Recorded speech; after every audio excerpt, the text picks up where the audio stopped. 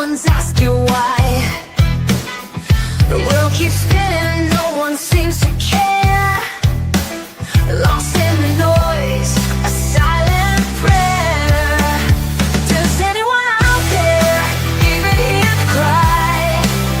I'm just a voice in the wind, but I'll keep on screaming, 'cause someone's missing. I won't stop dreaming.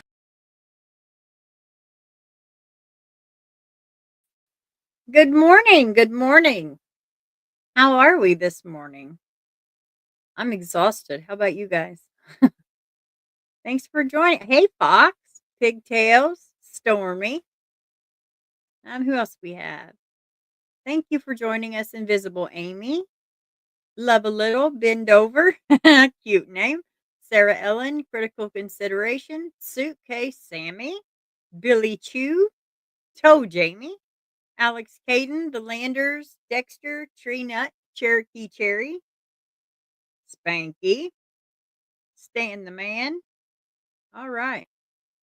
Hey guys, what we're doing is we're just waiting for it to start. So I thought we'd give a few minutes for them to get in here, and court should start in about 9 minutes. So how are you feeling, Fox? I hope you've already had a good morning. That would be great. Oh, Stormy, why'd you get up at 5 a.m. to send your husband off to work? I remember those days. Or kiddos.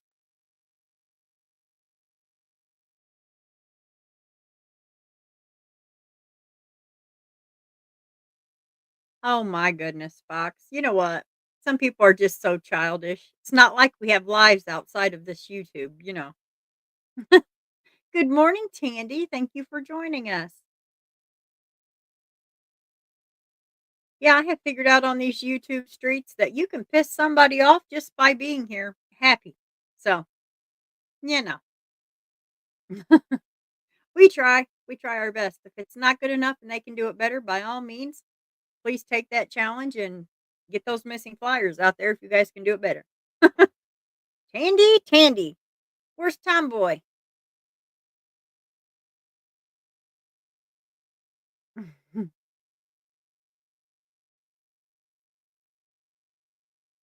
Thank you guys for joining me this morning, really. I did not even expect this many people this soon. It just makes my heart smile.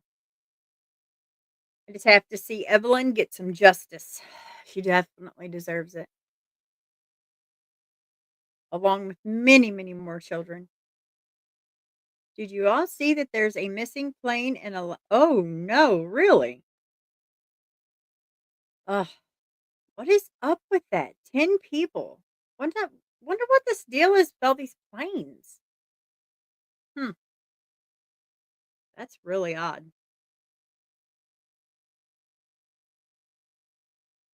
See how yep, they haven't started yet.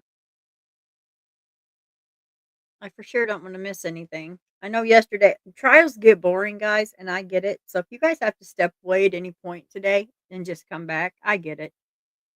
I do.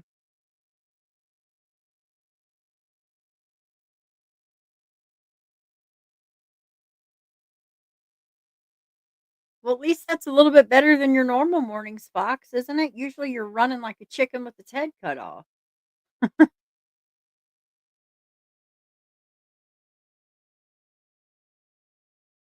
think I missed anyone. If I missed anyone, I apologize. It is early. It's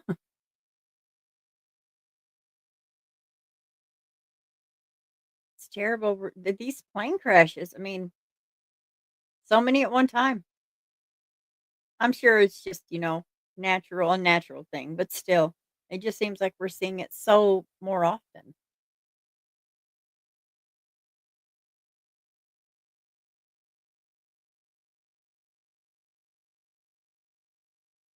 Yeah, Stormy, I agree. It's like he can't catch a break. If he goes into one chat and not in someone else's, and someone's mad that he went in that chat and not theirs, it's it's silly. Sometimes the stuff is just grown ass adults being just childish and silly.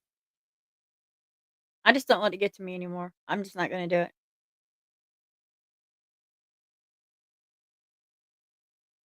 So did everyone sleep well at least? I have snow coming. Do you guys have any snow coming your way? I think, Dago and Mama Bear must have sent me what they have.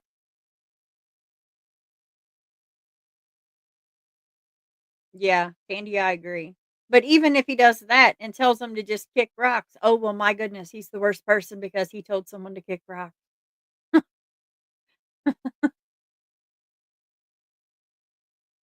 It's crazy. Oh, I know, Fox, I get it. I was okay with the first snow. I made some memories with the grandson, but yeah, I'm over it already. But we have more coming. I think it's only I think so far it's saying like 2 inches, so it won't be much. But watch, it'll be like 10. Fox, no cursing like that. Dang it.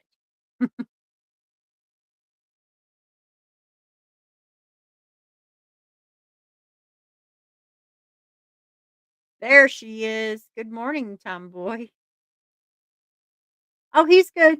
He didn't wanna go to school this morning, Tandy, with that shiner, but, I made him because life lessons. You get a shiner, you gotta go back the next day, and you gotta, face it. I'm pretty proud of him, though. For a child that will never defend himself, for him to even reciprocate in the altercation, I what can I say? He's got to be able to take up for himself, especially with he has issues going on anyway, so he needs to definitely get a little bit tougher, and it's hard for me. My heart breaks for him. It does. But, oh, boys always have little dust ups. Shoot, even girls had dust ups in my day. Okay, girls still have dust ups in my day. This chair, I WD-40'd it, and it's driving me nuts. Listen, every time I, like, rock back and forth. Hey, Klein, good morning. Good morning. Thank you for joining me this morning. It's early, I know. I think that we have 3 minutes and this court should start. If you're not subscribed to Missing Black People, The Forgotten, please do. I don't know if I can share the link up here, but I'm sure Arctic can do it for me. But someone can. But we'll definitely share that link out and head over there and hit like and subscribe. He does excellent work and he's just starting out, but we got to help him build his channel up. His heart's in the missing, so I'm gonna help him as much as I can. Thank you, Fox. I knew you'd be on it.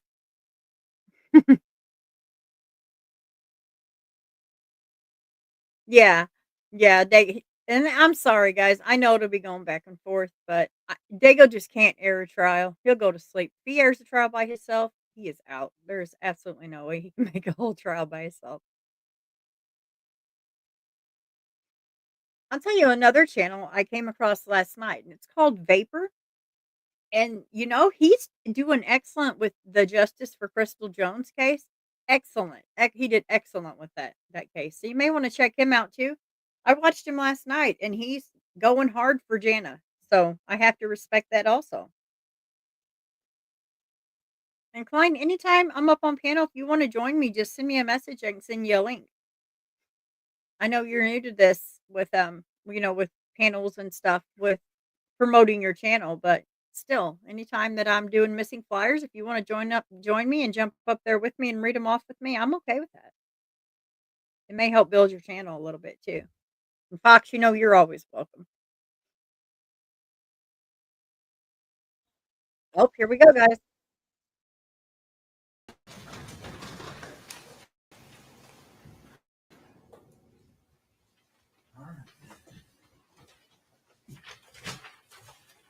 Stay ready to see. Yes, Judge. Defense ready to see. Yes, sir. You want to get your next witness on the way? Yes. Have her come in, Your Honor?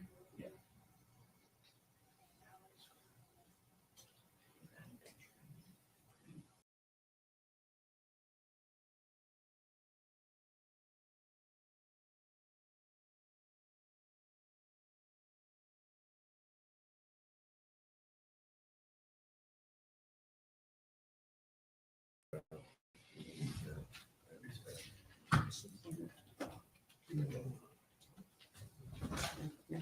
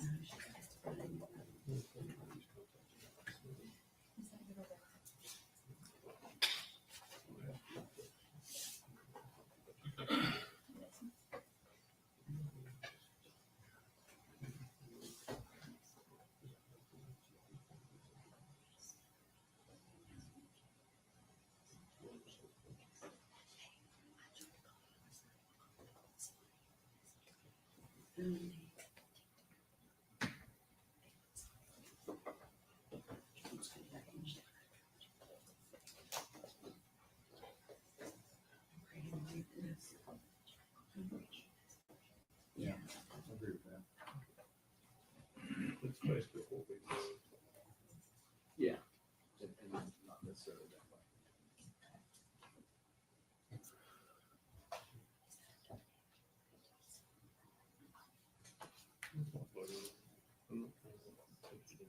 Hey, we're ready for payment. Bye.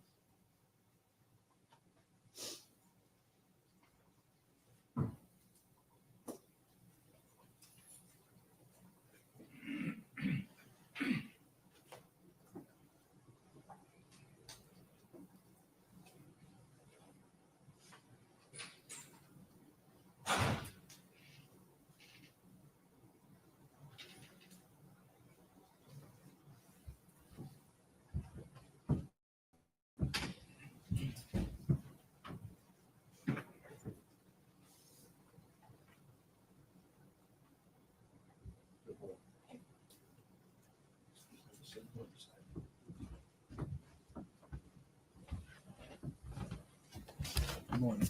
Good morning. You're still under oath. All right, please raise your hand.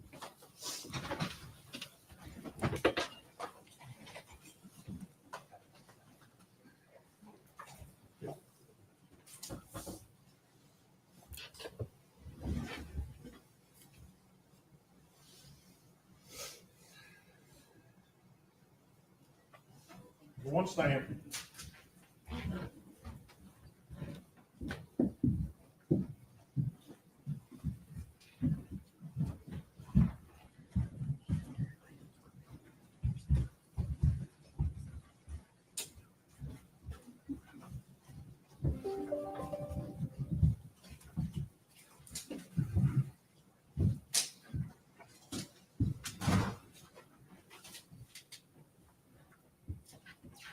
You may be seated. Thank you.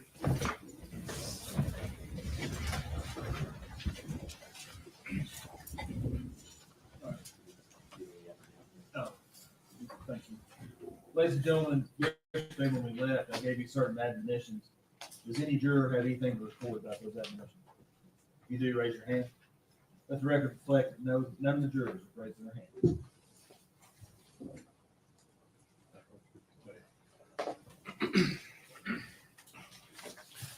Good morning, Ms. Hawkins. Good morning. I personally apologize that we've had to carry you over to the second day. I know that's hard for you. Mhm. Certainly wasn't purposeful. I want you to know that. We heard a lot of testimony yesterday that you were one of Megan's closest friends. Would that be a fair statement? Yeah. And that you had known her for some time, even through high school years, Mhm. before Evelyn was born. Yes. Okay, yeah. And I imagine that you got to know Megan quite well. Mhm. And you were around when Evelyn was born. Mhm.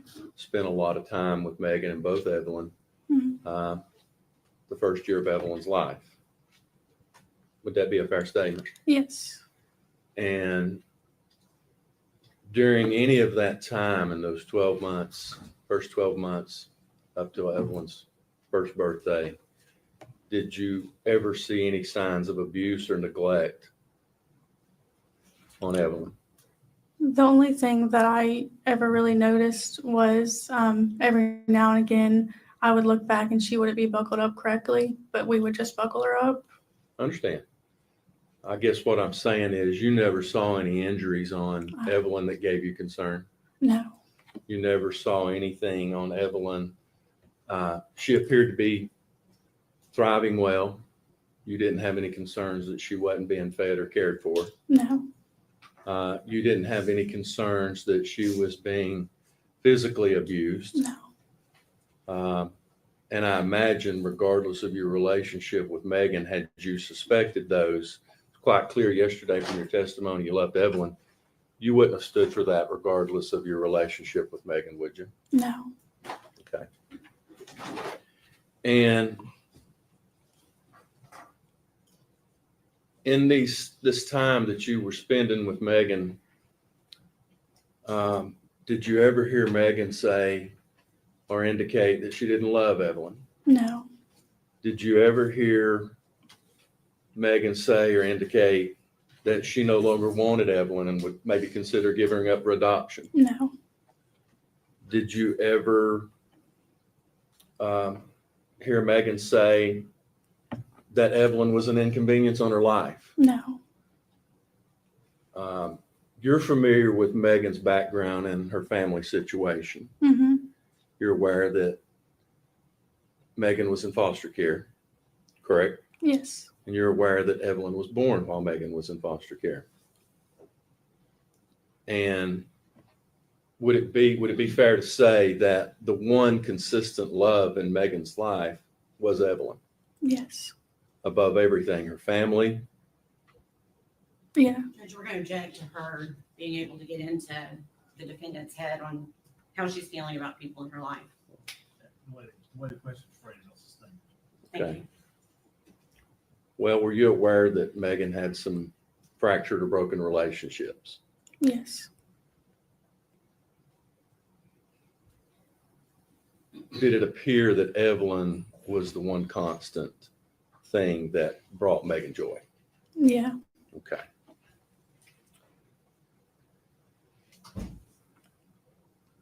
Now, were you aware that, do you know who Tommy Boswell, do you know who Tommy Boswell is? Yes. That's Megan's father. Mm-hmm. You familiar with his girlfriend? Yeah. Do you have personal knowledge that Tommy's girlfriend wanted to spank Evelyn? Objection.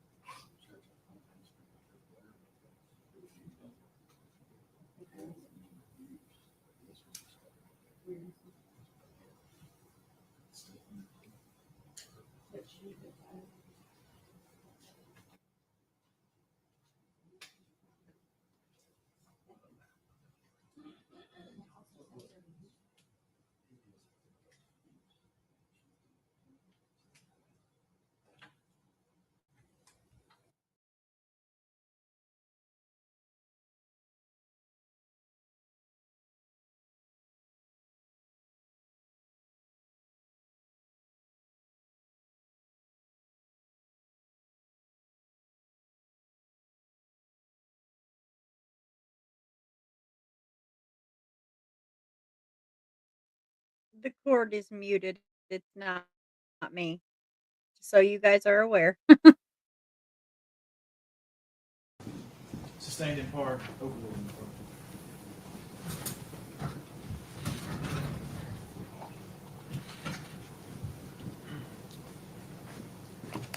part. Ms. Hawkins, in all the time that you spent together with Megan, Megan, did you ever see her spank or hit Evelyn? No. Judge, that's all the questions we have. Be great.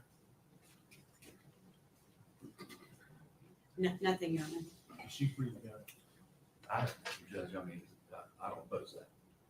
I can have just 1 second.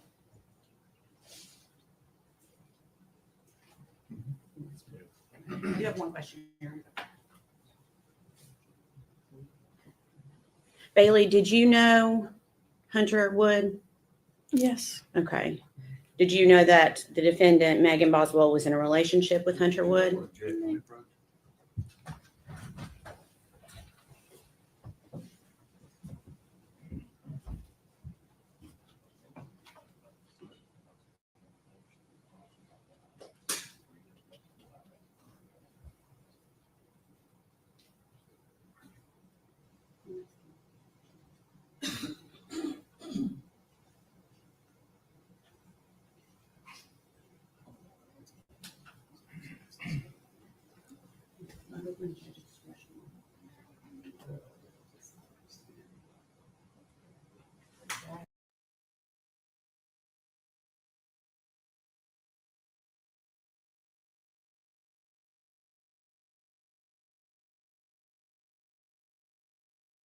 All right, objection overruled. Thank you.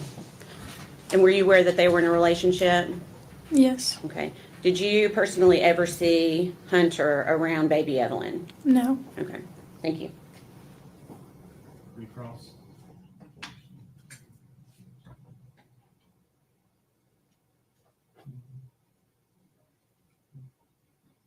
None, Your Honor.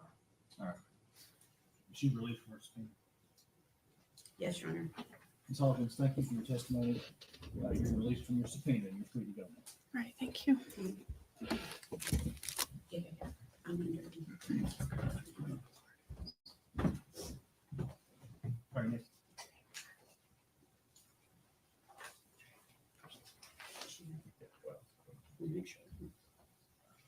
One second.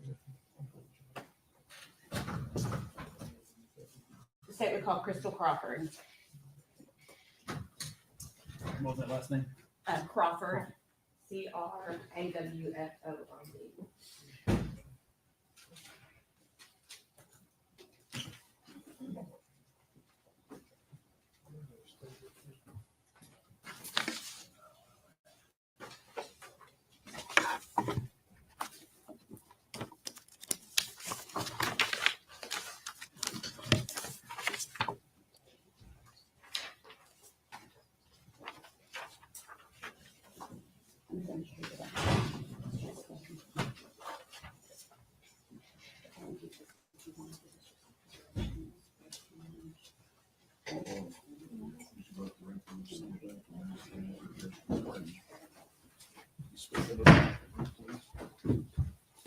Raise your right hand. State your name.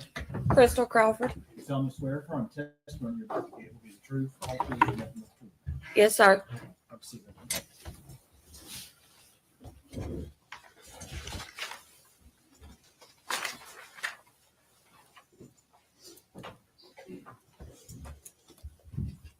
Thank you. Good morning. Good morning, Amber. Tell the jury your name and where you're employed.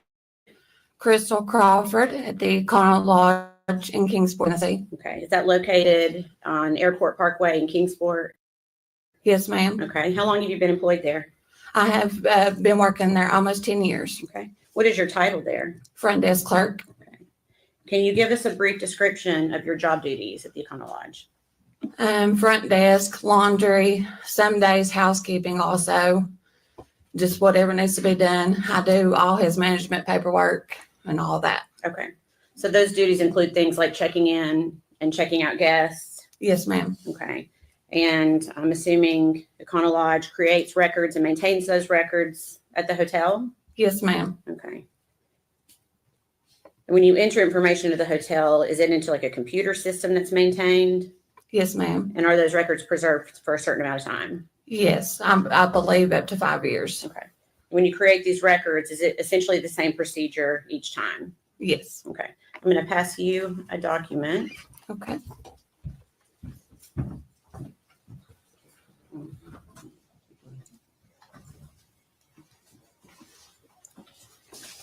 You could take a look at that and see if you recognize it. Yes, ma'am, I do. Okay, can you tell us what it is? It is a check-in and check-out slip on Megan Boswell. Okay, and have you seen that document before? Yes, ma'am. Okay, how was this document generated? In order for this to generate, the guest has to come in and check in and provide ID. And then we give them the room keys and they sign a registration card stating that they were present at the property. Okay, and was this particular document run, a search was essentially run on Megan Boswell's name, is that right? Yes, ma'am. And is this part of your record keeping that was kept and maintained in the normal course of business at the Econo Lodge? Yes, ma'am. Your Honor, we'd be asked that made exhibit number 84. Yes, sir. Thank you.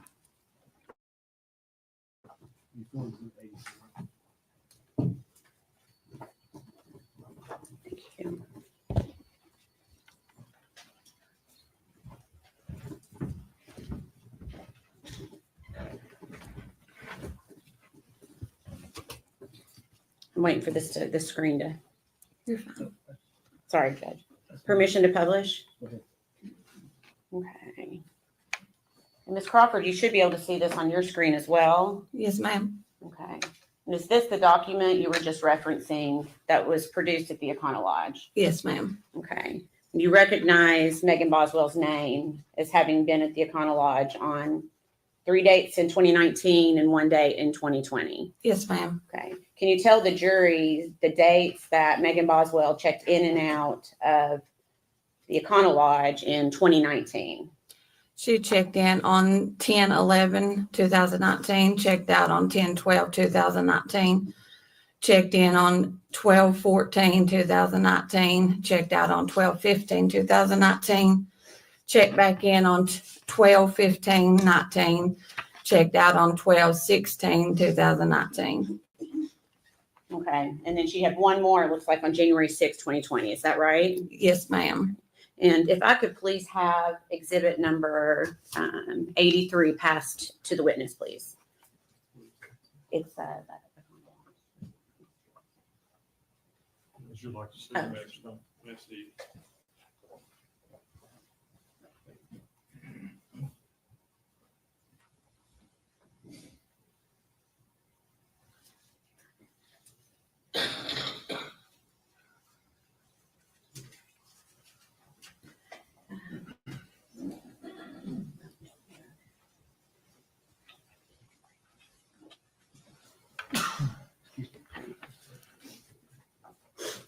okay. Ms. Crawford, do you recognize what I've handed you? Yes, ma'am. Okay. And can you tell us what that document is? It is a registration card for Bailey Hawkins. Okay. And what was the date of check-in and check-out on that? February 22nd of 2020 and checked out on February 23rd, 2020. Okay. All right. You can pass that back to the clerk. Thank you. Do you know who the defendant Megan Boswell is? Not personally, no, just from coming into the motel. Okay. So you recognize her from coming into the motel. Yes, ma'am. Okay. Did you recognize her because of this case, or did you recognize her before Evelyn was reported missing? No, she came into the motel a few times before I ever even knew that her baby was missing. And of course, I didn't speak to her very much in the first couple of times she stayed. But after a couple of times, you know, the guests get familiar to you. So I did spark up a conversation with her. I think it was around the third time of her staying there. Okay. And do you recall her staying at the Econo Lodge during those months that we just went through of December 14th and December 15th, which would have been, I guess, that third date, December 15th Yes, of ma'am. 2019. And did you talk with her at all during that time? Like I said, about the third time, Okay.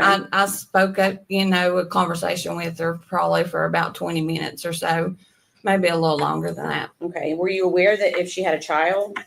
Not until the third time Okay. And how were you made aware that she had a child that third time? because of the conversation we were having. I can't really remember a lot of details. It's been so long ago, but, you know, I can't remember if she brought it up or I brought it up. I really can't remember. Okay. And what did she say about her child? She told me that she was with her father. Okay. So is it fair to say you never saw Evelyn at the hotel with Megan Boswell? No, ma'am, I never saw her. Okay. Do you recall seeing Megan Boswell at the hotel with anybody else ever? No, ma'am. Okay. One minute.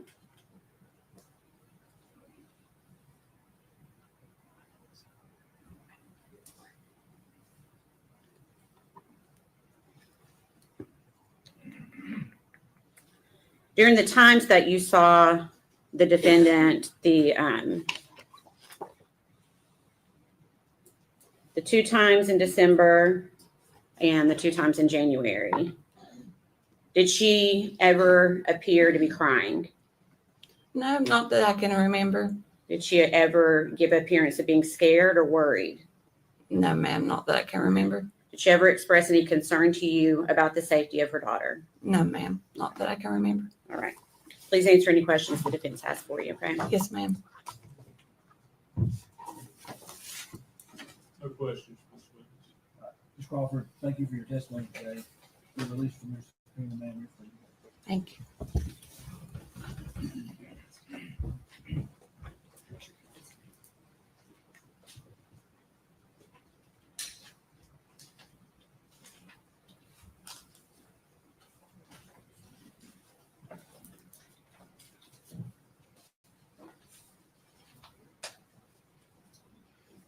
State would call Caitlin Jones.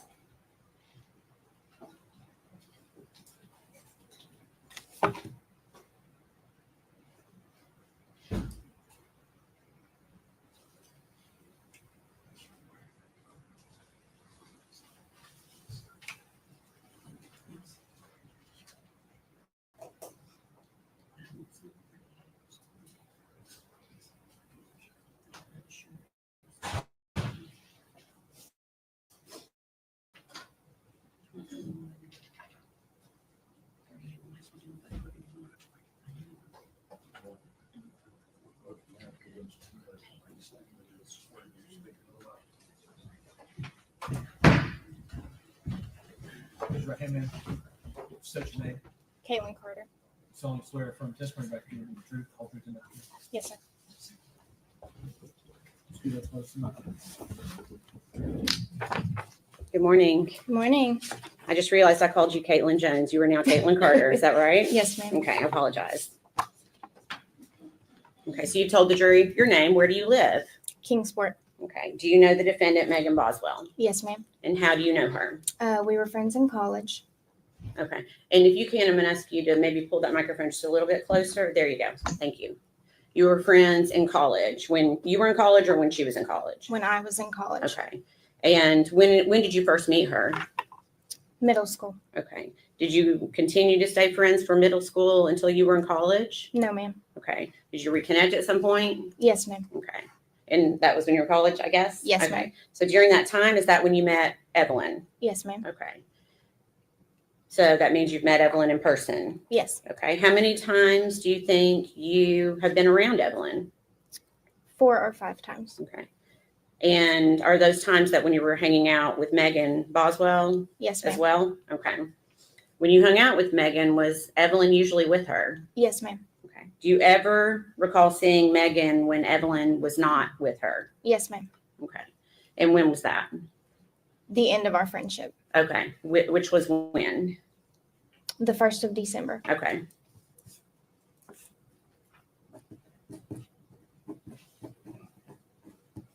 So then you're saying you saw Megan without Evelyn the 1st of December. Yes, ma'am. Okay. Prior to that, well, let me rephrase. Before, when you say the 1st of December, do you mean the first day of December or do you mean the first part of December? The first part. Okay. I just wanted to make sure we were clear on that one. Okay. So prior to the first part of December, do you recall ever seeing the defendant without Evelyn? No, ma'am. Okay. Do you recall going to Chili's with Megan Boswell at one point? Yes, ma'am. Do you remember when that was? The end of my college semester. Okay. And do you know when that would have been? Around the 1st of December. Okay. Who was there when you went to Chili's that day? Me, Megan, and Evelyn. Okay. Anyone else? No, ma'am. Okay. Did you sit at a table or a booth? Booth. Okay. And did you sit beside anyone? No, ma'am. Okay, so Megan and Evelyn were on one side of the table and you were on the other. Yes, ma'am. What was your impression of Evelyn that day? She was dirty, and I could smell her across the table. Okay. Have you been around babies before? Yes, ma'am. Okay.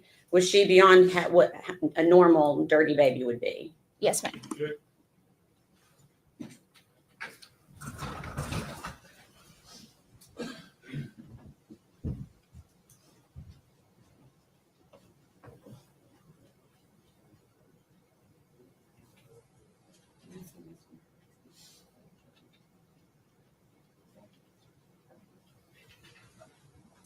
Sustained. You said you've been around other babies. Is that correct? Yes, ma'am. Based on your personal experience with other babies, did you consider Evelyn dirtier than what your experience was with other children? Based on my personal opinion, yes, ma'am. Okay. And can you tell us how? Can you describe it for us? Her face and hands were dirty, and her clothes were dirty. Okay. Do you recall when Megan started working at the chicken shack? Yes, ma'am. Okay. And do you recall if she was dating anyone when she started working at the chicken shack? Not when she started. Okay. When did she start dating someone? Shortly after? About a week or two after. Okay. And who was that? Hunter Wood. Okay. So around this time, did you notice anything different about the defendant, Megan Boswell? Yes, ma'am. Can you tell me what you noticed? She was spending a lot more time with the gentleman and not Evelyn. Okay. After this time, when she's dating Hunter Wood, did you see Evelyn with Megan Boswell at any time? No, ma'am. Okay. Did you see Hunter with Evelyn at any time? No, ma'am. Did you have concerns at this point? Yes, ma'am. Okay. Did you talk with other people about it? I don't believe so. Okay. What were your concerns? It was strange that Megan Boswell was not with Evelyn because she was always with Evelyn up until this point. Okay. Did you notice Megan doing things without Evelyn? Yes, ma'am. What types of things? Usually things that you would take your children, such as vacations, going to the aquarium.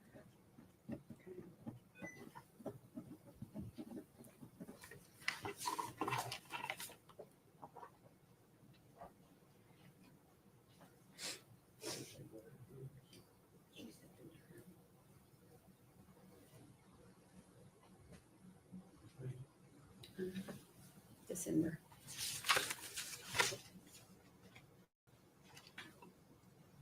I'm going to pass you 2 photographs. Thank you. Take a look at those and see if you recognize them. Yes, ma'am, I do. Okay, can you tell me what it is? Megan sent me those when her and Hunter and a few other people went to the aquarium. Okay, and so you got those personally sent to you from Megan. Yes, ma'am. Okay, and what is a photograph of? Megan and Hunter Wood at the aquarium. Okay, Your Honor, we'd ask that to be made exhibit number 85. Any objection? No.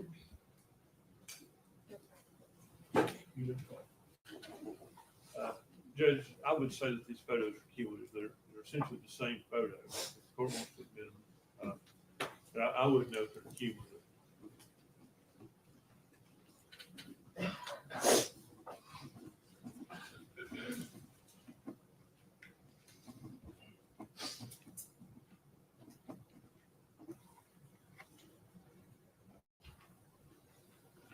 right. If they're going to be introduced separately, I mean, they should be introduced separately. They shouldn't be introduced as a Okay, you'll do 85 and 86, Your Honor.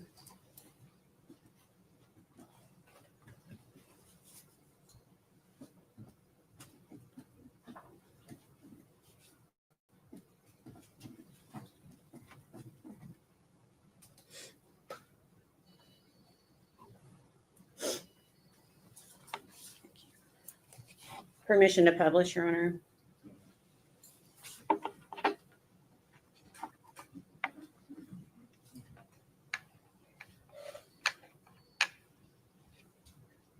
Caitlin, is this one of the pictures you received from Megan Boswell? Was it via text? Yes, ma'am. Okay. And did she indicate that Evelyn was with her that day? No, ma'am. Did she send you any pictures of her with Evelyn that day? No, ma'am.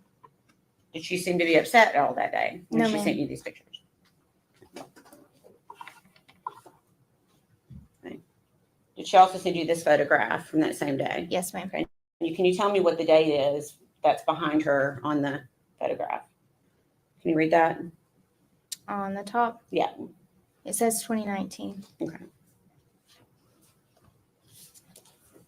And you may not recall, but if you do you remember when those photographs were sent to you? I do not recall. Okay. Would it have been after early December? Yes, I mean, ma'am. because it would have been, you said she started dating Hunter 1 to 2 weeks after the beginning of December. Is that right? Yes, ma'am. Okay. So is it fair to say it was at least 1 to 2 weeks after mid-December? Yes. Is that fair? Yes. Okay. So for mid-December well, let me say this. Prior to Thanksgiving of 2019, did Megan talk a lot about Evelyn? Yes, ma'am. Okay. Did you see her post a lot about Evelyn? Yes, ma'am. Okay. What about mid-December? Is she still doing that? No, ma'am. Okay.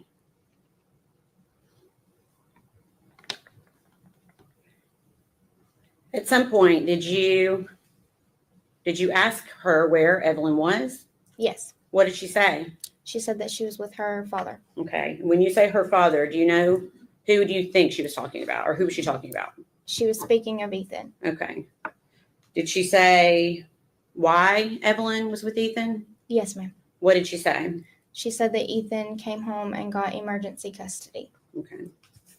Did she ever show you any paperwork? No, ma'am. Okay.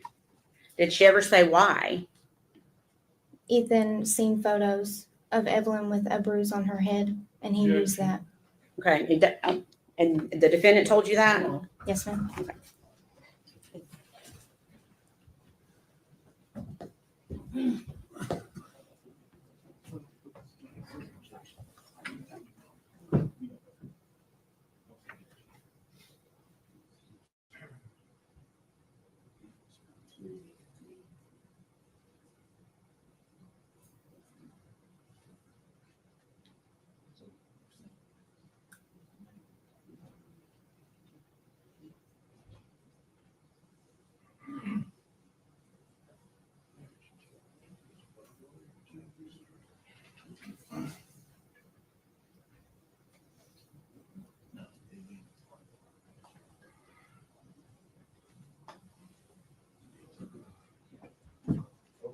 Thank you.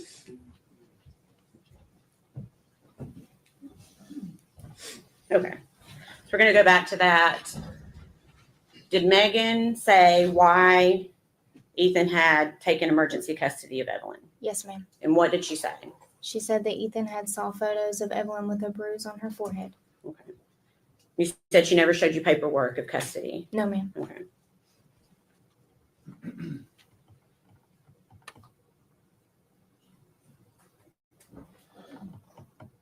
How many times did she tell you that Evelyn was with Ethan? A few times. Okay. Was that in person or via text? Both. Okay. So do you remember seeing Megan around Christmas? Yes, ma'am. Okay. Where did you see her? We met at the Pinnacle in Bristol. Okay. Was Evelyn with her? No, ma'am. Did you talk to her about Evelyn? Yes, ma'am. What did she say? She still said that Ethan had her. Okay. And do you remember Megan getting a phone call while you were talking to her that day? Yes, ma'am. Do you know who called her? Yes, ma'am. Okay. Who called her? Her father. Okay. And we're not going to be able to say what he said to her, but what did Megan say to her father over the phone? She told her father that she would be getting Evelyn back around the 1st of February.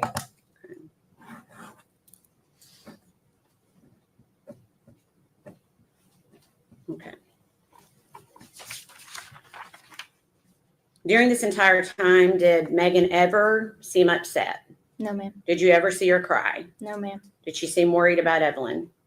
No, ma'am. Did she ever seem concerned about Evelyn's safety? No, ma'am. Please answer any questions the defense has. Okay. Okay.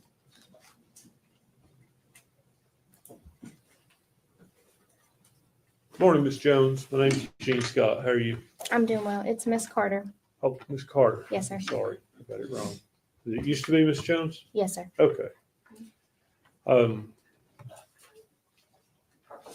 So how often were you around Megan, let's say in 2019? Would you consider yourselves close friends during that time period? Yes, sir. How often would you see her? About twice a month. Twice a month. And you described a meal, I think it was Applebee's? Chili's. Chili's. When was that meal? Around the 1st of December. You say around the 1st of December. Can you be more specific? And let me ask you this way. You equated it to your college semester or your earlier testimony. Mhm. Had you taken your exams? Were you waiting to take exams? What part of the end of the college semester were you at? She actually took me out to eat for celebration of finishing my exams. So the exams were in December. Yes, sir. That's typical, I think, of a college schedule, isn't it? Yes, sir. So this would have been sometime, say, after the 5th or 6th, maybe? I would say so. Okay. Do you know what day of the week it was? I do not. Would have been a weekday. Yes. Okay.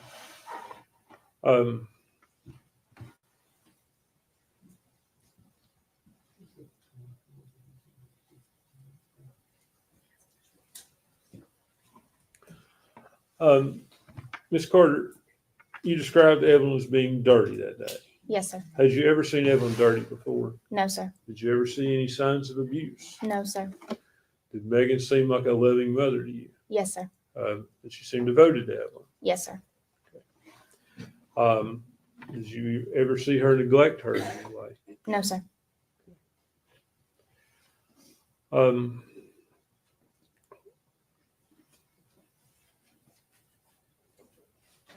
Would be fair to say that at some point your friendship with Megan ended? Yes, sir. When did that occur? Around the 1st of January. And did that have anything to do with Evelyn? No, sir. Why did your friendship end? She lost or misplaced her phone and did not have a way to communicate with me. Okay, so y'all just quit talking. Yes, sir.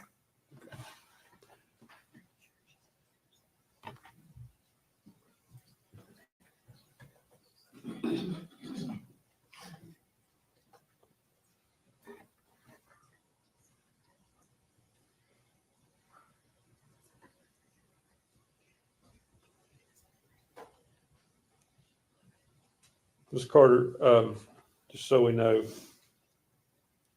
your exams, were after Thanksgiving? Yes, sir. Okay. And in 2019, Thanksgiving, I believe, was on the 28th of November. Does that sound right to you? Yes. So your exams would have been sometime the first week of December. Monday was the 2nd of December. Does that sound correct? Yes. How many days would your exams been? That whole last week of college. Okay. So the last day of that week is the 6th of December. Is that on That's Friday? a Friday. Okay. Okay, would that have been the day your exams ended? Yes. Is that the day you ate? I cannot recall. You said you ate it. Did you eat on the last day of exams or just after the last day of exams? It was the last day of exams. Okay, so if the last day of exams were on the 6th, it would have been on the 6th. I guess I'm gonna ask if he wants to, we need to probably check that schedule so she doesn't get confused on the day that she's talking about. Judge, can we approach?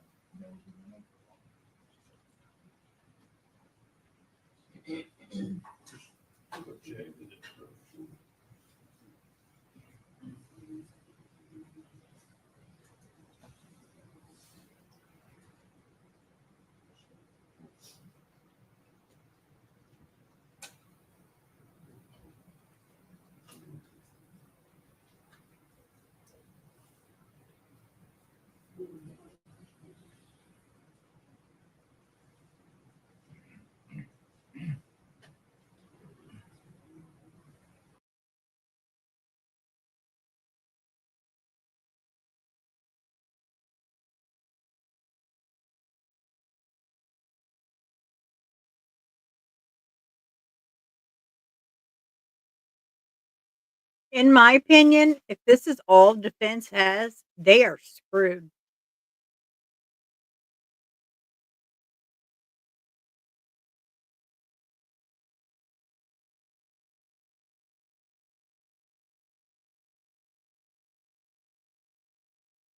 You're certain that the meal was after your exams, correct? Yes, sir.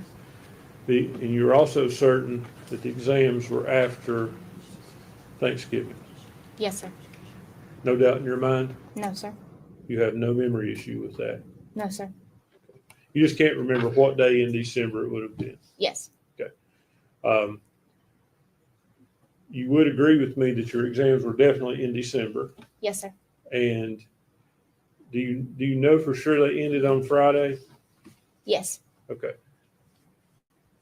So it would have been the first Friday of December. It was before Christmas. Do you think they ended the first week of December? Maybe the second. So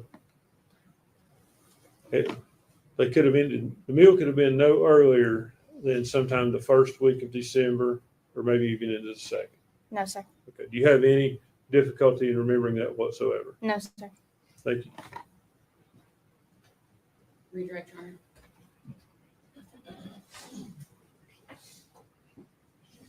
Do you remember giving an interview to law enforcement?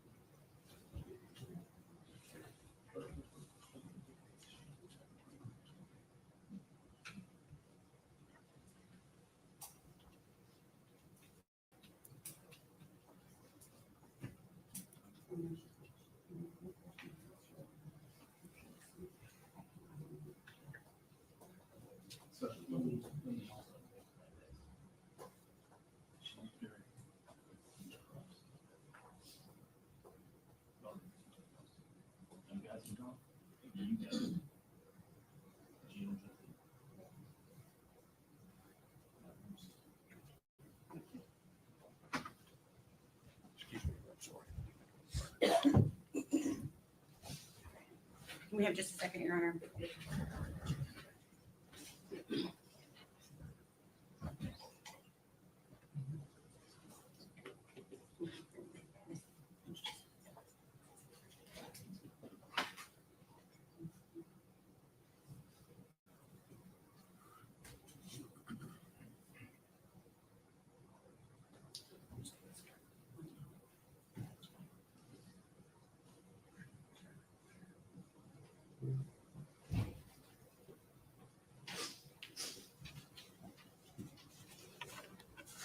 Caitlin, do you remember the last time that you saw Evelyn? Yes, ma'am. Okay, when was that? It was the day we went to Chili's. Okay. And I know Mr. Scott was throwing a lot of dates out at you. How do you, let me ask it this way. Was that before or after Megan started working at the Chicken Shack? That was after. Okay. How long after? 3 or 4 weeks. Okay.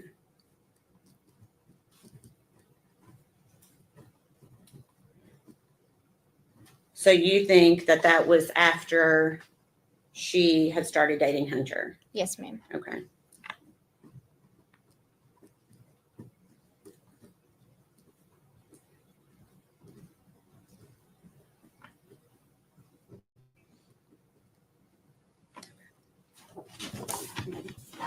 That's all the questions I have. No, sir. Did she be released from the team? Yes, sir. Yes. Ms. Carter, thank you for your testimony today. You're released from your subpoena. Thank you, sir.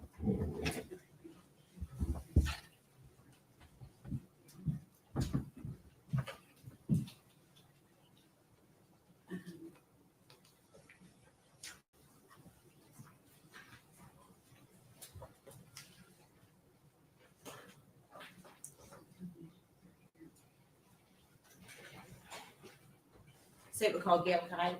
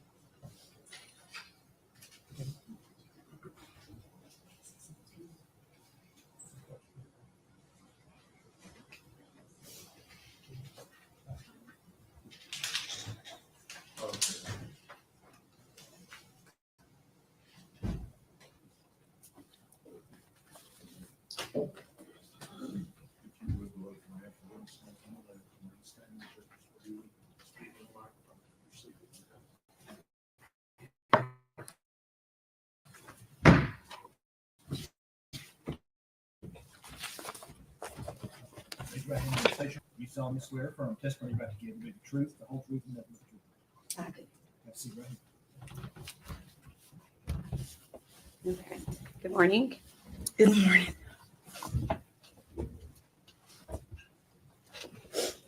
Okay, so we get that you're spelling your name spelling correct. Your last name is spelled Kyte. Is that correct? That's correct. Okay. And where do you live? Roan Mountain. Okay. And do you know Megan Boswell? I do. Okay. How do you know her? I was her foster mother for 4 months. Okay. Do you know what year that was in? 2018 to February of 2019. Okay. Do you know how old Megan was when she came to live with you? 17. Okay. And do you see her in the courtroom today? I do. Can you point her out to us, please? Okay. And I'm going to ask that you describe what she's wearing, please. Looks like a black and white shirt. Okay. We had asked the record to reflect she's identified the defendant. Were you also living in Roan Mountain during 2018? I was. Okay. Was Megan pregnant when she came to live with you? She was. Do you may not, but do you recall how far along she was? 7 months. Okay. And do you remember when Evelyn was born? I do. Okay. What month was that? November 2018? 2018. Okay. And did Megan and Evelyn continue to live with you during that time? They did. Did Evelyn appear to be developing normally? She did. Okay. I'm assuming you have children of your own. I do. Any concerns, based on your own personal experience, that you had with Megan caring for Evelyn? No, Okay. Everything seemed to be appropriate? it did. Okay. And did Megan take Evelyn to all of her pediatric appointments? Yes, How did she get there during the time she was living with you? I took her. You took her? Okay. To your memory, did you take her to all of those appointments? While she was living with me. Okay. Yes. Okay. And I think you've already said they lived with you about 4 months and she moved out in February 2019. Is that Okay. right? That's correct. And do you know where they moved? To her father's home. Okay. That'd be Tommy Boswell? Yes, Okay. Did you continue to have contact with her after they moved out? I did. Okay. How did you keep in contact? Most of it was Facebook, texts, calls. Okay. And do you remember Megan bringing Evelyn to visit you in September of 2019? I do. Okay. And would Evelyn, so she wasn't quite 1 year old at that point. Is that right? That's correct. Okay. Was Evelyn walking yet? She was toddling. Okay. So still occasionally holding on to things, but letting go occasionally, or did she wasn't letting go yet? She was letting go. She was taking a step or two on her own. Okay. And again, this is right before, 2 months before her first birthday. Did she appear to be developing normally? She Did did. she appear healthy? She did. Okay. After that visit in September, do you remember Megan contacting you regarding babysitting? She did. Okay. And do you remember when that was? What month that was? She reached out to me several times. The first time was in August. She was wanting to go to school. Okay. And then she reached out to me, I want to say again, towards the end of December. Okay. Let's see here. Okay. I'm going to show you a document, see if that helps you with your date a little bit.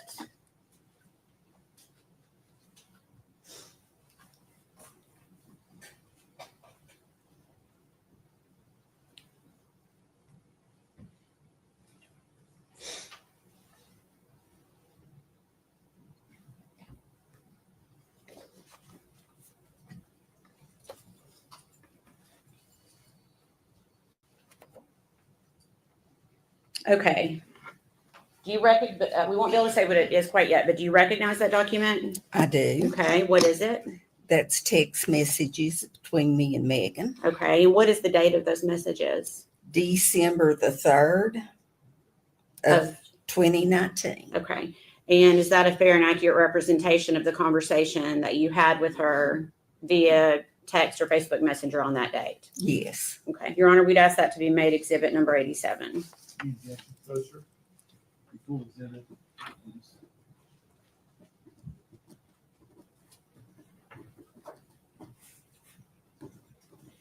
In permission to publish, Your Honor.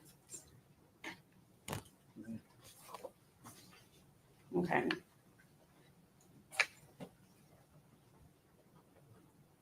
Okay. Gail, can you read that okay? I can. Okay. So is this one of the times that Megan was looking for a babysitter? It was. And what did she say to you there on December 3rd, 2019? She says, do you think your sister would babysit and let me pay her at the end of the week? I just got a job and won't get paid until next week. I just started today. Okay. And I told her, yes, I knew she would. Okay. She said, what's her number? Sometimes, mommy gets sick and she already keeps her for school. I talked to her. She said that was fine. Okay. So essentially, she's indicating that Sue can babysit. Is that right? And Sue is your sister? She is. Okay. And then what do you say to Megan? Sue wants you to call her. She wanted to know if you had a pack and play you could bring. Okay. And what does Megan say? I'm at work. Yes, I have one. Okay. Does that help refresh your memory a little bit on the date? It does. So it would have been early December, not Mhm. late December? Correct. Okay. Now, is there a reason you were not able to babysit? I had broken some ribs. I had 2 broke ribs. Okay. And so you essentially gave her the name of your sister, Sue Whitson. Correct. Where does Sue live? Or where did Sue live at the time? In Elizabethton. Okay. Does she still live in Elizabethton? She does. Okay. And to your knowledge, did Sue in fact babysit Evelyn a few times? She did. Around the same time, do you remember talking to Megan about, excuse me, a new boyfriend that she had? I do. Do you remember what that boyfriend's name was? Hunter Wood. Okay. And did Megan ever reach out to you about Hunter Wood? She did. Okay. And do you remember when that was? December the 22nd. Okay. How do you remember that date?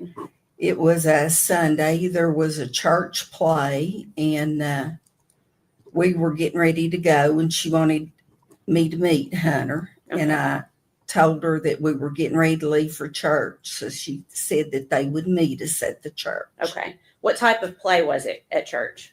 A Christmas play, Okay. children's Christmas Okay. play. And did Megan and Hunter actually come to church that day? They did. Did they have Evelyn with them? They did not. Did you ask Megan where Evelyn was? I did. And what did she say? She told me that Ethan had her, that they were sharing custody. Okay. Did she appear sad when she told you that? She seemed fine. Okay. Did she act like anything was wrong that day? No. Okay.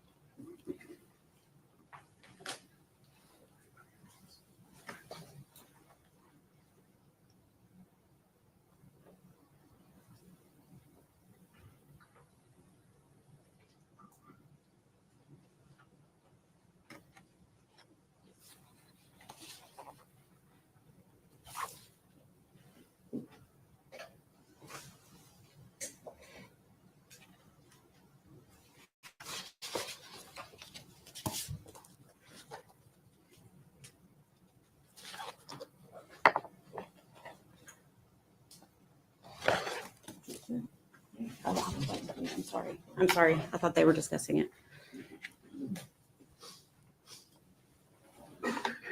Take a moment to look at that and see if you recognize it.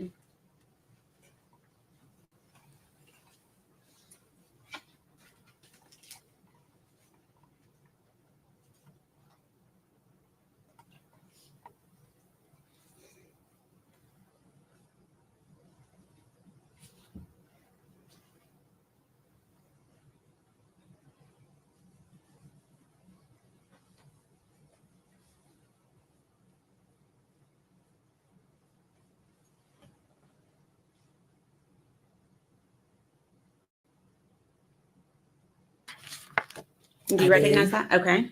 Can you tell me what it is? It's text messages between me and Megan. Okay. And what date were those messages sent?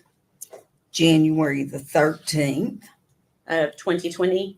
Yes, ma'am. Okay. Is that a fair and accurate representation of your conversation with Megan on that date? It is. Your Honor, we'd ask that be made exhibit number 88. Jackie? Yes, sir. School exhibit 88.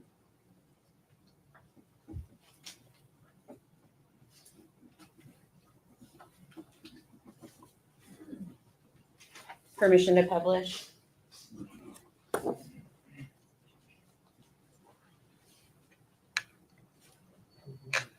Okay. So it looks like you start this conversation by asking how she and Evelyn are doing. And what does Megan say in response? Good. Ethan has half custody now. Okay. And then you respond, I almost bought Evelyn a beautiful dress at Cracker Barrel, wasn't sure what size. And what does Megan say in response? She wears 18 months now. Isn't that crazy? Hunter and I can come when we get off work. Ethan has Evelyn until Friday, though. Okay. And continuing the conversation. I told her, wait until Thursday. We're having a DCS home inspection tomorrow, and I'm cleaning and getting ready. It makes me nervous. Okay. LOL. Okay. And what does Megan say in response? Don't be nervous. You and Rick are hands down the best foster parents anyone could ask for. In a lot of ways, you are my family more than my actual family. Okay. And what did you say? Thank you. We love you and that baby. Is Ethan out of the Army? And then what does Megan say? We love you. And yes, he is. Okay.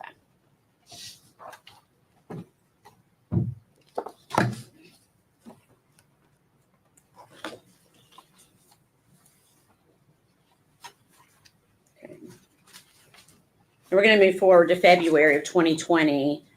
We are not going to be able to say what somebody told you, okay? Do you remember, though, being contacted by someone named Shirley Boswell Lowry? I do. And who is this person? Megan's aunt. Okay, how did she contact you? First by Facebook Messenger, and then I asked her to give me a call. Okay, and give me just 1 second.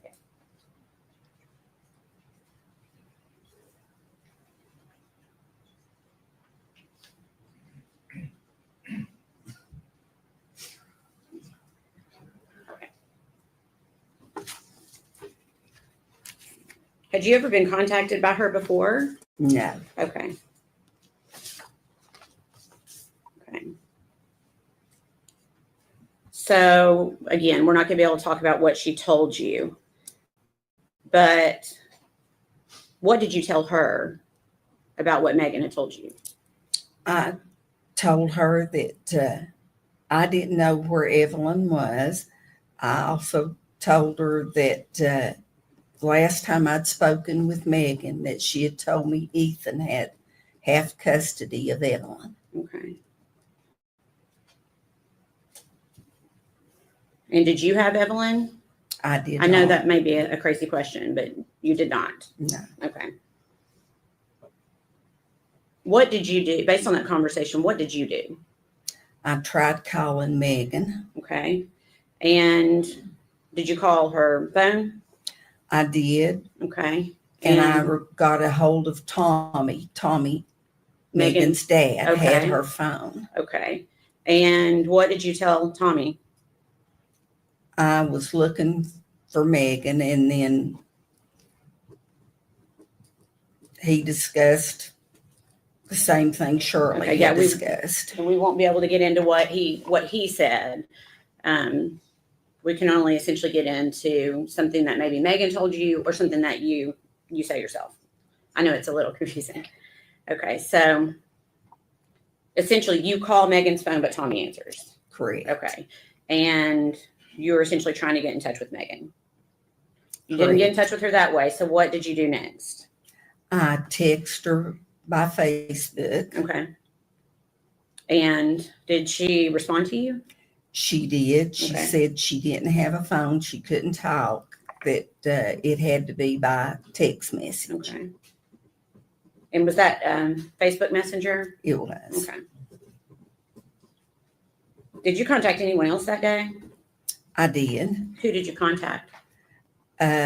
Constance Cole from DCS. Okay. And who is Constance? Is that through the That- foster care stuff? It was. Okay. And were you able to get in touch with Constance? I could not. It was after hours, so I left her a message on her phone. Okay. And what message did you leave? I told her that Evelyn was missing. Okay.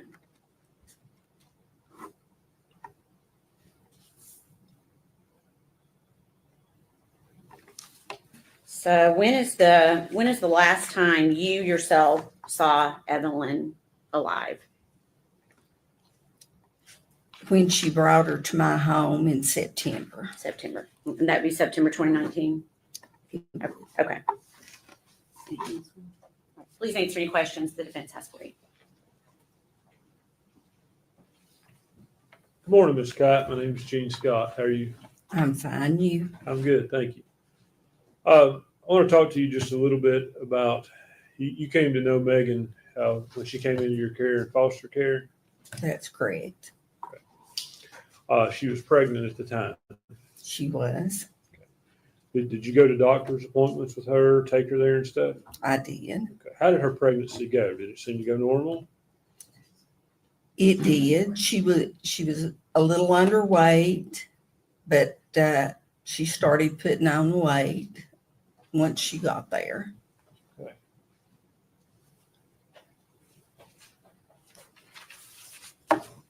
You said Megan was underweight when she came to live with you?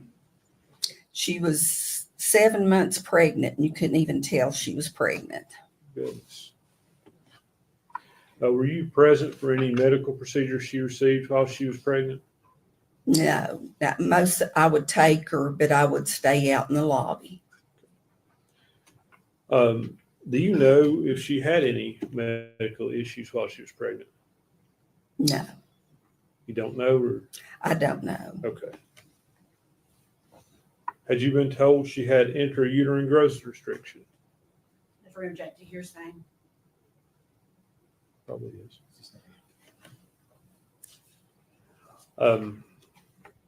So you didn't witness any procedures? No, I feel like you're wanting to say more. well, I do know that she. Okay, don't. If unless it's something you know of your own knowledge, you can't talk about it. I appreciate that.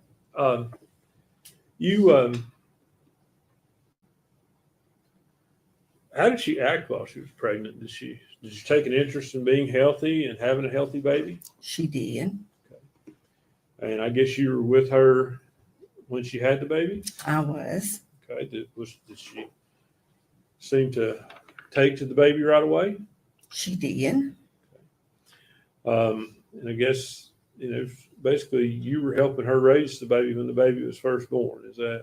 That's correct. Was she loving to the child? Very much so. Was she devoted to the child? Yes. Did you ever see any issues of her neglecting or abusing the child? Never. After she went back to her, I guess she turned 18 when have aged out of foster care. Is that? She was getting ready to turn 18, but she had got her a diploma, so they were letting her start trial visits, and then the trial visits led to her being going back to her father's home. And how did Megan seem to take that going back? She was fine with it. Did you keep in touch with her? We did.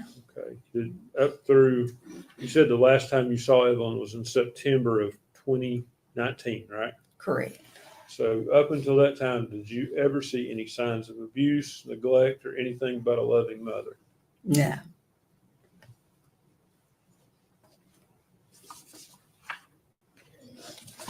That's all the questions I have. Thank you, Ms. Scott. Nothing from the state. It should be released. From the state, yes. Yes, sir.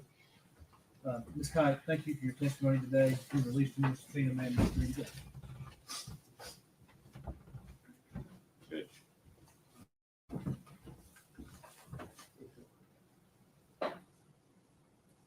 We approach. Yeah.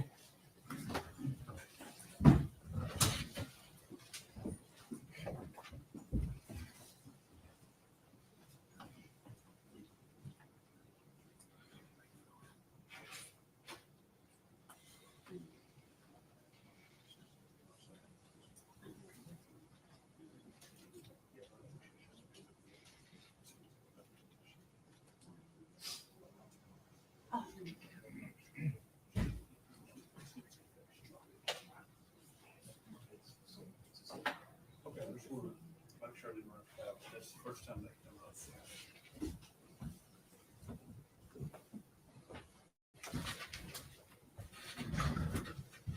Okay, right next. State will call, excuse me, Sue Whitson.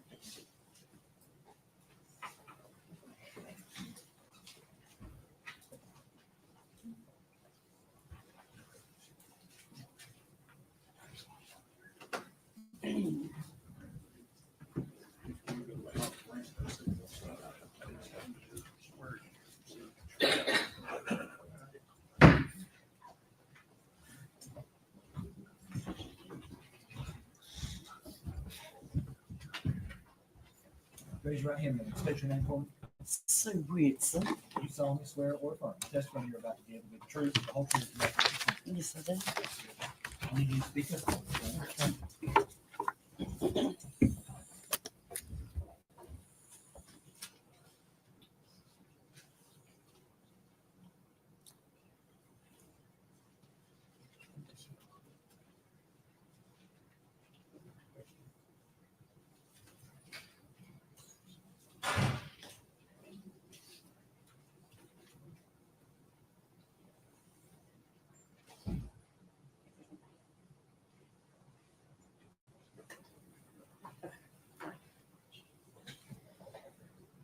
Good morning.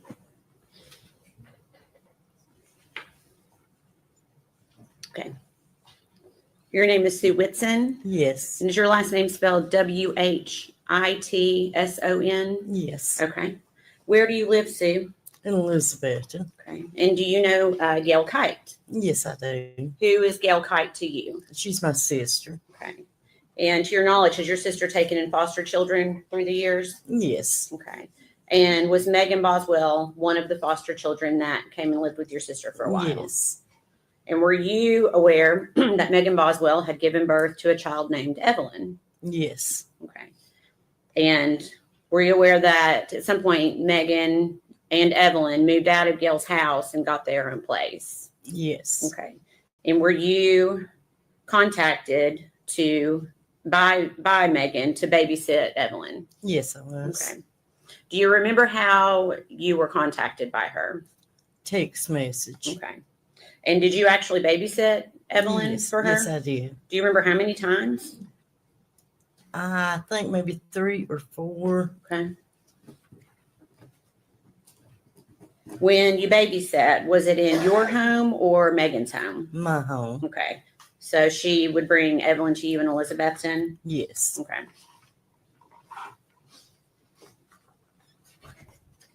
Do you recall when you babysat? I think maybe the last week of November or the first week of December. Okay.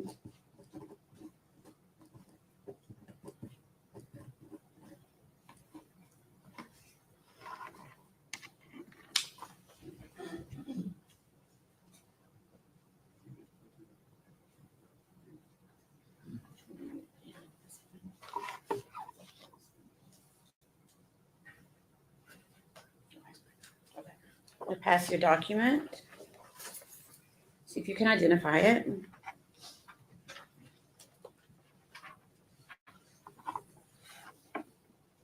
That's Evelyn. That's Evelyn. And is that a photograph that you took? Yes, it is. Okay. When did you take that photograph? I'm saying maybe about the second day I kept her. Okay. All right. Is that a fair and accurate representation of what the photograph looked on the day you took it? Yes. Okay. We request that be made exhibit number 89. Objection. Full exhibit 89.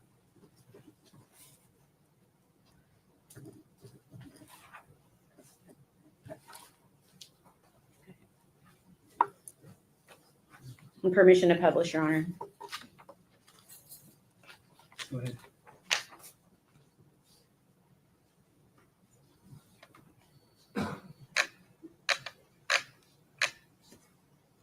Well, I made it worse. I'm sorry. Yeah. Doesn't want to do that for me. Okay. Is this the photograph we were just talking about? Yes. Okay, so that photograph would have been taken, you said you babysat her last of November to early December. Yes. So this would have been taken around that time. Yes. Is that right? Okay. And does Evelyn to you appear healthy here? Pardon. Was she healthy? Oh, yes. Okay. And was she walking? Yes. Okay.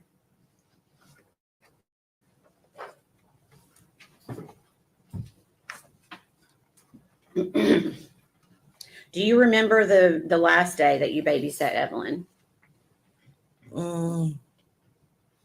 Pretty much. Okay. Do you remember what time Megan picked Evelyn up that day?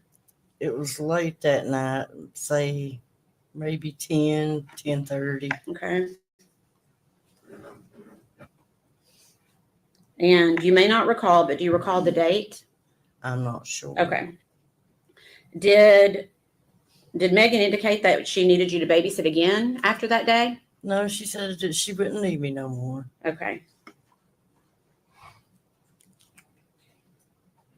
And did she tell you that when she picked Evelyn up, or did she tell you that later? She told me later. Okay. So when she picked her up, did you think you were going to be babysitting again? Yes. Okay. When did you learn you wouldn't be? Maybe a couple days later, she got to where she wasn't bringing her. She just wasn't bringing her? No. Okay.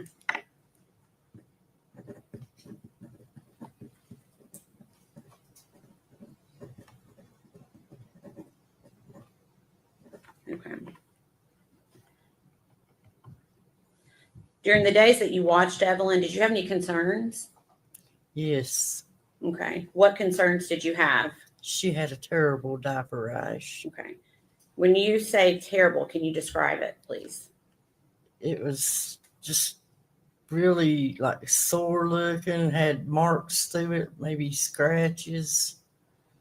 It was just really bad looking. Okay. Have you kept other children Evelyn's age before? Oh, yes. Okay. So you feel like you've got pretty good experience Yes. with babies and toddlers? Yes. Okay. Did that seem more than the average diaper rash? Yes. And how? It was just, I'd never seen a diaper rash look that bad. Okay. Did you tell anyone about this? Yes, I called Casey Kite Okay. or Casey Schultz. Okay. And you won't be able to tell us what Casey said, but what made you tell Casey in particular? She worked in a doctor's office. Okay. Okay. When for the days that you babysat Evelyn, was she clean and when Megan would drop her off? No. Okay. Can you tell us what Evelyn was like when she would be dropped off by Megan. She was dirty. She smelled like urine. I would give her a bath and clean her up. Okay. And was that every time that you babysat was like Yes. that? Okay. What about her clothing? Was her clothing clean? No, it was dirty. Okay. What about her face? Was her face clean? No, it was dirty. Okay.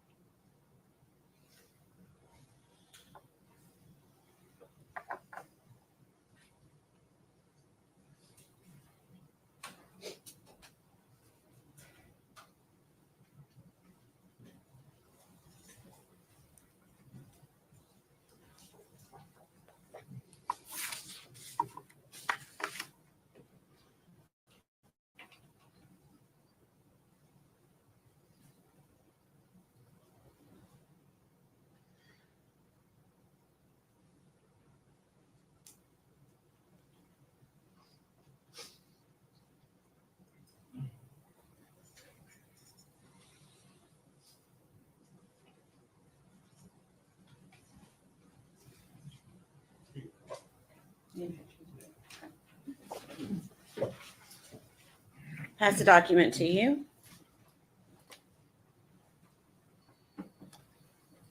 Take a moment to look at it, see if you recognize it. Yes. Okay, what is it? Text between me and Megan. Okay, what's the date of that? December the 21st. Of 2019? Yes. Okay. Is that a fair and accurate representation of the conversation between you and Megan on that date? Yes. We'd ask that be made exhibit number 90. No, sir. Full exhibit number.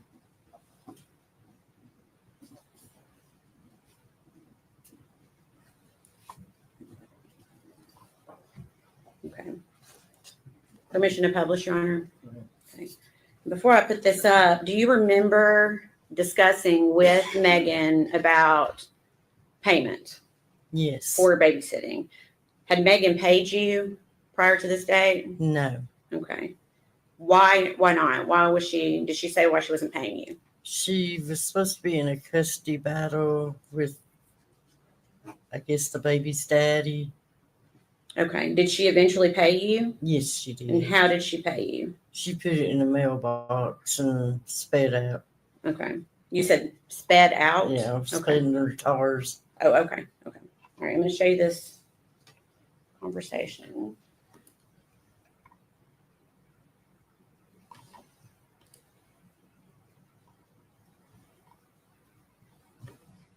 Yes.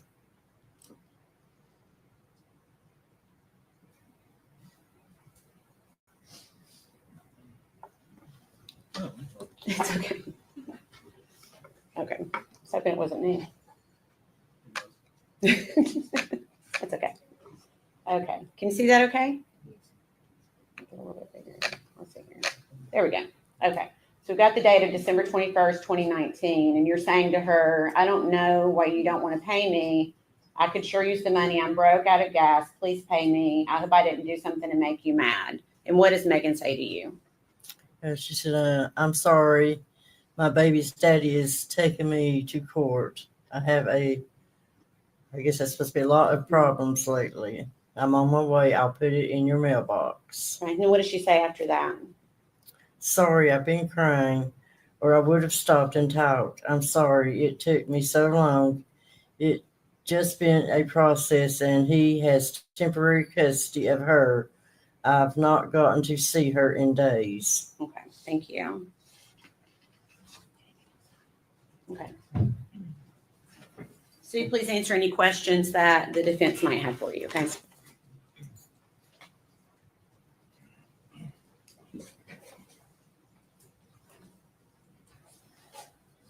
Good morning. My name is Gene Scott. How are you? How well did you know Megan? Not well at all. Okay. Did you ever interact with her when she was at your sister's home and was part of No. foster care? No. So how many times did you meet her? Maybe 3. Okay. And the picture you took, you said was the last time you kept Evelyn. Yes. When was that? In, I realize you may not have the exact date, but you know in the month? December, I think. Okay. Was it fair to say it was after Thanksgiving? Yes. And do you remember the day of the week it was?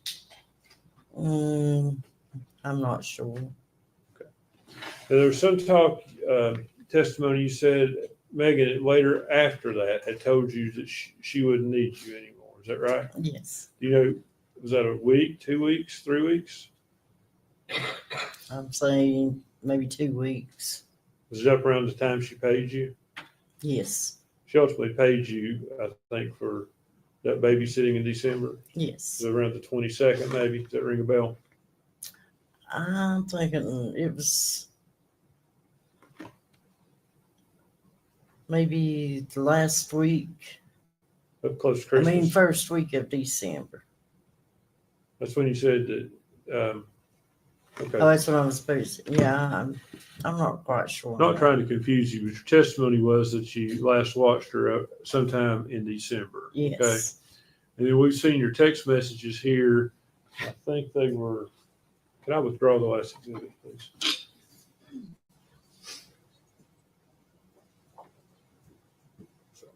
December the 21st is when you texted her asking her about the money. Okay. So would it have been after that she told you she wouldn't need you any further? It could have been. Okay. Thank you, ma'am. Can we have just a moment?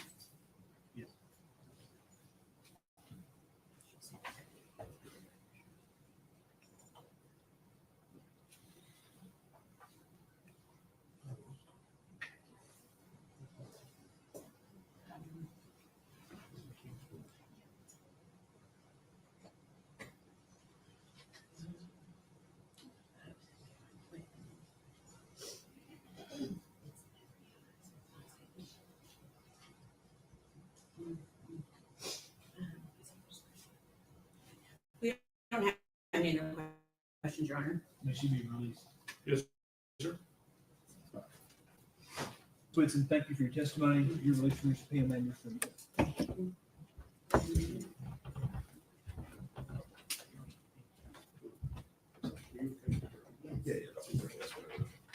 We'll take about 15 minutes. One stand, please.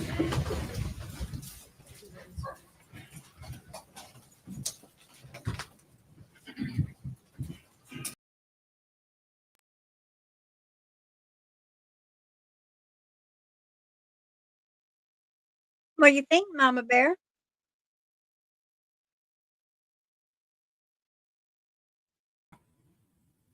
I think her goose is cooked. Yeah, I do too. Oh my goodness, you sound terrible. Oh, your cold's just not getting any better, is it? I'm at least not. My nose isn't running like a faucet today. I took some Advil cold and flu, Yeah. and it seems to be drying stuff up better than the Sudafed did. But Well, that's good. I mean, still feel a little dang. puny though. Oh, I bet. Oh. Do Which you I have don't the normally cough to get go with sick. it or just the nasal? Huh? Do you have the cough to go with it or just the nasal stuff? Mostly just the nasal stuff. If I cough, Oh, it's because what? it's draining in my throat. Oh, well, good. At least it's not gonna, well, hopefully it doesn't get any worse than that. Yeah, I don't think it will. Yeah. So what do you guys in chat think? I think she's done. What do you think?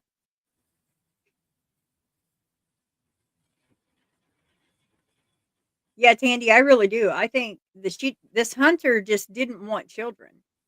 And he's going to be out there living his best life and she's going to be in Stinky Stella's pocket. So, I mean, I hope she is proud of what she's done. Her defense has nothing. I mean, all they're trying to do is paint her out as being a good parent up until.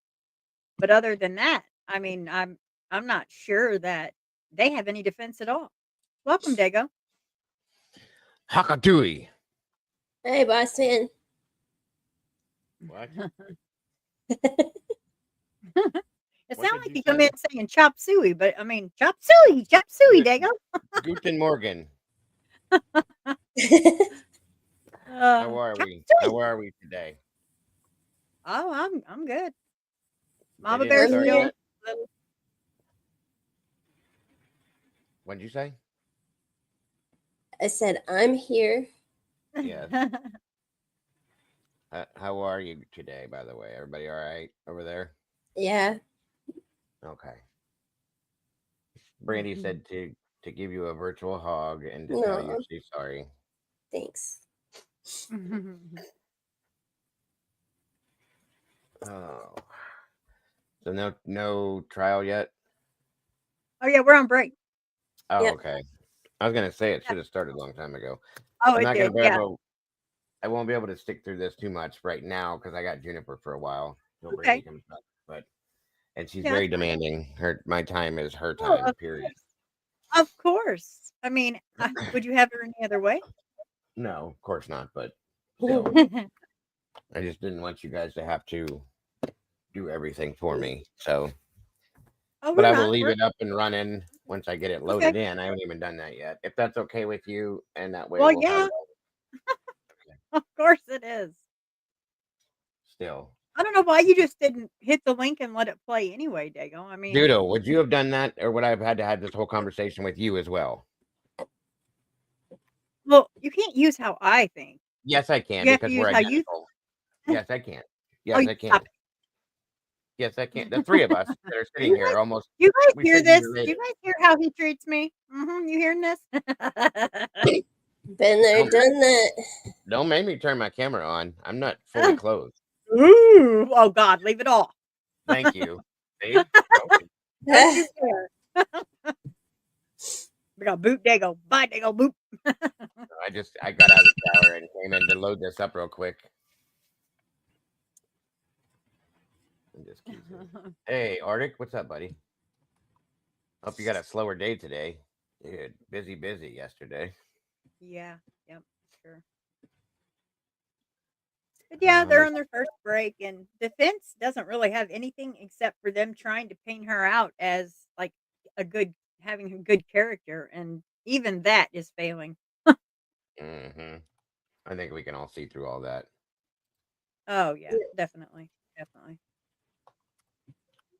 And it seems like, from what I've heard, that she was a good mom until she met Hunter, and Yeah, then he became her priority over her child. and that Bye, is so Dago. sad. Yeah, he dropped down. I guess he just he gone.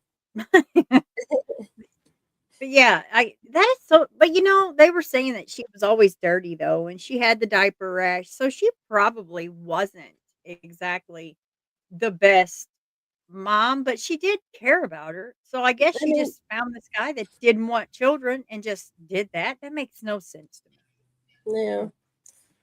she was young. Too young. Yeah. Yeah, but And many have children young and they don't yeah, do but this. you know what though? I think that I was young too, but the thing is I think it's the maturity level that they're at when they have those children at that age. Okay. That you know We're- what though? She laid down and made that decision. I have no pity for her. If she was No, I woman enough to agree. lay down, she should have been woman enough to raise her child. I agree. I agree. I'm not making excuses for her. I'm just giving you what I think the reason is. Mama Bear's like, oh God. She's a spoiled brat. She got everything she wanted her whole life and probably had the mentality of a 16-year-old child.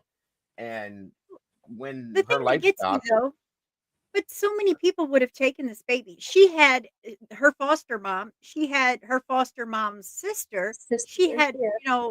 she had plenty of options, and she chose that. She's evil. I almost wonder if there was some form of an accident. She did something being abusive and went too far. How? With aluminum foil in that baby's lungs? That is Oh no, that's no. I purpose. mean, she You did don't that put after the fact, maybe. I don't not if know. it was I in don't her know. lungs. Well, no. If That though just if that, means that she had aluminum that foil just in her lungs, she was alive. that just means that the baby was alive when she did what she did after the fact. I wondered if she had done something beforehand and thought that the baby maybe was deceased and then did what she did after the fact with the foil and all that. Do you see what I'm saying? Yeah, yeah, that's what I was thinking the other day, but at the same time, she states to the police that the baby was not breathing and that her eyes were open. So I don't Which know. makes no that makes no sense. You know that. Like, Um, right. So for her to for it to be an accident, you would call 911. You wouldn't wrap your baby in aluminum right. foil and then a cover and then stuff her in a trash can and hide her. Unless you know what you did was wrong That's and you were going to go to prison. yeah. I agree with you there. I do. I'm just trying to think of I just different can't angles. make any kind of excuse for her because I mean, she doesn't even, No, she's not even snubbing anything. I mean, she's just sitting there like nothing. they Yeah, don't. I don't just think like Leilani did. she doesn't have a soul. We know that. Well, Mike, he says, how spoiled was she though? She ended up in foster care. Well, her daddy bought her a $20,000 car, if that tells you anything. That maybe probably to make up for the foster care situation. You know, I some think he parents. did that because he has his own business, he had his own thing going, he had other children, and I don't think he like I don't know. I know him and her mom both got into trouble and they both were jailed. But Tommy got his stuff together and the mom didn't. See, I So I took think that to as make up for that, Tommy spoiled them all rotten. that's yeah that too, and I think that maybe he obviously loved the grandbaby Evelyn. You know, you can't blame him. Of course, we're Yeah, and I'm sure grandparents, he loved her. and he wanted to give her the daughter a decent vehicle to drive to make sure that the baby was safe too. Possibly, it could have been a combination of things, in my opinion.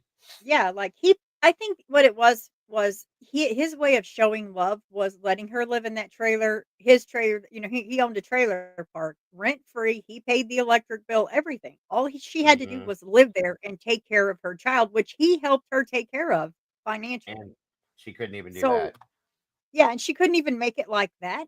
I mean, Sad. nah, I'm an eye for an Well, eye. Stick her ass in a trash can. Let's get this I'm over with with. you. I'm with you. Head first. Let's do it. Wrap her in Yeah, I foil mean, like, first. you can't do that. To hurt a baby, that's pure evil. Especially that baby. That I mean, her friends were more upset than she has been. You know what I'm saying? Uh-huh, That's uh-huh, sad. And you could tell yep, between the text messages between her and I can't remember her name, but the last one we saw yesterday, the one that started crying and they took a break and came back. Um, that they wanted the baby in their life more than sure, she did, and that all she kept talking about was Hunter, Hunter, Hunter, Hunter, Hunter, Hunter. That's sick, yep, guys. That's like stalker level. Okay, come on now. You got a child. It's uh-huh, time to grow up a little bit, sweetheart. Sorry. yep. What she did is she's one of those moms that Hunter didn't want children, so she's like, "Oh, but I'm so in love, and well, if Evelyn wasn't here, then I could be with Hunter." Well, Susan Smith. kinda Susan. backfired on her 'cause now she's lost her Yeah. baby, her whole family, and Hunter's gonna live his best life, and she's in Stella's pocket, and Stella is called Stinky Stella. So good luck, Megan. You're gonna need Yeah. it. Well, again, Susan Smith. She's a good combination of quite a few of these Yeah, idiots. it's Susan. filicide, and that they all have the same thing in common, they're evil. Yes. Amen. That poor baby had no chance from the start. It's heartbreaking. It's terrible. Everybody let her down. Everyone. Absolutely. Including DFS. Yep. Oh, definitely. And it's not like her foster parent that she had before could just take the baby. She has no legal rights to Evelyn. So it's Of not course. like she could save her. That was all left on Megan and Megan's family and Megan's choices. Yep. Candy wanted to know what was the original COD of baby Evelyn. You know, Yeah, I don't think they put that out, but I they think haven't. Fox is right. I think it's asphyxiation. That's what I would imagine. But But I'm curious to see what her toxicology would be if they yeah, air that. in case there was some kind of possible accidental overdose or something. Yep, which makes me believe that if her toxicology, if she had any kind of anything in her system, then she freaked out and that's why she did what she did, and then she thought that maybe that's the only way I would believe that she thought that Evelyn had passed when in fact she hadn't. Have they had I couldn't Hunter imagine on the any other stand? way. I Right. haven't seen Hunter. No, Okay. not yet. And she tried to throw him under the bus as if he did it. I She mean, threw she tried everybody it with under the everybody Wow. except Zanny the nanny. Other than that, I mean, Is there right. any- It's heartbreaking. These mothers just make me, they're not even mothers. They're just egg donors and they make me sick. Miss Sherry They calls couldn't them even incubators. take a puppy. Yeah, it's like Yep. they couldn't even take care of a puppy, much less a child. Hmm. She's a parent that Again, needs that reminder there's a baby in the back seat. Come on. Mm-mm. thanks, Arctic. I don't know if it showed up yet or not, but it did. It's By the yeah, it way, shows your strength. for anybody that was wondering about Miss Cal, Kelly, whatever you call Yeah, call her, yeah. she's okay. I just talked to her. She's just got a lot going on. She'll be back Okay, around good. here when has everything handled. So How about Molly? uh nothing yet. I messaged Me her either. again this morning. Yeah, same thing. Nothing. I've I'm even getting tried a to call her little cell phone. Nothing. I'm I getting a sent little her a nervous. text message. She didn't respond to me either. Yeah. I Well, tried to by the end of call. today, I'm gonna keep calling. She's good. I hope she's okay. Well, what I'm more worried about is how sick she may have gotten because she has underlying medical issues too. And Yeah. if she's got the C, you know what that does to people Yeah. sometimes. Yeah. That's why I'm worried. Molly usually always responds at some point, and I she didn't even know. respond to a phone call to me, which is Me odd. either. It's been almost 4 days. Yeah, this is the fourth day today. So Molly doesn't do that. Molly's mm-mm. constant. So I'm a lot concerned actually. Yeah, she actually kind of needs us. So Uh-huh. for her not to reach out or something, I hope she's okay. Seriously. If Me anybody too. hears from her, please let the rest of us know. Yeah. I mean, even if, just even if she responds with a like or you see anything to do with her online, please let one of us know. I even went over to her channel to see if anything over there was new. There's I nothing. know So nothing. Even her Facebook, nothing. And she usually sends me like 528 reels on my messenger every day, and I have got yep, nothing. yep. Yes, ma'am. You are correct.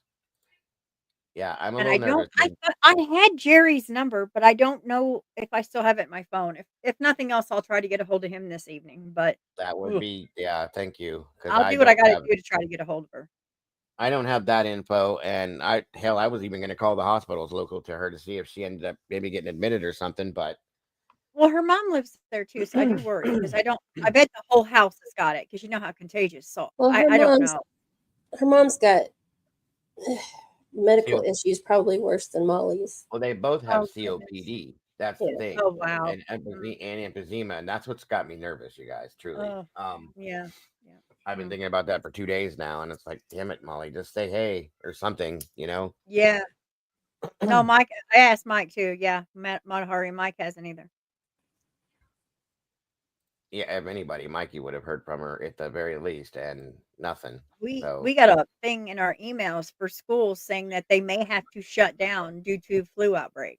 So oh I don't yeah, know. I saw that on YouTube or a news station or something. I was like, Oh wow. there's a really? lot. Yep, Oh boy. we weren't in that mix of states that having all the issues We until till Monday, and then we mm, made it in there somehow. From what I understood, I got a message from the superintendent. There's a lot of kids that are sick, and I told Caden, I said, I don't care if you got to go to school in a garbage bag, stay away. right. I see the judge is moving around a little bit, so it should be fixing to start. I'm trying to load all this in, and You're good. It shows you're streaming. okay, thank you guys again. You're Thank you, welcome. Doodle. Oh, you're welcome. What I'm doing, Dago, is like whenever I'm letting this play, I'm just taking us off the stage. That way there's like no interruption, just in case my mic like unmutes or anything. Because I look for it to get pretty serious today. I'm sure it will. Yep. And again, It thank better. you. It should. This is about Evelyn. It should stay serious. They should slam some books down, start screaming. I would. Right? I'd be a Yeah. terrible lawyer. Or a good one. I don't know. Some would like me, some would not. Good morning, Miss Cass. Hi, Hope you're feeling Cass. better today. Cassie. Miss Cassie that didn't have the C but had every symptom of it. Yeah. Telling you guys, Yeah. they don't even know what's going on with this stuff anymore. I don't think. That could be Mikey. What? He said, I don't think it's sickness, just a gut feeling.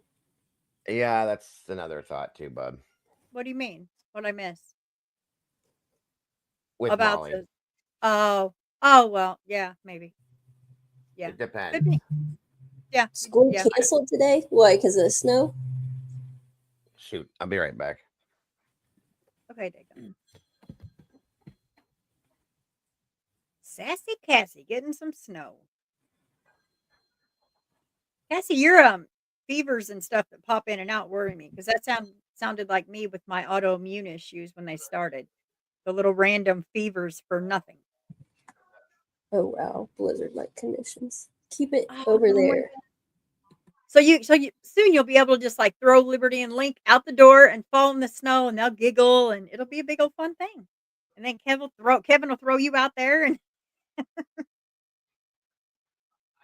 yeah, Cassie, I would definitely ask for an ANA test because that's how mine started was random fevers and nothing. And then the next day you're fine. Or even later that day you're fine. Yeah, I would. I would definitely ask for an ANA lab.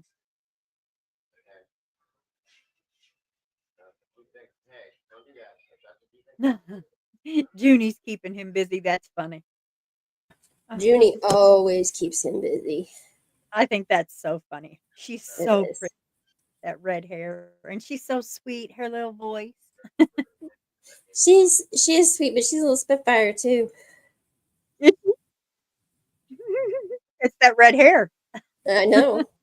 I haven't seen a redhead yet that wasn't a spitfire. Yep. So you can just imagine what Dago had to go through with his son. Oh yeah, yeah, and Brandy has red hair too, right?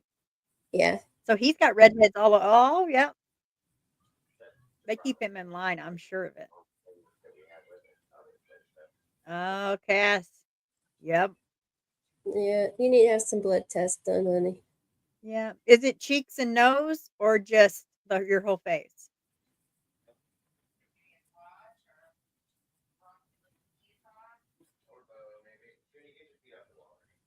Hey, it boggles. Oh, Cass. Yes. Get that. Yep. Yeah, yeah. Please do that.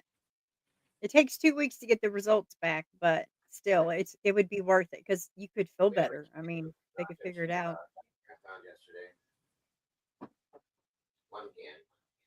Well, I know I saw that judge's head bobbling through there. Let me go. Let me make sure they didn't start, and I don't have a lag. Hey, Nope. Steven.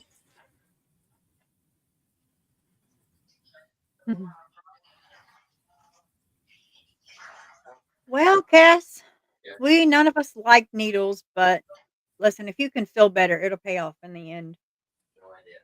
Welcome, Stephen. Thank you for joining us.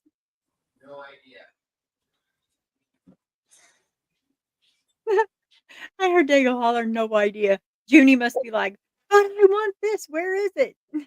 I have no idea. Dang Hi, it, Truth Pawpaw. Seeker. Good morning, Truth Seeker. Thank you for joining us. And Cass, honestly, it's just one needle. It's just lots of blood they get out. So it's just one needle, I promise. I mean, if you can handle the blood draws from your pregnancies, you can handle Oh, that. yeah. Right.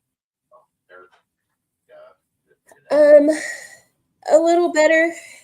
I took a Advil cold and flu instead of the Sudafed, so now it's drying up instead of running like a faucet. I mean, I would sit up yesterday and it would just come gushing out. I'm like, oh my God, I couldn't even grab yeah. a Kleenex in time.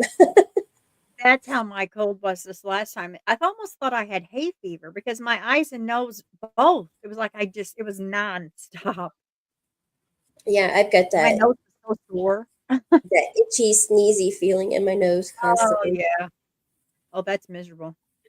All right. I think they're fixing to start. So I'm going to take us off stage and let them go.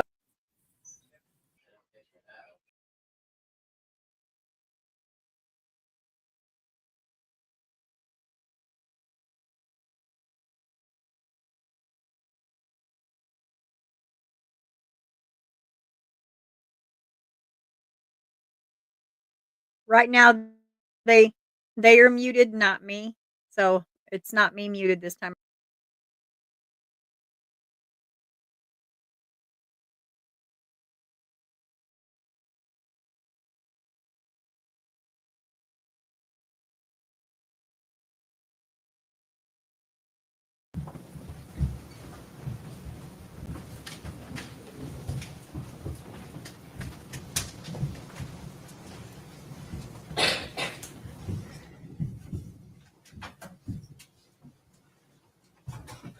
You may be seated. Thank you.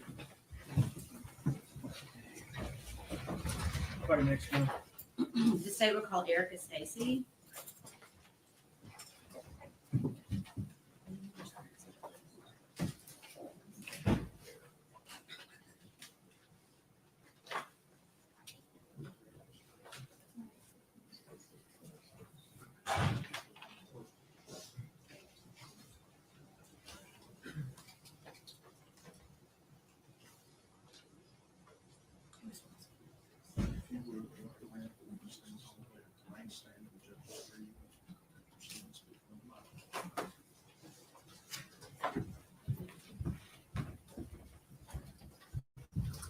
Raise your right hand, ma'am. You solemnly state your name, sir. Erica Stacy. You solemnly swear or affirm the testimony you're about to give will be the truth, the whole truth, and nothing but the truth. I do. So with you, speak up and speak your mind. Okay.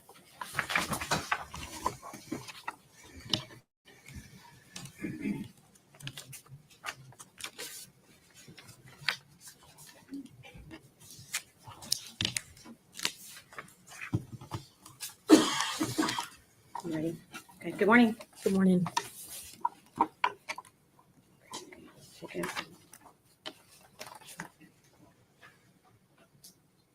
Okay. And your name is spelled Erica Yes, ma'am. Stacy. Is that correct? Yes, ma'am.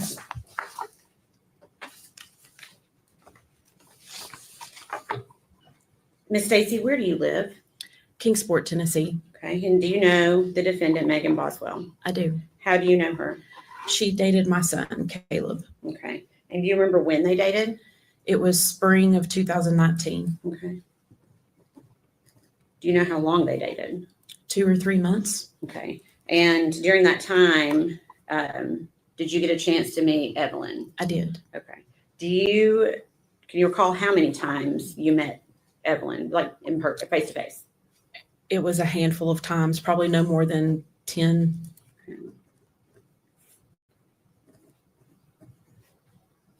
Did you have a relationship with Evelyn? I feel like I did. Okay. What was your relationship like?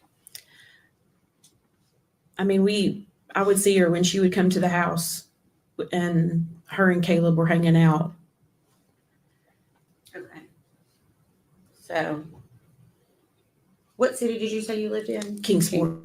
Okay, so she would come to your house in Kingsport. Yes. Okay. During those 10 times-ish that you said you thought that you had seen Evelyn in person, was Megan always with her? Yes. Okay. Was there any time that you saw Megan where you did not see Evelyn? Yeah, There was- but let me ask it this way. Before Thanksgiving of 2019?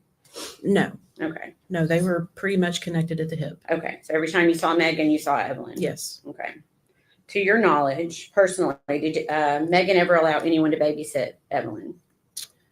Just family. Okay. Did you ever babysit Evelyn? No. Okay. Did you ever offer to babysit? Yes. Okay. So you said did you say they were together just a few months? Yes. Okay. When they broke up, did you continue your relationship I with did. Megan? And why did you do that? I wanted to help her. Okay. Did that include Evelyn? Yeah. Okay.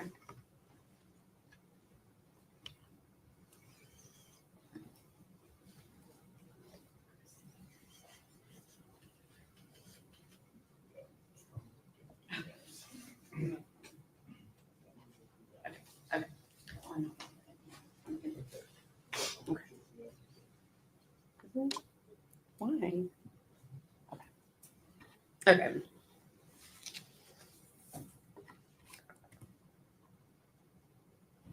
Okay. Do you remember Megan bringing Evelyn to your house in September of 2019? Yes. And do you remember why they came by that day? I was putting decals on Maggie's car. Okay. And just so the jury understands, you occasionally make things on like a machine? Yes, on a Cricut. Okay. So you'd make like vinyl stickers? It was like a Chevy decal. We were covering her Chevy emblems. Okay. And was Evelyn with her that day? Yes, that was the deal that I wouldn't charge her for the decals if she brought Evie with her. Okay. And so you just said Evie. Is that what you would call That's what we called Evelyn? her, yeah. Okay. And did you ever see Evelyn again after that date? Not that I remember. Okay. September 29th. Do you remember seeing Megan again in November of 2019? Yes. And do you remember why you saw her then? I made Evelyn birthday shirts Okay. and a gift for her Okay. birthday. Okay. And was that something you also did on your Cricut machine? Yes. Okay. Were you aware of when Evelyn's birthday was? It was November 21st, I believe. Okay. So this would have been for her first birthday? Yeah. Okay. And did you meet up with Megan to get those things to her? I think she come by the house to pick them up. Okay. Did she have Evelyn with her that day? No. Okay.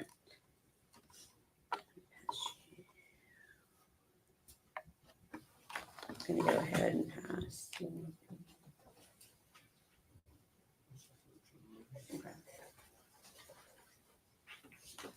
Can we approach?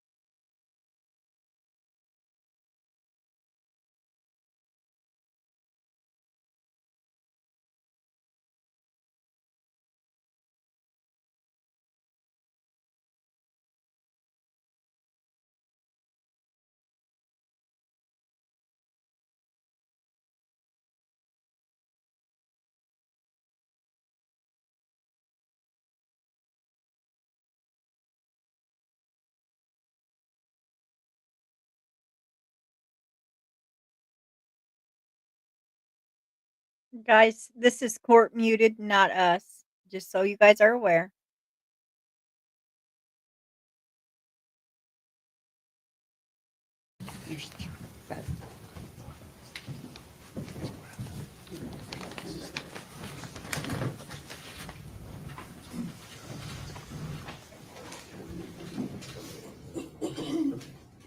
William?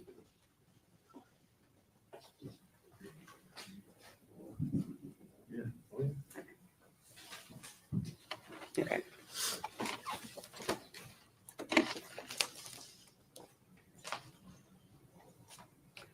gloves up there, Miss Stacy? Yes. Okay, if you don't mind, grab a pair of gloves. Okay.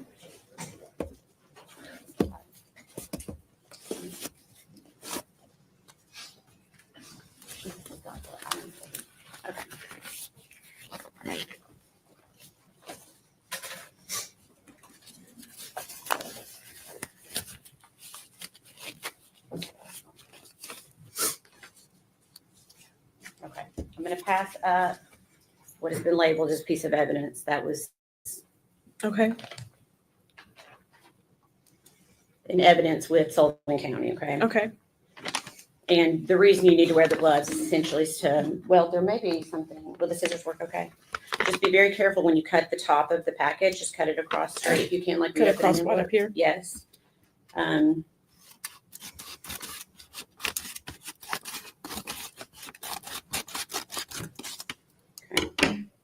And then, yes, if you can go ahead and just take out what's in the envelope and don't show it to the jury yet, but see if you can identify that. Yeah. Okay. Can you tell me what it is? It's the shirt that I made for Evelyn for her birthday. Okay. Your Honor, I guess at this point, we would ask for it to be made Exhibit 91. One moment. For identification.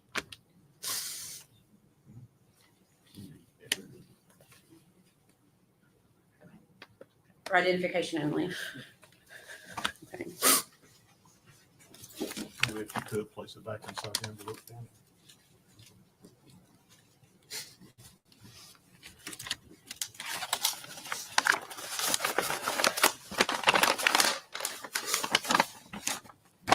Thank you.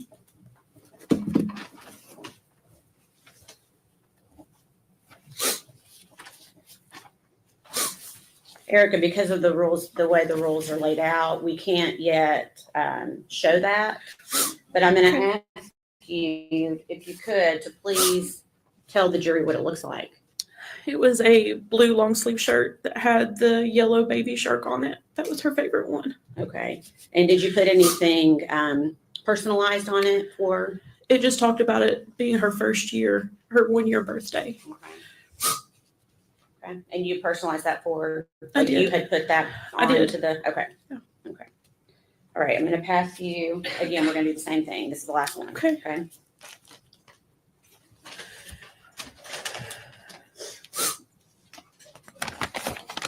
And again, just be, try to take care and cutting it, if you can.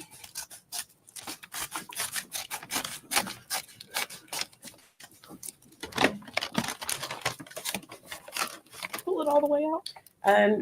Yes, if you can identify it without pulling it all the way out, that's fine. I want to see if you recognize it. Yeah. Okay, you do? I know. Okay. Can you tell us what it is? It's a baby shark blanket that I had put Evelyn's name on in pink glitter.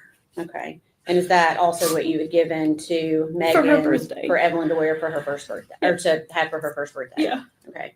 And what color, did you say what the color of the blanket was? Blue. It's got the baby shark characters on it. Okay. Your Honor, at this time, we'd ask that to be offered as Exhibit 92 for identification only.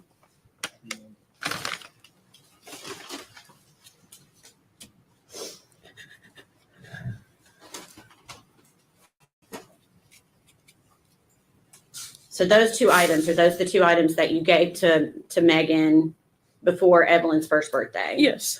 And what was the purpose of those items? The shirt was to be worn for her birthday party that I was told was being planned. Okay. And then the blanket was the gift. The blanket was the gift. Okay, gotcha. Okay.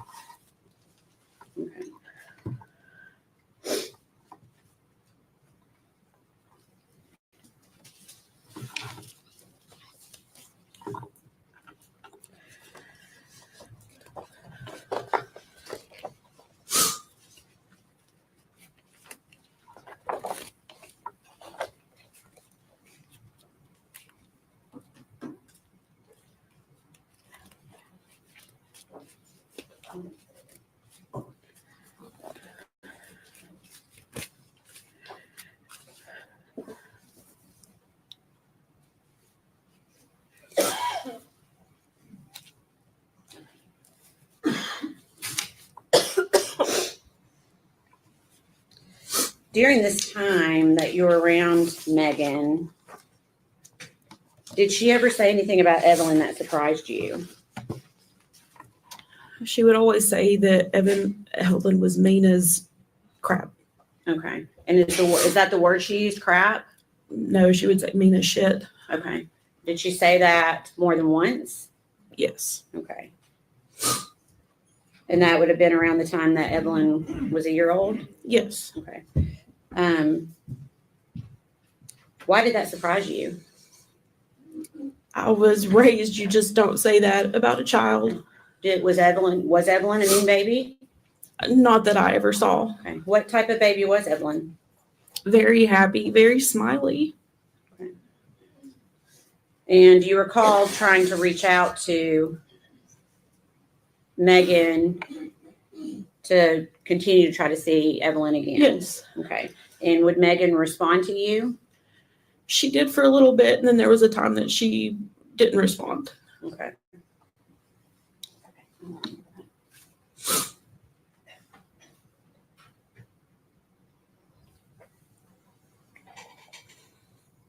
Did you buy Christmas gifts for Evelyn? I did. I bought gifts for Maggie and Evelyn. Okay. And did you reach out to? I did. Okay. And did she acknowledge when you reached out? She did. She was supposed to come by our house on the 24th. Okay. And did she come by? She did not. Okay. Did you see Megan again after Christmas? I saw her in January. Okay. So January of 2020? Yes. Okay. Where did you see her? Her and Hunter came to my church twice. Okay. And who is Hunter? Hunter was her boyfriend at the time. Okay. So she came to your church twice. Were both of those times in January? Yes. Okay. Did she have Evelyn with her either of those times? No. Did you find it strange that Evelyn was not with her? Yes. Why? Because anytime I saw Maggie, for the most part, Evie was on her hip. Okay. Did you ask Megan where Evelyn was each time you saw her in January? Yes. And what did she tell you? She told me she was with her father, Okay. And did you know what his name was? Ethan. Okay.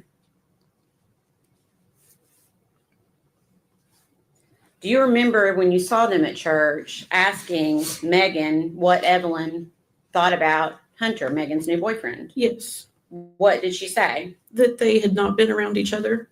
Okay. Did you ask that question both times that you saw her? Yes. And what did she say? That they hadn't been around each other. Okay.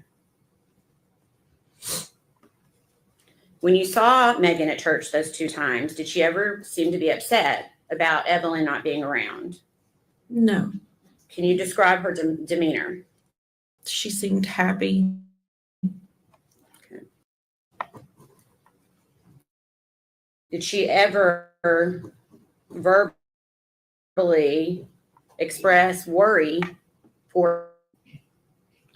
Did she give you any indication that anything was even wrong with Evelyn? No. Okay. At some point, did you learn that Evelyn had been reported as a missing child? Yes. They detectives just showed up at our house. Okay. Wanting to know where I was. And I was on my way to Knoxville taking my daughter to an appointment. Okay. And is that how you learned that Yes. Evelyn was missing? Okay. Mhm. So not from Megan. No. Okay.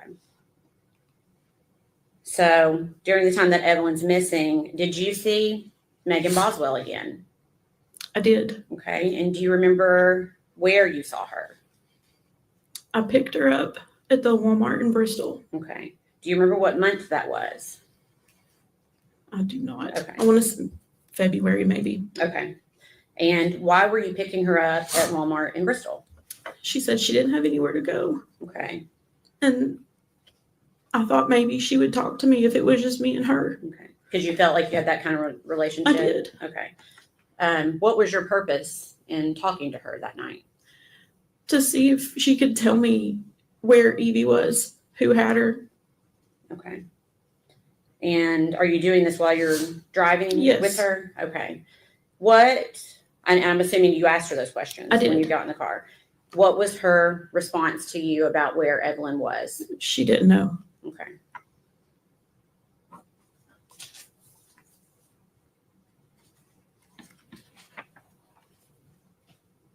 Did she ever tell you? Did she mention Ethan? Because she told you about Ethan before. Did she mention Ethan that day?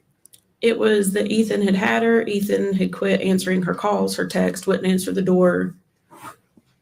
Okay. What was her demeanor in the car that night? Emotionless. Okay. Can you tell me what you mean by that? There was nothing. Like most answers were, I don't know. And there were no tears. There was no frantic, what I think I would have been had my child been missing. There was none of that.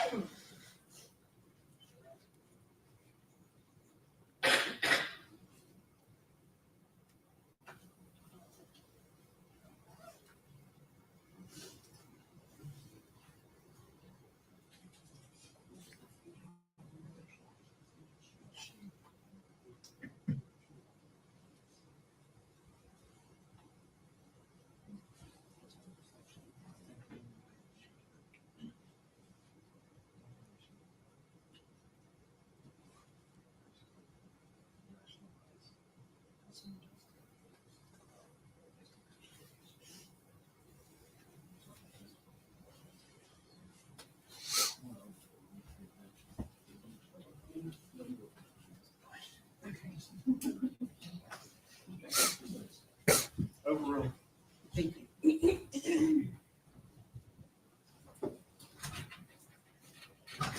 Just to clarify, and this is after Evelyn had already been reported missing. Is that right? Yes. Yes.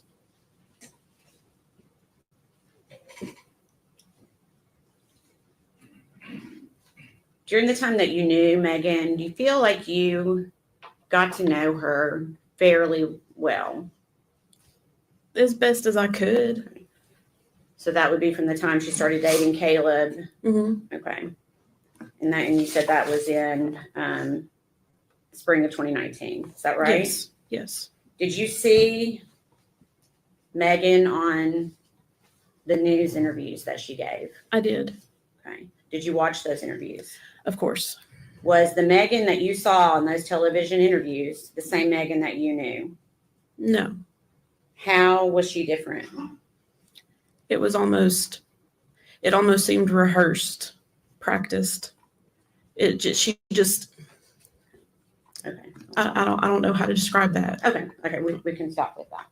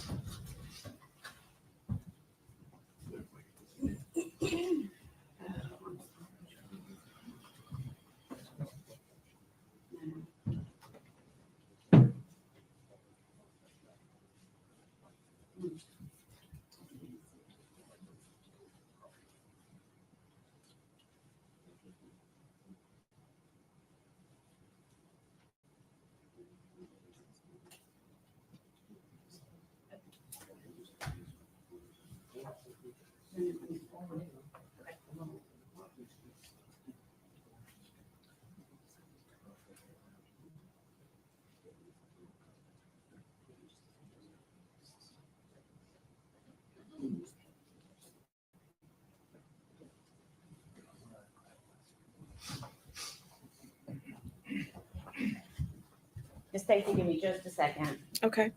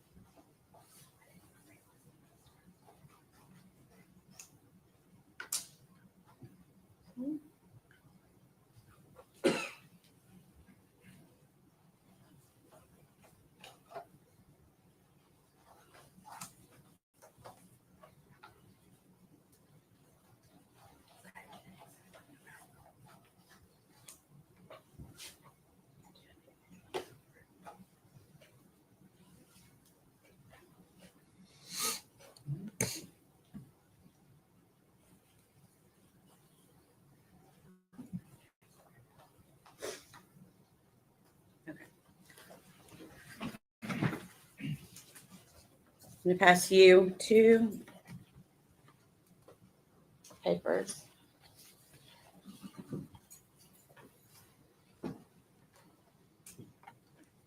And ask if you recognize them. I do.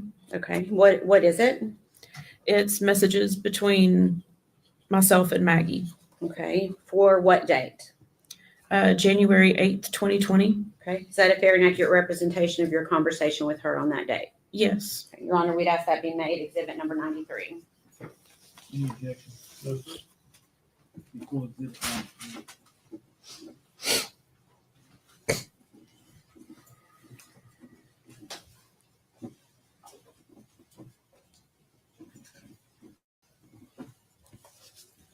Thank you. Okay. Permission to publish?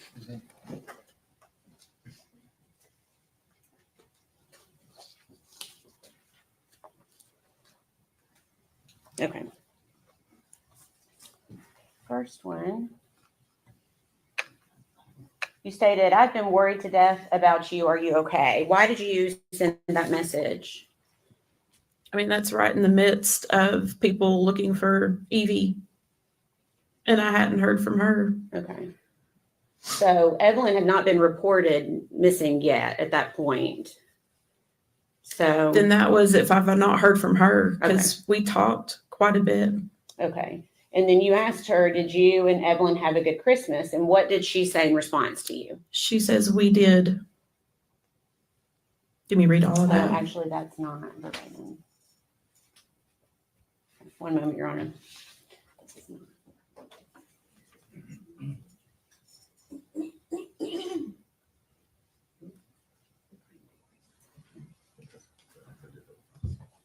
We approach.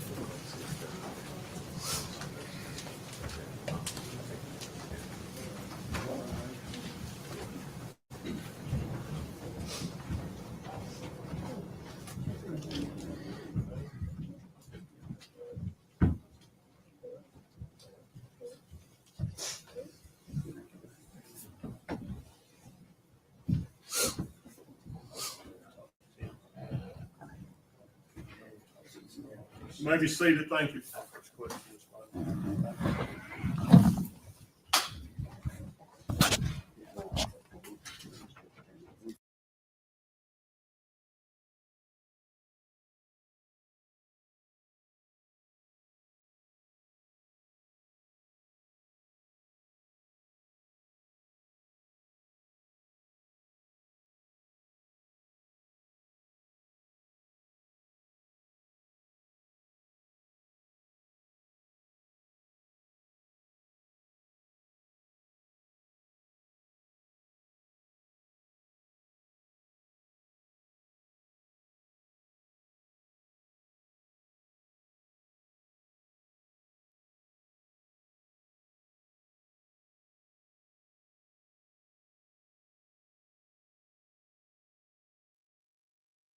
short break. Oh my goodness. I know. Yeah. How many do they need, right? Come on, just lock her up. Give her life and let's go. Right? I didn't even do much on that one. Uh-uh.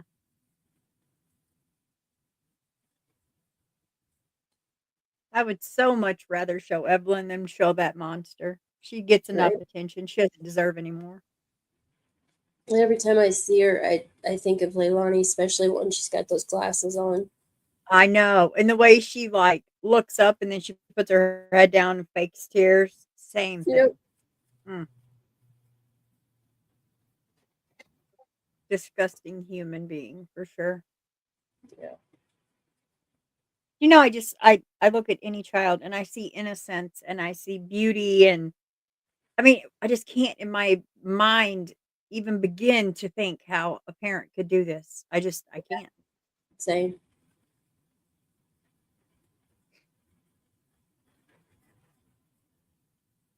Or baby Evelyn's like everyone let her down. Everyone. And the ones that would have not let her down hardly got to see her. Mm-hmm. Yeah, they said that they saw she said she saw her in January, but that was of 2020. Now this is 5 years old. So does that the timeline's a little off then, right? We on Or a did I break again? misunderstand? A short break, yeah.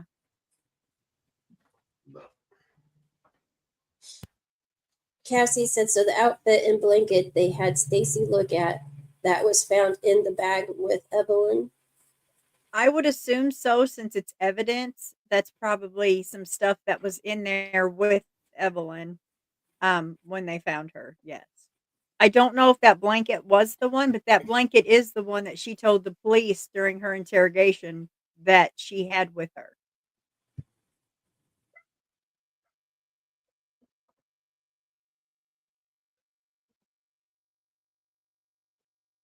I thought that was your nose. I was like, okay, well, Dago's going to show us his nose. My face is big. Yeah, what'd you do? Why'd you make it? Are you like your camera's closer? No, you did that. That's on your end. I didn't do that. I don't know how to do that. I don't know how to do that. It's way bigger than it was yesterday. I think it's because of you did it on the record thing. Oh, that's Hi, you great. all can see my Put pores, Tim. your, like, push your camera down a little. There you go. Push your camera down just a little bit because all we can see is like nose and eyeballs. There you There, go. That was great. I was like, okay. Not that anybody really Oh, wanted to see great. me that good, but You're going to be looking at yourself the whole time now.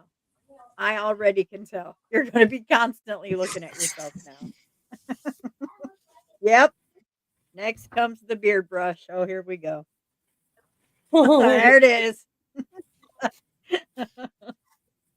SRB says, that's better. That's better. weird thing. Oh, boy. Here we go. damn it, you didn't give me a chance to go through makeup first. Go ask Junie for some makeup tips. I can do No, some. no. I'll come back in here No, looking like Popo John says, Wayne no, Gacy. Junie's not wearing makeup. No, yeah, she'd do it. I'd look like Gacy coming back in here. Damn clown.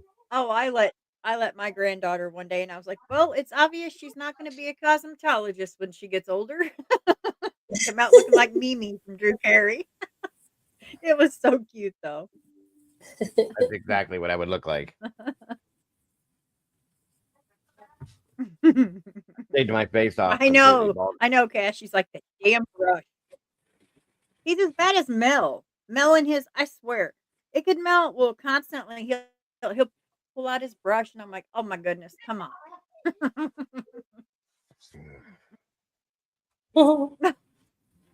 Hey, the damn brush. Listen, I could come in here the Well, way I hey, look when I wake up in the you have a morning. filter on because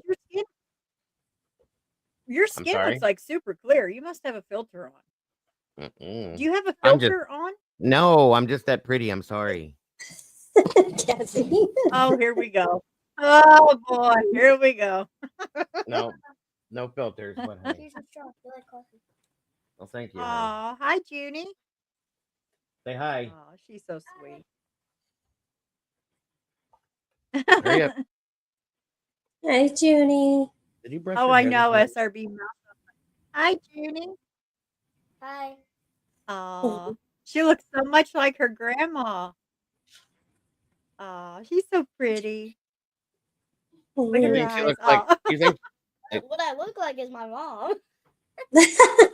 Oh, I think you look like your grandma for sure. Oh, yeah, look at that. She looks just like you, Brandy.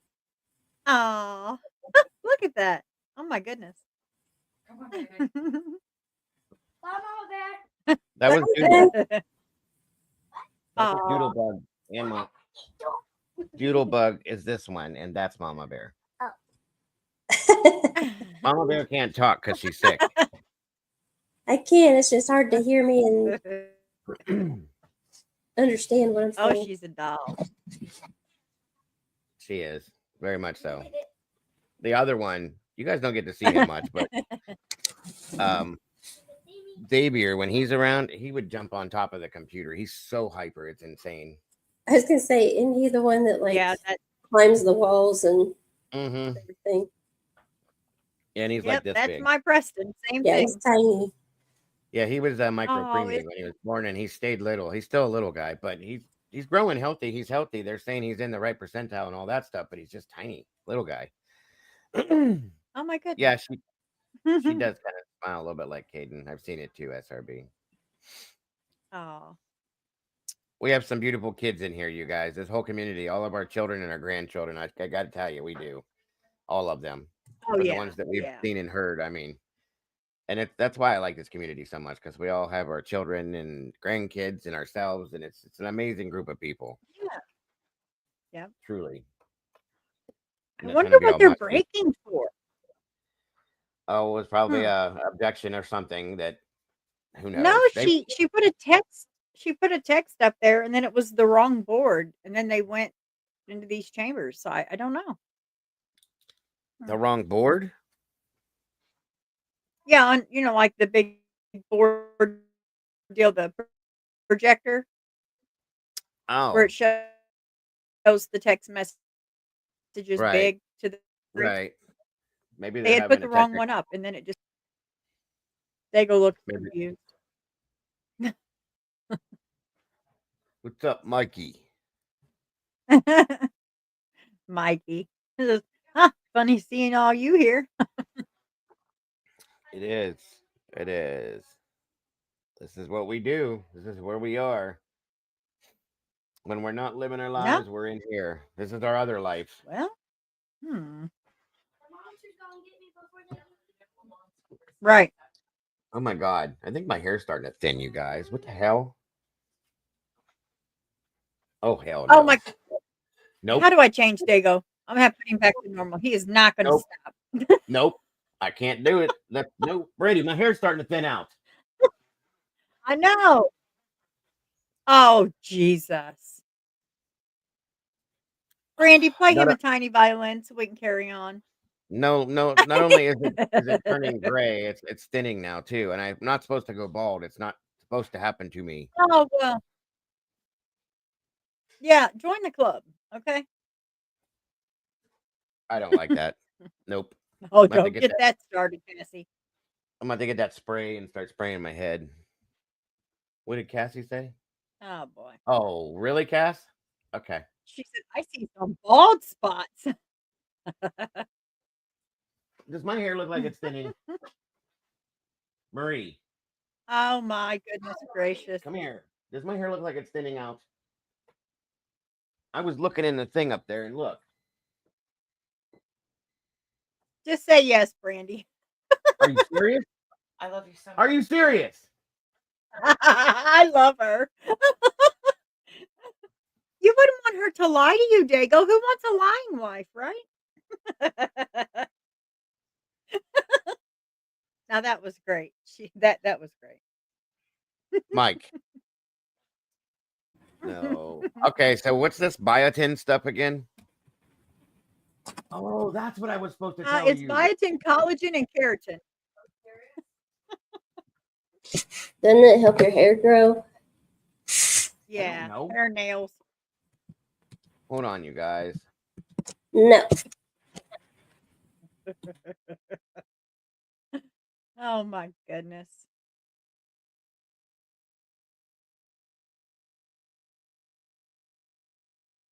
Oh, this court takes so many breaks. Goodness. Doodle, what is that called one more time? Biotin what? Biotin, collagen, and keratin. It's on I didn't. Amazon.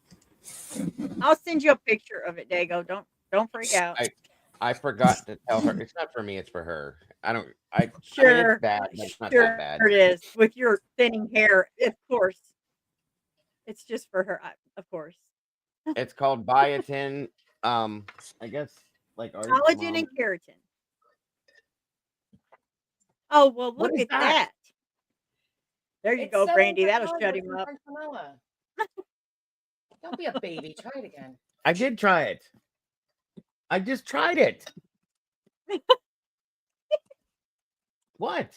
It's good. Why is it so funny when he? Why do you want the reaction from? What, you got steak? Because it tastes like shit. What the? Anyway, Doodlebug had problems with her hair because of a medicine she was taking coming out in gobs. Yeah. She bought this stuff and it started growing like crazy, and so did Arctic's mom. What is it? It's biotin. She sent me some. Hold on. Where'd you send Collagen and it? keratin. It's Biotin, collagen and keratin. You buy it. You can buy it on Amazon. It's like $20 a bottle or something like that, and it starts working immediately. Walmart probably has it too. Yeah, my hair's growing back. I have growth coming back. Okay, cool. There we go. I meant to tell her like 2 weeks ago, and I never did. So I'm not a What's baby. the matter, Wisdom? Huh? What's the wrong? matter, Wisdom?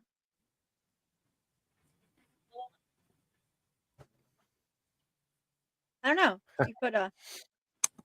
Okay, I will.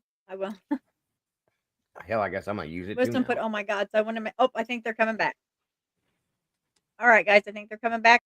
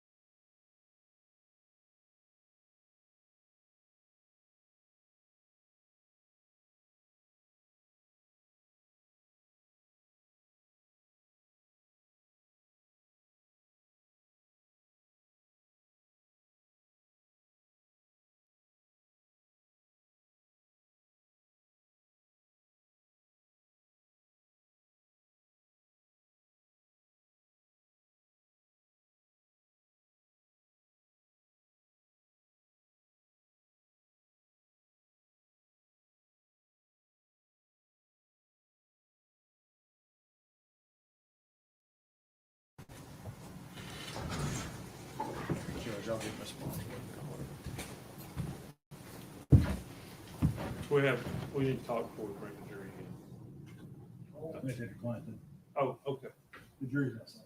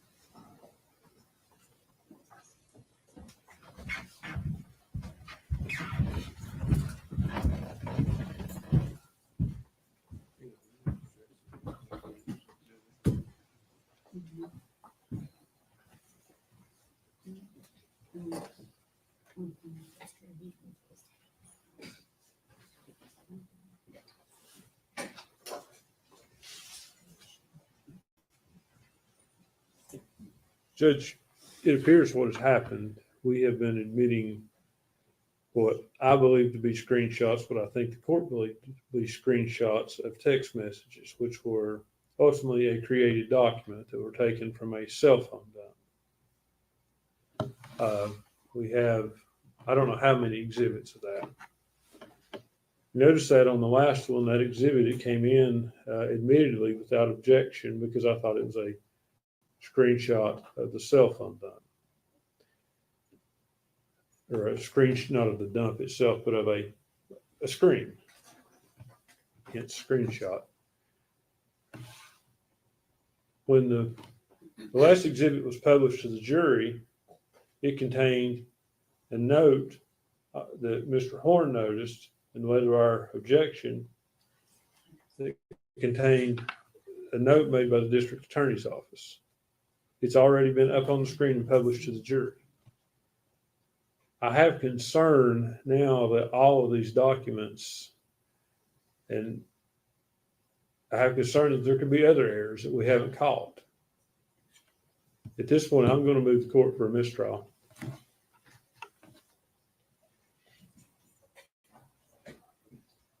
Judge, a couple things in response. Some of those are I know the Instagram messages actually are screenshots of what was on the phone. So those are not. The other ones are taken from the either Facebook proceeds or text conversations that were dumped from the phones. They're identical. The only thing we've done is put them in a format that makes them look like what you would see if you were looking at Facebook Messenger or at a cell phone. That's the only thing. The one that was most recently up in front of the screen is admittedly not verbatim what was in the text, and that's what was caught. It's just human error in reviewing all this. But everything else is identical. They've all been read. Most of them have been read in court. And those messages and Facebook communications Mr. Scott's had those for several years now and reviewed them. And if he disputes the veracity of them, he can sit there and go back through and check them word for word, but they're identical. There's nothing substantively that's been placed before the jury that's either inaccurate or misleading. The only thing that's not correct is that last one that was up on the screen. Otherwise, it's just it's not a substance thing. It's just the fact of what they the only thing we've changed is how they look on the screen. The profile pictures, I told Mr. Scott, they're taken from Facebook Messenger. There's nothing, we haven't created any content as far as that's concerned. So there's nothing that's been put before the jury that's in any way misleading or inaccurate. So the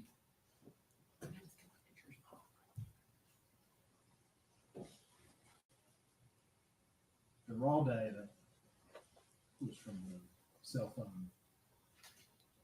Correct. From the forensic extraction, yes. And those were placed in, basically, you made a demonstrative Correct. evidence.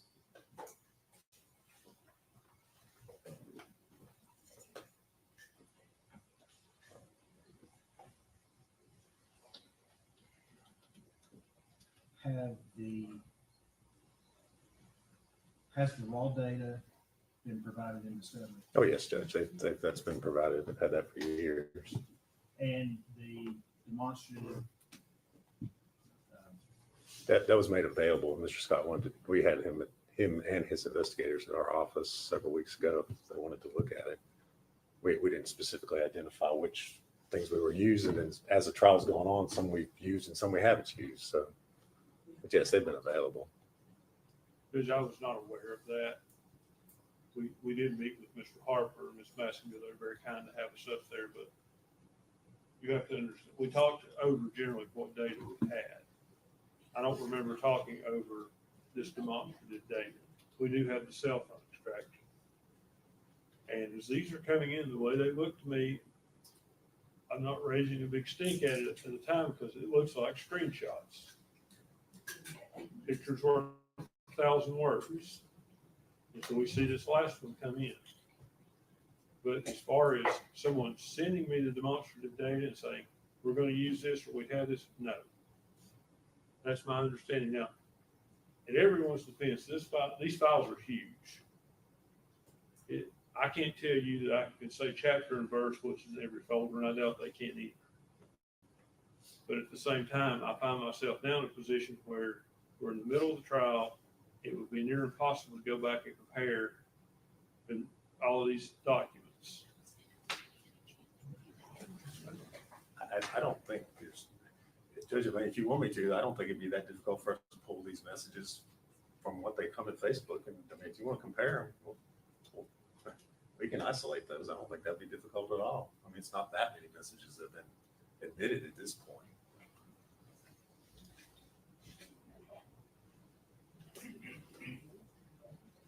Well,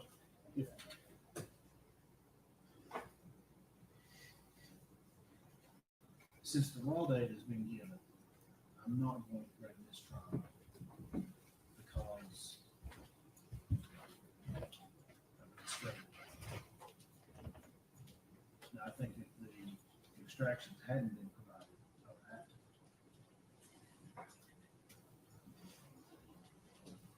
The other question would be, do I need to declare a mistrial because the one inaccurate demonstrative age is placed up on the monitor? And I will know that part of that message was not read to the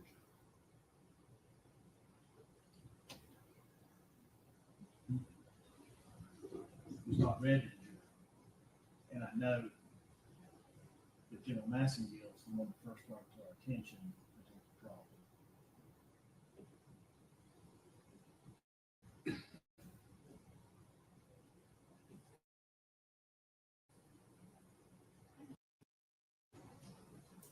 So I'm not going to order a mistrial at this time for that. I will give a curative instruction that if any of the jurors read that last bubble for the few seconds it was up there, but to put that out of their mind and they're not to consider what was there. Now, my concern, so I'm going to deny the motion for mistrial for those reasons. I don't find that there's manifest necessity to mistrial case. Now, going forward.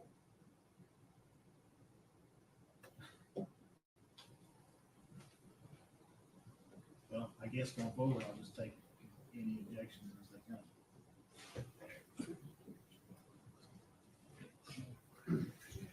Since I can't give any advisory opinions.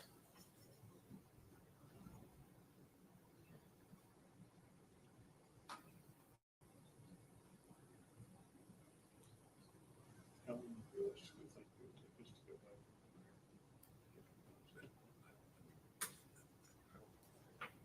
All right.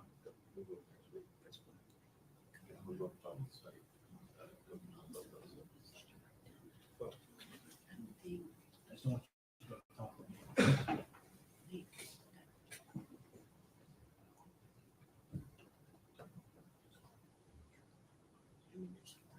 Well, I don't ever take that long. A couple hours probably.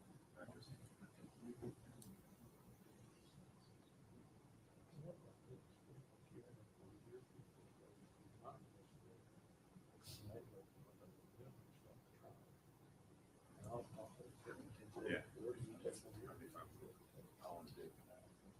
And that way that it's like, Yeah, well,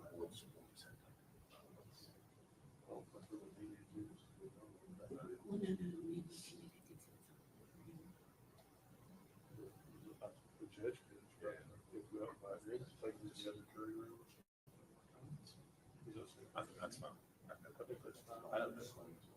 And then from there forward, we identify the feature of the market. If they are, because some of them might not be. Some of them might be. That's fine. Yeah, that's fine. I'm fine. Who we approach? Yeah. Who we approach?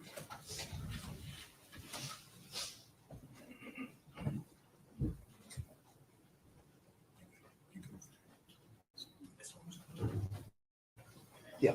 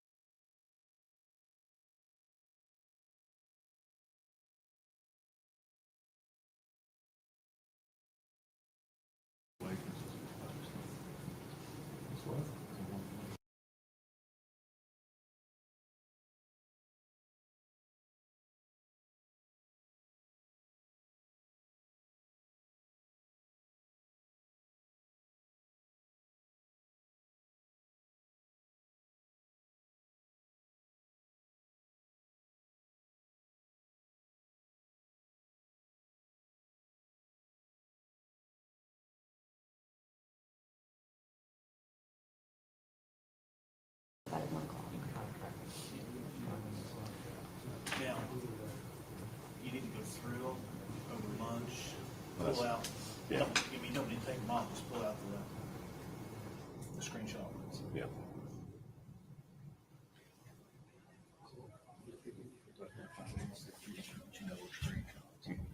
No, most of them are, yeah, most of them are not screenshots, actually. Most of them are Facebook screenshots. Yeah, but there's some large screenshots. Correct. I don't think we put any screenshots in Yeah, we there. did. Audrey gives. Oh, we did, that's right, yeah. No. And then, Are we in recess? Are we in recess, Judge? We will be in recess till 1 o'clock. so do you,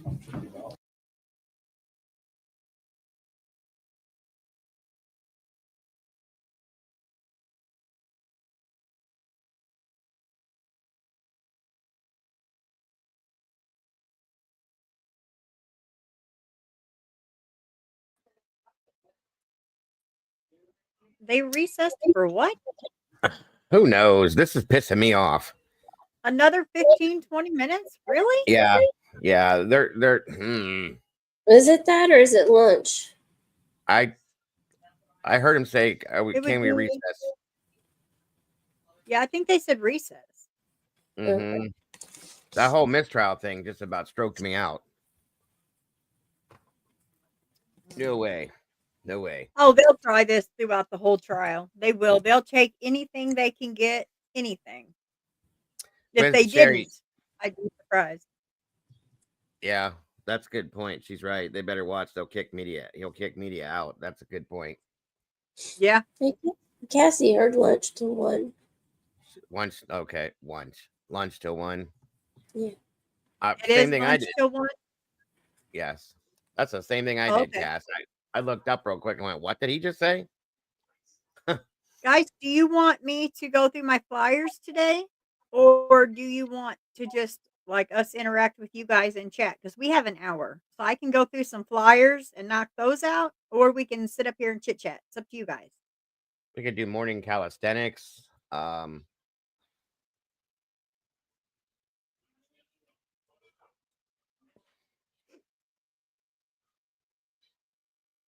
Miss Sherry Flyers? said. That's what Miss Sherry said. Sherry, is Okay. it too late? Is it too late, Sherry, for a plea deal?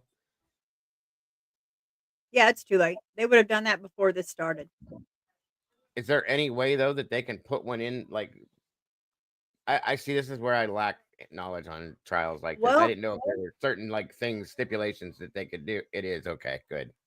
Thank you. I'm petrified that they okay, were going to guys. give her one.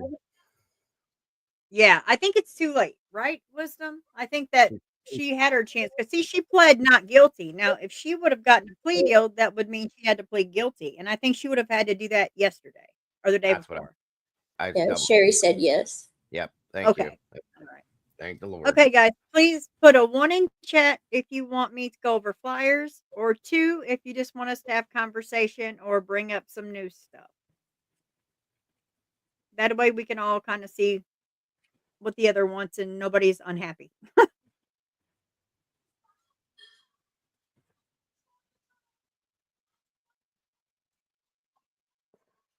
Stormy says either or. She could care less. She's just like, I'm whatever.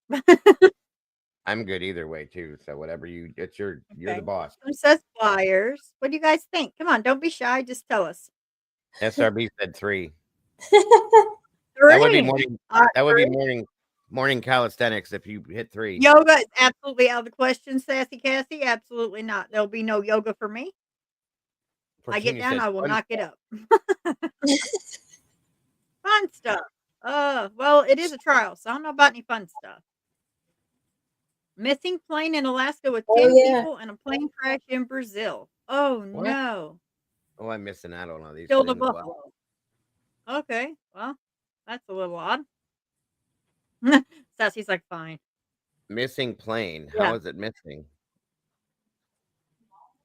It went off the SRB radar. says, nope, not 3. If 3 is yoga, she's out.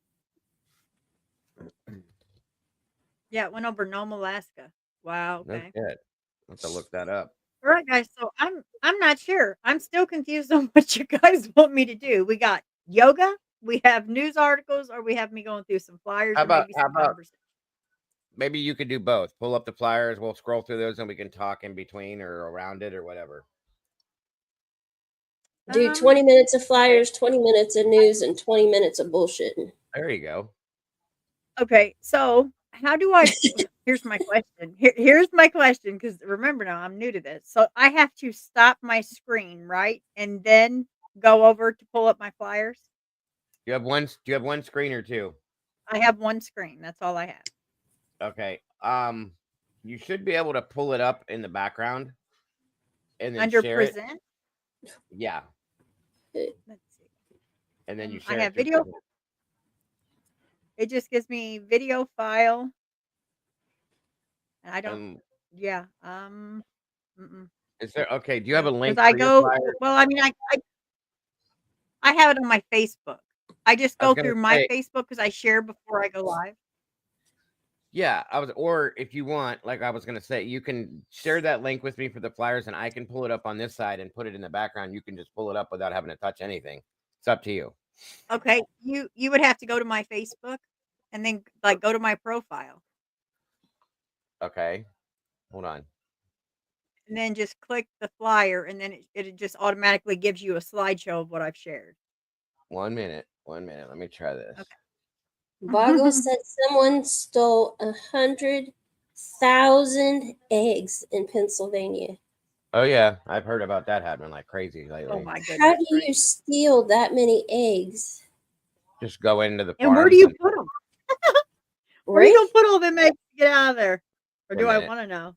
Doodle, can you go? Can you go to your Facebook and copy the link and put it in Discord or something for Yeah, me? I can try. How about that? My Facebook is down for some Uh, reason. Maybe. Let's see if I can. $40,000, huh? That's crazy. Okay. See if we can Brandy showed copy. me. Brandy showed me some links of people going in grocery stores, and it's a thing now on TikTok where they're stealing eggs, putting them in their pockets, and walking out while they're filming. Stupid ass people. Oh, nice. Yeah, Well, exactly. That's crazy. Oh, wow, Virginia. That's crazy. Okay, I sent it through Discord. I don't know if you got it or not, Dago. I did. Thank you, dear. 1 second. Hold on. Okay, good. All right. Oh my God. What is this? Okay, hold on.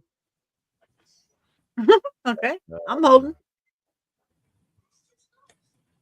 Bingo. Okay, this might work. Give me 1 second here. Let me get back to the All right. other link that I was on. No, see that We're the blind leading the blind. I apologize ahead of time. we're okay. We're okay. Okay, now I'll pull this up here. Bring it over here. Blow that up. Move that. What? Bill said, Dago, how did you get a video of me on your wallpaper? The hell are you talking about, Bill? For real though. Okay, Doodle, pull that. There we go. All right, and you're on deck. You talk, and I'll move them. Wait, let me move this out of the way. You know, there's on the far right, it says hide. You click that, it'll go away. Oh my God, you're right. Hello, there we go. Okay, can you hear me, Doodle? Yeah, I hear you, but okay. I can't read that. Ah. So I'm gonna have maybe if I go over to my Google, so I won't be able to see chat. No, hold on. But Hold okay, on. now I got you. Now I can read them off. Okay. Are we good? Oh no. Okay. Huh? You're not good? No, I mean I can go to mine and read that flyer, No, but no. I It's mean all right. I can read them. I'd have to go to Google to read it. Oh, I okay. can read. Okay, go Yeah, I ahead. can read it for you. Hold on. Let me blow that up a little bit bigger for you guys too. I don't know why it's not in the. Hold on. Boom. There we go. It's only showing. Why can't I pull this? Aha. All right. So first and foremost, welcome everybody. Thank you for being here today. The first one we have is Michael McCool out of Philadelphia, Pennsylvania. Last seen. Let me know if you guys hear me okay. Wait a minute. Brandy's niece was found. Okay, good. Thank you for that, Miss Sherry. Appreciate that. I hope she's okay. Last seen June 28th of 1978. He was 14 years old, 4'4", 110 pounds. Michael left his family's residence on Albert Street in the Kensington neighborhood of Philadelphia, Pennsylvania on the morning of June 28th, 1978 to head for his place of employment, Kensington Acme, where he worked bagging groceries. His older brother saw him briefly that afternoon, Michael was seen with two unidentified adult males. He never arrived home and has not been seen since. Excuse me. He has a scar on his right eye and a significant dimple in the point of his chin. Now, this would be Michael with his age progression photograph. Right now, he would be roughly 47, 48 maybe. And this again is out of Philadelphia, PA. I can't get to the bottom where it has the phone number to call if you know anything. It's because you enlarged it. But over to the right, Dago, on the side, it should have all that same information just typed out to the right. Okay, hold on.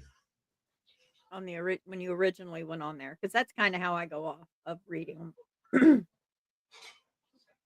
Oh, there it is. I See see right it. there on the right. Yeah. Yep. Yeah. Okay, I'm sorry. Thank you, guys. No, you're welcome. If you have any information, please contact Philadelphia Police Department at 215-686-3093. This is via, there's also the website for the missinginamerica.org. If you guys want to check that out, please do. Welcome, Lost Souls. Good to see you today. All right, on we go. Oh, Miss Andrea was found safe. That's wonderful to see that. Very, very wonderful. Glad to hear. Christopher Todd from Conway, South Carolina, last seen March of 2024. He's 39 years old. Christopher is 5'11", weighs 180 pounds. He was last seen on Adrian Highway in Conway, South Carolina. He was wearing blue jeans and a t-shirt. He had a tattoo. He has a tattoo on his left shoulder of a rebel flag and a tattoo on his right shoulder of a tribal symbol. He goes by the name Chris Todd. He is described to have light brown hair, blue eyes, 5'11", 180 pounds. If anybody has any information on Christopher, please contact the Horry County Police Department at 843-915-5351. Oh, hold on. Sorry, guys. Why is this doing this to me?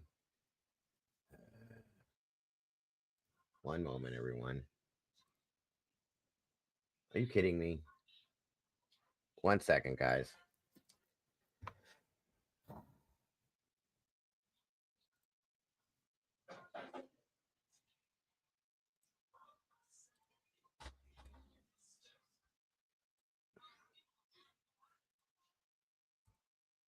Oh, shoot. It won't let me go past that. Hold on.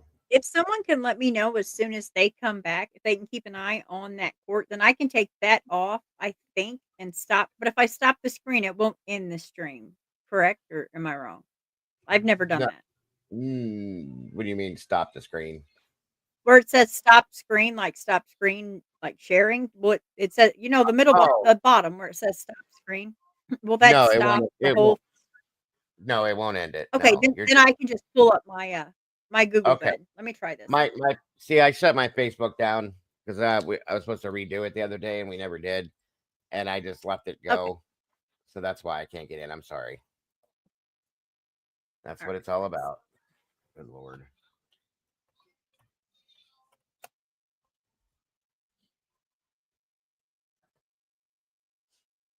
All right. Can you guys see that?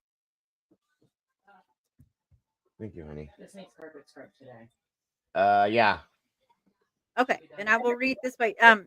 If someone can make sure and let me know when they come back from lunch, don't let me miss it. Then I can go ahead and I can read them from here. Hey, But I won't be Dutchie. able to see chat. Okay, so we went through Michael. Andrea found safe. Christopher Todd. We have Alea Sanders. She was last seen February 4th, 2025. She's 15 years old, 5'5", and weighs 100 pounds. She was last seen at 9 p.m. on February 4th, 2025, in the 1100th block of Audence Avenue. She was last seen wearing a black shirt, gray sweatpants, and burgundy sunglasses. If you have any information about her whereabouts or you think you may see her, please contact 561-732-8116.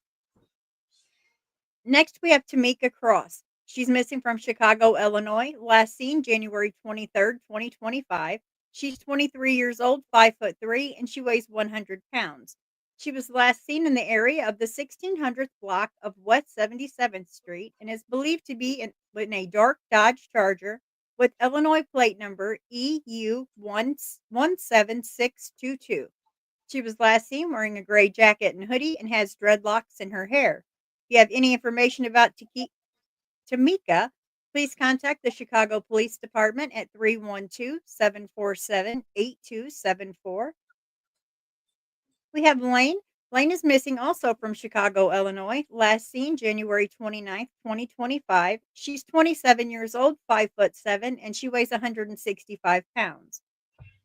She was last seen leaving the residence on the 4800th block of West Cornelia Avenue in Chicago, Illinois.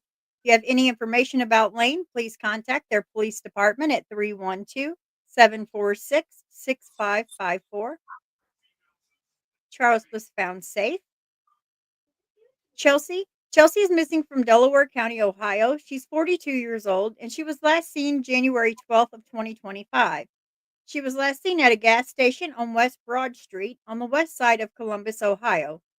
She left her residence in Delaware County sometime in early November of 2024, and her last communication with family was in mid-December.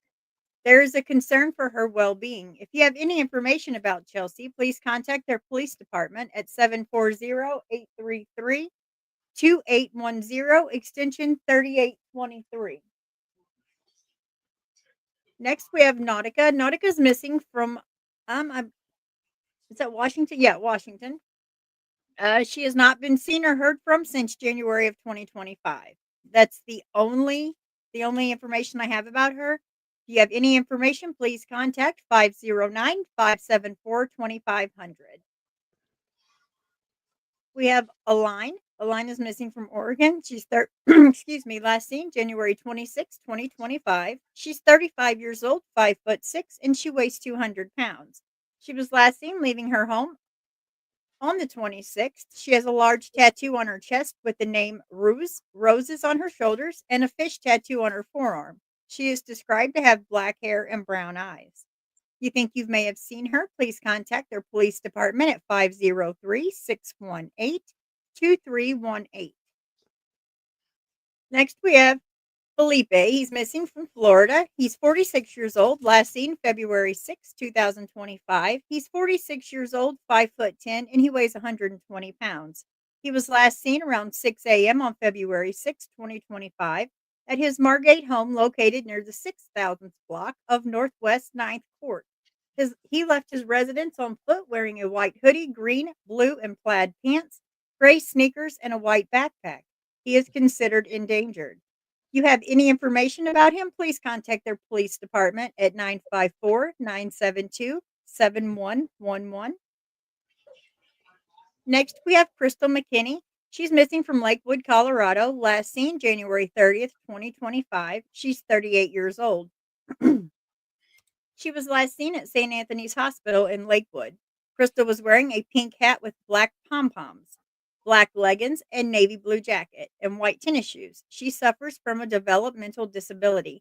If you think you have seen her, please contact the Lakewood Police Department at 303-987-7111. Caden was found safe. Lily's found safe. Jesse also found safe. Missing Sandra Butler. She's missing from Sparks, Nevada. She was last seen June 26, 1978. She was 16 years old at the time of her disappearance, 5 foot tall and 110 pounds. Please take a good look at her age progressed photo. That's the small photo here. Sandra K. Butler was last seen in Sparks, Nevada on June 26, 1978. She was walking to the Green Beret Shopping Center across the street from her family's apartment at 4th and Green Beret Streets. She has never been heard from again.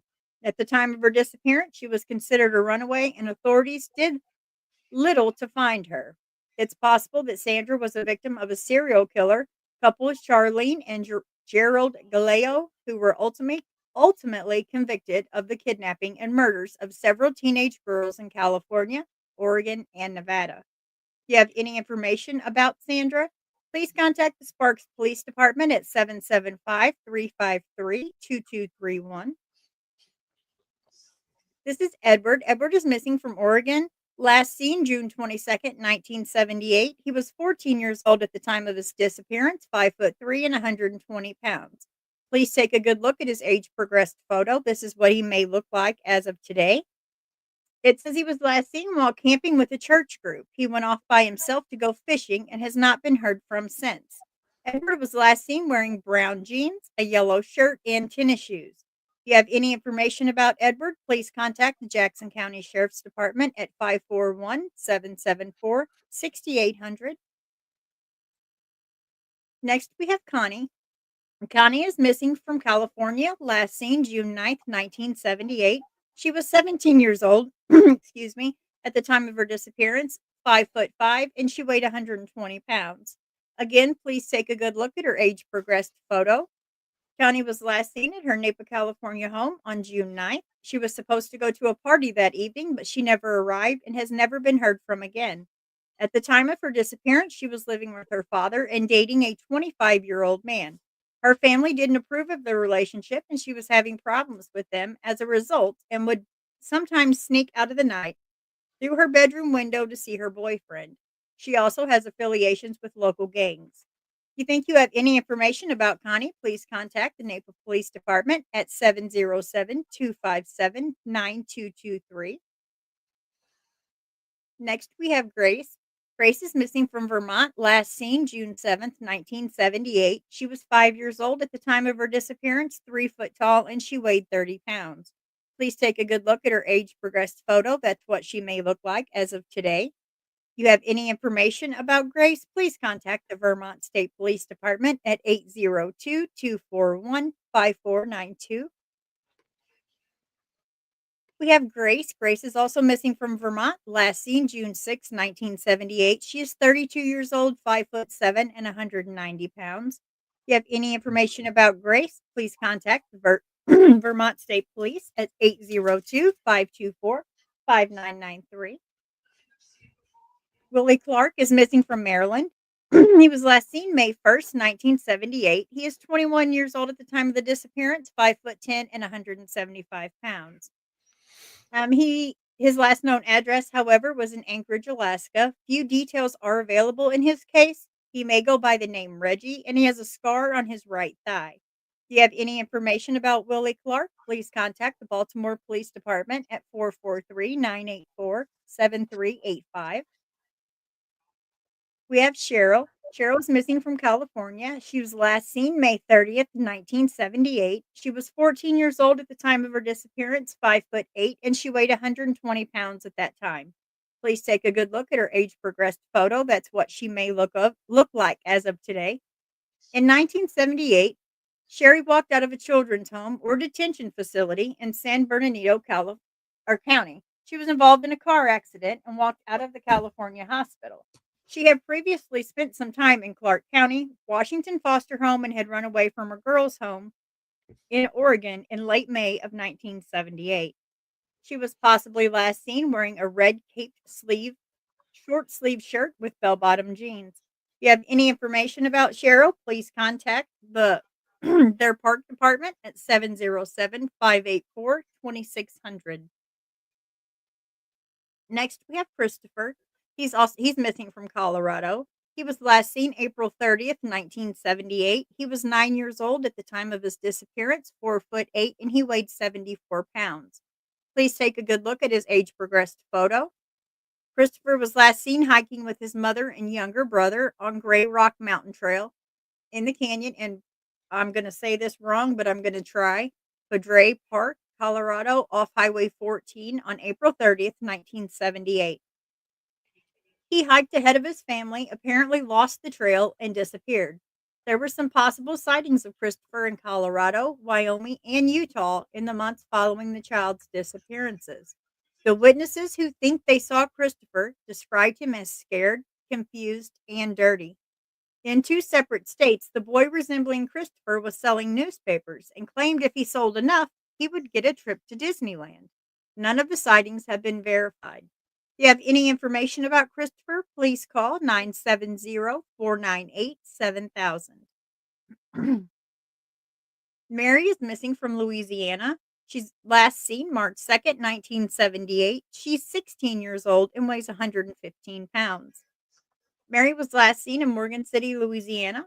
She went to the pharmacy on the Victor Boulevard and never returned home. Someone later called her parents to demand a $5,000 ransom, and Mary got on the phone to tell them that she was unharmed. This is the last time anyone has heard from her, and the ransom caller has never provided any instructions about where to deliver the money. Her car was found abandoned in the pharmacy parking lot. Authorities believe Mary was a victim of the serial killer Robert Carl Ho- Hogenberger, a former sheriff's deputy from California. If you have any information about Mary, please contact 985-380-4605. We have Jesse Stewart. Jesse's missing from California. Last seen December 10th, 1977. 2 years old at the time of her disappearance. She was 2'8" and weighed 26 pounds. Again, please take a good look at the age progressed photo and see if anything stands out to you. Jessie Flo Stewart and her sister Fanny Fawn Stewart were last seen with their mother, Mary Elizabeth Stewart, on December 10th, 1977, when they left their residence to run errands. Approximately 1 month after they were last seen, their family station wagon was found abandoned a few miles from their home, but their whereabouts remain unknown. Foul play is suspected in their disappearance. May go by the last name Dankert. If you have any information about Jesse, please contact their sheriff's department at 707-445-7251. And here's Fanny. Fanny Stewart, also missing, California, last seen December 10th, 1977. She was 1 at the time, 2'4" and weighed 20 pounds. That's the same story as the one we just went over with Jessie. So we have Jessie, we have Fanny, and here is Mary, the mother. Sophie was found safe. Cassidy Washington is missing. She was last seen February 3rd, 2025. She is 14 years old, 5'4", and she weighs 110 pounds. She was last seen around 1 a.m. walking on February 3rd, 2025 in Lena, Mississippi. She was last seen wearing a black jacket, black pants, and purple Crocs. Wyatt is on medication. This one's pretty serious, guys. He needs his medication. He is missing from Dover, Delaware. Last seen January 27th, 2025. He is 17 years old, 5'10", and he weighs 155 pounds. He is in need of medication he does not have with him or access to. He may be in New York City area. He has very long, thick, wavy hair, and he normally wears it in a low bun and a beanie hat. He has brown hair and hazel eyes. If you have any information about Wyatt, please contact the Dover Police Department at 302-736-7111. We have Juliana. She's missing from Joliet, Illinois. Last seen February 5th, 2025. She is 17 years old, 5'5", and she weighs 220 pounds. She is missing from the 600th block of Kip Avenue. She was last seen wearing a black shirt and light colored jeans. If you have any information about her, please contact the Joliet Police Department at 815-726-2491. Melvin was found safe. Michael Allen is missing from Texas. Last seen January 28th, 2025. He's 44 years old, 5'7", and 160 pounds. Says Mike Allen was last seen in Angelina County. If you have any information about Michael, please contact their police department at 936-633-0356. We have Nevaeh. Nevaeh is missing from Temple, Texas. Last seen January 20th, 2025. She's 16 years old, 5'4", and 200 pounds. She was last seen by a friend around 2 p.m. on the 20th of January. She left her friend's house and has not been seen or heard from since. She was wearing an ankle monitor at the time, but it is believed that she has now cut that off. She was last seen wearing a long sleeve white shirt, black pajama pants, and sweatpants, and her shoes were black slides. She has brown hair and blue eyes. If you have any information about Nevaeh, please contact the Temple Police Department at 254-298-5500. Robert Saxton is missing from Texas, last seen January 28th, 2025. He is 79 years old, 6'1", and weighs 220 pounds. Oh, update, his vehicle has been located. John is in custody. Investigators are still trying to locate Mr. Saxton and Mr. Allen. Robert Saxton was last seen on January 28th in Angelina County. Law enforcement officers are also attempting to locate his, and which we now know his vehicle has been located. If you have any information about Robert, please contact 936-633-0356. Brianne is missing from Philadelphia, Pennsylvania, last seen February 4th, 2025. She's 12 years old, 5 foot tall, and 120 pounds. Look at that cute little grin. Oh my goodness, she's adorable. Are we still good, guys? Still sound okay? Hopefully. I'll pause for a moment and see if you guys can still hear me okay. Hi, Mom. Thanks for joining us. If you have any information about Brianne, please contact the Philadelphia Police Department at 215-686-3243. Found safe. Alexandra is missing from New Hampton, New York. Authorities have issued a warrant after she failed to appear in family court where full custody of her 3-year-old daughter, Alexandra, was granted to the child's father. Surveillance footage shows Gomez leaving her New Hampton apartment with packed bags, accompanied by her toddler and her 8-year-old son from a previous relationship. Officials believe Gomez, who has connections in multiple states and countries, including Mexico and Ecuador, may be attempting to leave New York. If you have any information about Alexandra, please contact the New York State Missing Persons Unit at 1-800-346-3543, or you can dial 911.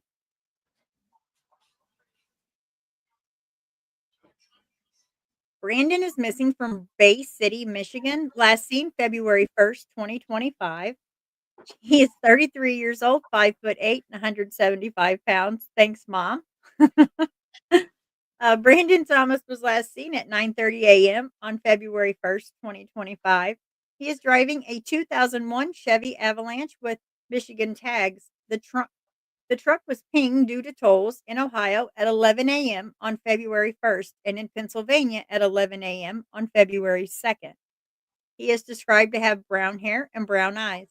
If you have any information about Brandon, please contact the Bay City Public Safety Unit at 989-892-8571. Randy is missing from New York, last seen October 25th, 1977. He was 18 years old at the time of his disappearance, 6'2", and he weighed 145 pounds at that time. It says he lived in the 3100th block of South Park Avenue and was last seen riding in a white 1973 Ford LTD with a black vinyl top. He has never been heard from again. He is last seen wearing a dark brown leather jacket, blue jeans, white t-shirt, and dark brown suede shoes. Do you have any information about Randy? Please contact their city police department at 716-827-6411. Next, we have Rachel. Rachel is missing from California. Last seen September 5th, 1977. She was 11 years old at the time of her disappearance, 4'8", and she weighed 70 pounds at that time. Please take a good look at her age progressed photo. This is how she may look today. It says that she was walking back to her family's residence from the supermarket 2 blocks away, carrying a bag of groceries when she disappeared. She was having trouble carrying the bag, but no one saw her get into a vehicle. She has not been seen or heard from since. Yvonne's missing from Ohio. She was last seen August 8th, 1977. She was 17 years old at the time of her disappearance, 5'10", and she weighed 135 pounds. Please take a good look at her age progressed photo and see if maybe you recognize her. If you have any information about Yvonne, please contact the Fairview Park Police Department at 440-356-8700. 4418. We have Margaret. Margaret is missing from Nebraska. Margaret K. Holst was last known to have left her residence in the area of North 25th Street in Omaha. She had left a note saying she was going out with a boy she had recently met. The boy allegedly dropped her off near her residence. Family and friends have not heard or seen Margaret since that night. She was last seen wearing a long sleeve red and black shirt, blue jeans, blue sandals, and carrying a brown imitation leather purse with a shoulder strap. On her left hand, she was wearing a ring with an opal stone with a gold band with M stamped on it. If you have any information about Margaret, please contact the Omaha Police Department at 402 444 5818. We have Julie. Julie's missing from California.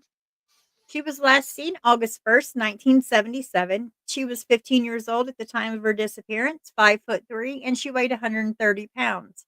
Please take a good look at her age progressed photo. This is probably what she would look like today. According to what her family knows, Julie had lived in Sacramento with her mother and sisters, then went to live with her grandfather in California. After some time, she was placed in foster care and lived with a couple called Aldia. She may have disappeared while walking from her foster family's home to her grandfather's home, or she may have gone missing after leaving to meet a male companion at a pizza restaurant. It's unclear whether the missing persons report was filed at the time of Julie's grandfather did not want her case to be publicized. Her disappearance was rarely discussed within her family, and very few details are known. If you have any information about Julie, please contact the Sacramento County Sheriff's Department at 916-874-5115. We have Sir Christopher Marshall missing from Los Angeles, California, last seen July 20th, 1977. He was 3 years old at the time of his disappearance, 3 foot tall, and he weighed 37 pounds at that time. Please take a good look at his age progressed photo. This is probably what he would look like today. If you have any information about him, please contact the Los The what? Angeles County Sheriff's Department at 323-890-5500. What do you want? There might be some here because I We use have it. Violet. Violet is missing from Don't Compton, be California. wasting it. There's only a tiny bit left. No, she Hold has to on. clean her mouth. All right. Well, there's just a tiny. Okay. Violet's missing from Compton, California, last seen July 20th, 1977. He was 9 years old at the time of his disappearance, 5 foot tall and 115 pounds. Please take a good look at the age progressed photo. This is what, this is what Violet may look like today. If you have any information, please contact the Los Angeles County Sheriff's Department at 323-890-5500. Next, we have Cindy. Cindy is missing from Oregon, last seen July 19th, 1977. She was 15 years old at the time of her disappearance, 5'3", and she weighed 115 pounds at that time. Please take a good look at her age progressed photo. This is what she may look like today. Cindy Irene King was last seen in Grants Pass, Oregon on July 19th, 1977. She has never been seen or heard from again.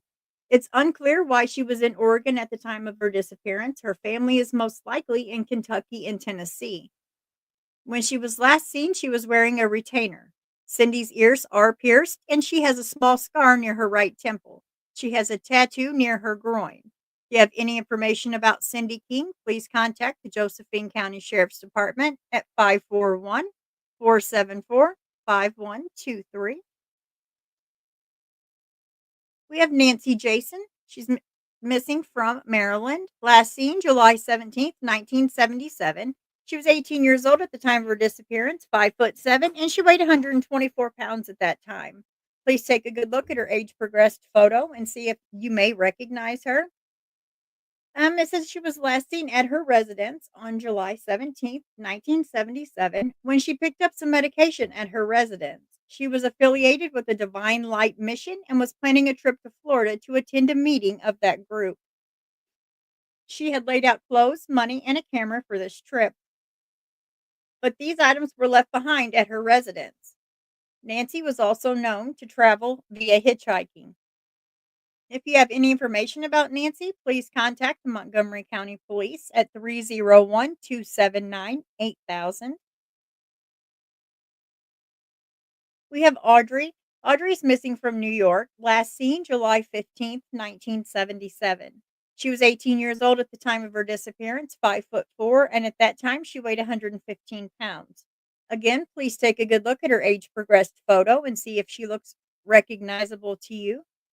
It says she was last seen leaving her family's residence on the 1200th block of Ryder Street in Canaros.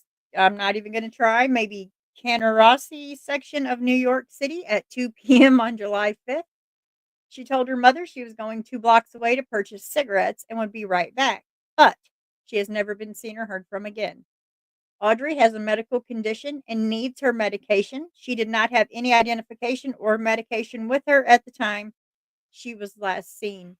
She has freckles on her face and shoulders and hands. She has a small gap between her top front teeth. Next, we have Robert Honeycutt. He's missing from Kentucky. Last seen May 5th, 2009. He was 31 years old at the time of his disappearance, 5'9", and he weighed 175 pounds. Please take a look at the little photo right here. I mean, I know this isn't really age progressed, but it is a good photo. If you have any information about Robert, please contact the Kentucky State Police at 606-435-6069. We have Megan. Megan is missing from Texas. She was last seen February 26th, 2013. She weighed 30 pounds at that time. She was 4'11" and 140 pounds. If you have any information about Megan, please contact their county sheriff's department at 806-775-1400. Jonette Wanner is missing from North Dakota. She was last seen July 11th, 2023. She is 50 years old, 5'2", and 100 pounds. Mrs. Winter was last seen in West Fargo, North Dakota on July 11th, 2023. She was working remotely and logged out of her workspace at 2:30 p.m. that day. She did not log back in the following day as expected and has not been heard from since. Winter's dog, a Chihuahua Terrier mix named Scooby, disappeared with her, along with her purse and her gray 2017 Nissan Rogue, North Dakota license plate 261AZY. Her cell phone was left behind, but authorities found no evidence on the device indicating her whereabouts. On August 12th, a sheriff's deputy near St. Cloud, Minnesota, ran her license plate through a law enforcement database. However, unaware that Weiner was missing at the time, the deputy did not stop by the vehicle and later could not recall any details about its driver or description. Ugh. It is also important to note that Weiner has an identical twin sister, and this case remains unsolved. If you have any information about her, please contact the West Fargo Police Department at 701-515-5500. This Amber Alert, is Arctic still in here? Mom, you may know. Is this still an active Amber Alert?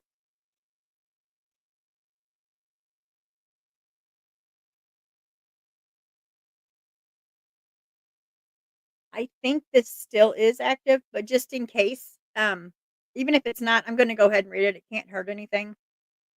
So at the time, this is an Amber Alert. Sophia Franklin's missing from Beaver Dam.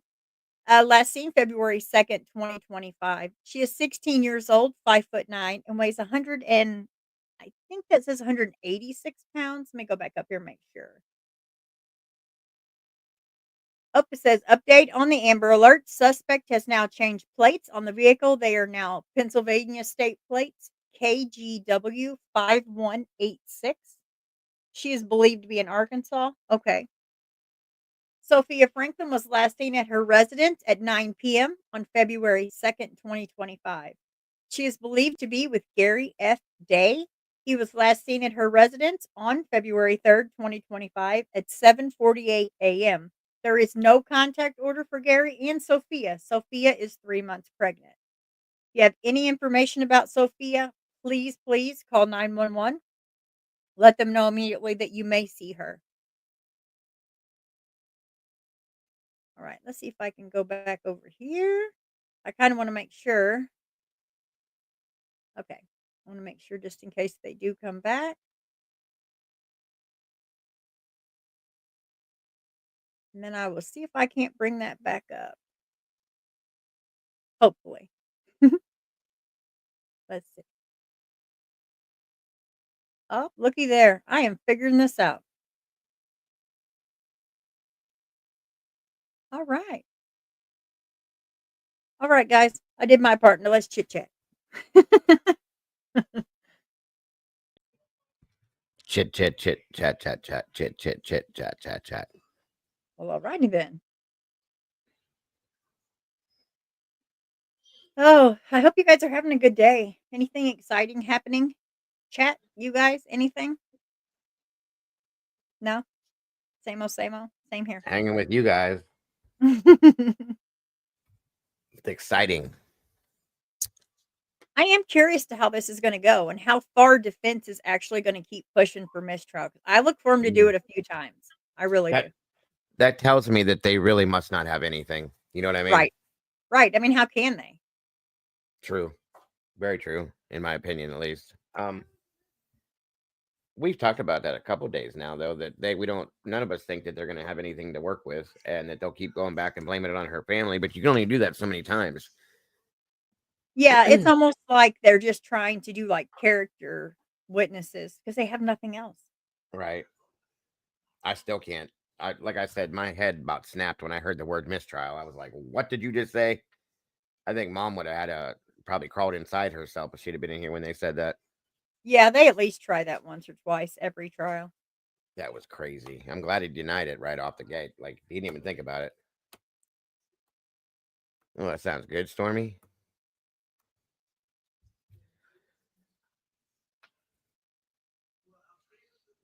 Thank you, Mom. Good to know. That's why I keep sticking with StreamYard. I can't. Nothing else works. Yeah, I could. It's taken me forever to figure out this StreamYard stuff. It really has. I overthink it. Does anybody know what the grounds were for the possible mistrial when they started saying it? It showed some notes that was on there that wasn't supposed to be on there. It was like from the district attorney, I believe he said. Yeah. I think I almost literally felt Arctic crawling through the computer at that point, too. Yeah, yeah. Well, there's always that chance. I mean, and then just to think that Evelyn wouldn't get her justice. Oh my God, no. Mm-mm. This baby deserves her justice.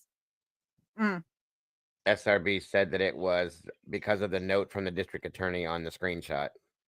Thank you, SRB. And hello, Zelda. Hi, Zelda. Oh, are you okay? Good Lord. What happened? What I missed? Her sugar dropped. Oh, Zelda. Ugh.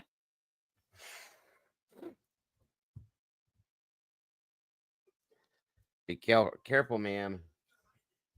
Keep yourself healthy. Hey, Phil. Sure you can. Really, We got a few minutes. Let's hear it. You got something good to say? You got some gossip? I'm playing. Please don't gossip. Oh, wait. You're over on Dago's side. Never mind. Go ahead, buddy. Oh, really? I'm just giving you crap. Mm-hmm. Dago. Oh, really? Yep. Okay. I see how it be. Bitch away, Phil. Bitch, bitch, bitch, bitch. There are some things, I'm sure, many things that we could complain about with this thus far. Oh, yeah. I mean, we could, any of us could complain. Thank you, Mom. Morning, Mom. Morning. Yes, watch that stuff, Zelda. That's dangerous. Zelda, don't you go passing out at work. We know you don't want to be there, but don't be that dramatic. Just tell them you want to go home. You don't got to fall on the floor and stuff. Oh my God, Doodle. What is I'm wrong just with picking. I'm picking on her. No, Zelda not knows. that. I'm not Oh. talking about that. I'm not talking about What? that. I just now looked What? up and noticed your llama with the helmet on the bike with the cake. What the hell? That's Mom. That's all Mom. Oh my God. You guys are killing me with this llama thing. 4 days since your fire. Still no landline or internet. 2 days, 20 agents with Verizon have a mild headache. I would have a massive headache Oh, right now, Phil. I'm sorry to oh, hear that. Phil. I'm so sorry. That's got to be so stressful, man. Is the tenant that was living there, is she okay, Phil? Sorry to change the subject. I'm just Oh, no, no, you're fine. that bugged me hearing that the other day. I'm so sorry, Phil. My goodness. Or is she gonna be okay? I should say. I'm sorry. Yeah, that's a good point, Arctic. They took a lot more breaks in this one than they did in Leilani's, that's for sure. Yeah, Mom, that's hilarious. Sorry. Yeah. And then it was so funny because she sent it to me and I was like, okay, but how do I add it? And she's like, I will screenshot how to add it. I was like, thank you. Yeah, that's too funny to me. I love it. I'm surprised you didn't make that your avatar. Yeah, you know me. You just never know. Of course. 2 days since my YouTube stopped working on my shitty Android Play Store will not update or reinstall. Oh, Oh, no. sorry, Phil.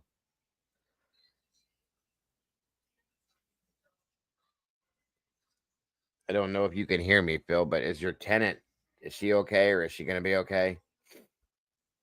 The woman that jumped out the window.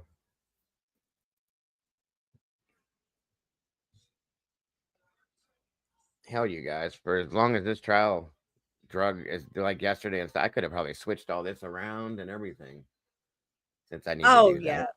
yeah. And you know, covering trials are hard when you're Yeah, alone because, I yeah, mean, you can really get exhausted fast, especially when you're trying to figure out, like, okay, like this hour right here. yeah. Wow. God forbid you have ADHD. Right. That Pig, was that popping, was squirrel, skunk. yeah, that was dragging me yesterday, especially towards the end. I was like, "Oh my God, what is It going will. on?" It will. Yeah, and mentally exhausting because you want to watch this baby get justice so bad, Yep, and then they're yep. like recess for the day. You're like, what? Get it over with. Yeah, it's 5 years. My goodness, and people are still complaining about Idaho. I mean, this is 5 years old. It's gonna happen, guys. It takes a long time.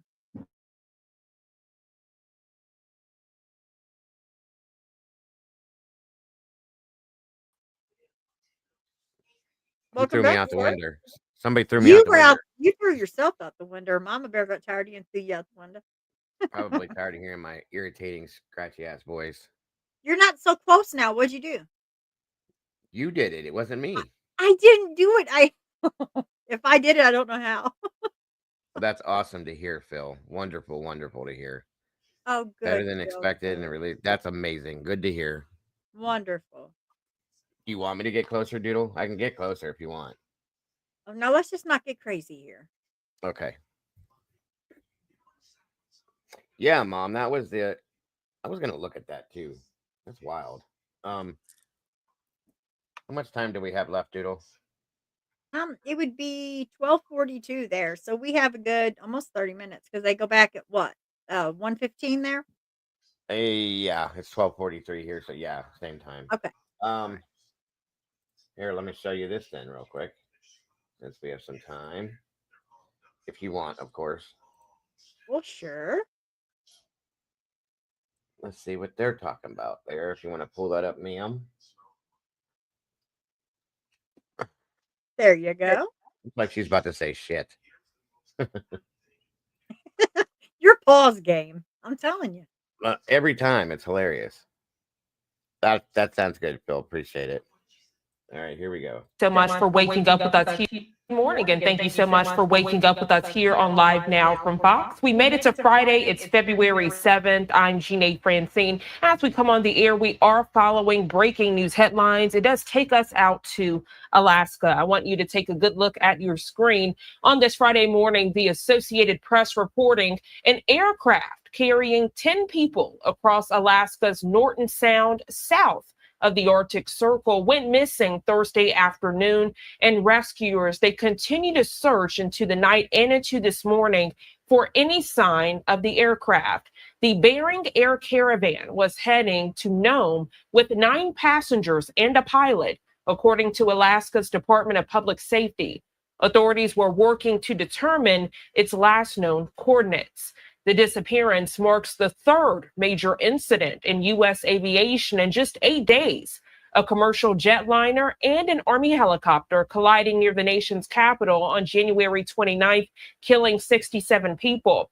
A medical transportation plane. No, that's 5th. That's the 5th. We had the helicopter with the jet, the airliner. We had before that, actually, there was a jet that crashed. And then the day after the helicopter and the other crash, there was another, oh shoot, there was a smaller plane that crashed, if I'm correct. And then there What was is up with that? there's a lot of like stuff going on. SRB told us about a wing collision on the tarmac that happened a couple of days ago too, and now this. There's like 7 things now. It's a lot of weird stuff. Sorry, mo planes, mo problems, right? Crashing in Philadelphia on January 31st, killing the 6 people on board and another person on the ground. What we know at this time is the Cessna Caravan left around 2:37 p.m. Officials lost contact with it less than an hour later. This coming from David Olson, the director of operations for Bering Air. He also goes on to share that the aircraft was 12 miles offshore, sharing that with the U.S. Coast Guard. Bering Air serves 32 villages in western Alaska. Most destinations receive twice daily scheduled flights, Monday through Saturday. Airplanes are often the only option for travel of any distance in rural Alaska, particularly during the winter months. The Nome Volunteer Fire Department saying in a statement early on this Friday morning in real time. I want to share that with you. Take a good look at your screen. They say, quote, "We do not have any updated information on the location of the missing aircraft. Crews are still searching on the ground, canvassing as much area as possible." They go on to say the National Guard C-130 reported they found nothing so far. The Air Force also sent a C-130 resuming the search and also have reported no visuals. They do have 1 hour of flight search time remaining. If nothing further is reported, the next update will be at 9 a.m. So we're hoping to get that update on this Friday morning at 9 a.m. And of course, when that happens, we'll share it with you here on Live Now from Fox. But tragic news to share with you on this Friday morning. The search underway. It does continue in western Alaska for a plane carrying 10 people. Again, we're supposed to get updates from the Nome Volunteer Fire Department out in Alaska starting at 9 o'clock this morning. And when we do, you'll get it right here on Live Now from Fox. Okay, so there's that one, but hold on. Okay. Hold on.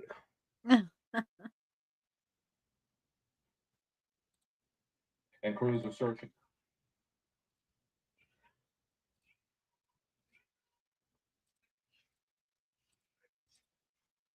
All right, go ahead and pull that up, Doodle.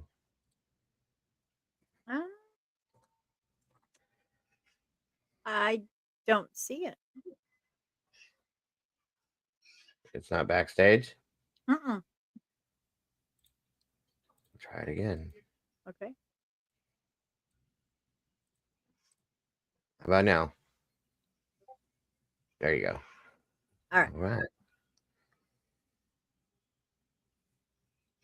And crews are searching for passengers after a plane went missing in Alaska.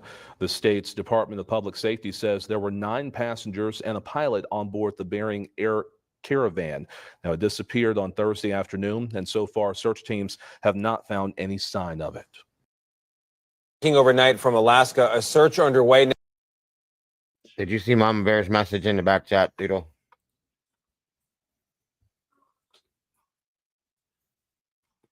Hi, Mama Bear. Hi, Mama Bear. Welcome back. Hello. Wait a minute. That was the wrong thing.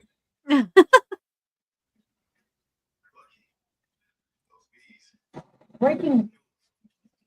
There's a few. Let's see which one gives the best information. Here we go. Okay, Doodle. News from overnight. Search and rescue efforts continue for a missing plane with 9 passengers and 1 pilot out of Alaska. The Bering Air Caravan left yesterday afternoon. It has not been seen since. According to our sister station in Anchorage, difficult weather conditions are making it tougher for rescuers. Zero visibility. It's basically you can't see anything from the air or the ground. And in the dark, looking for something at zero visibility is going to be a tough job.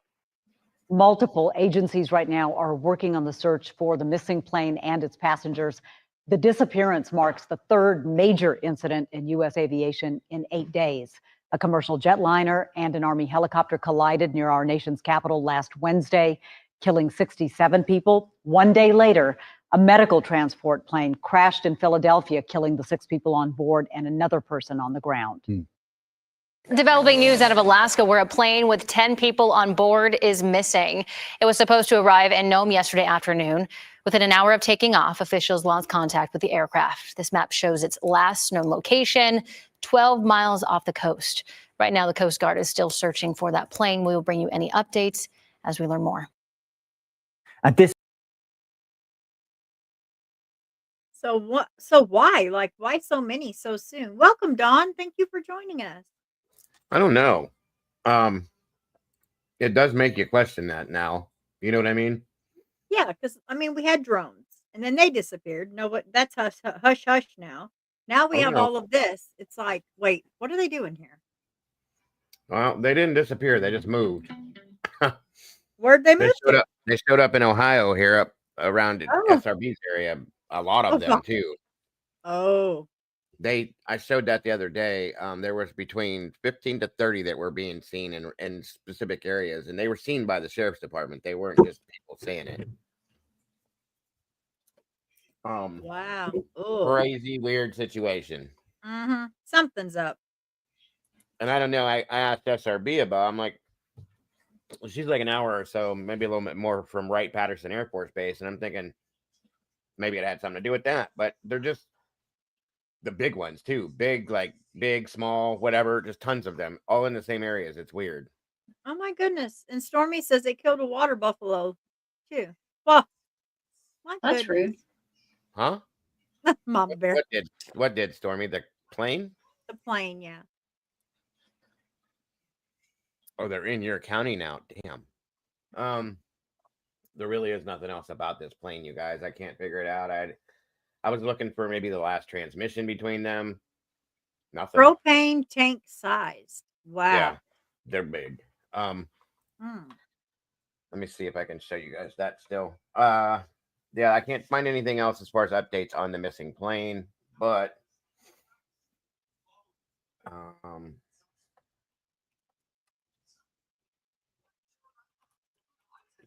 we haven't really looked at all the new stuff going on recently because when we started the trial, but that's okay. We can catch up here and there.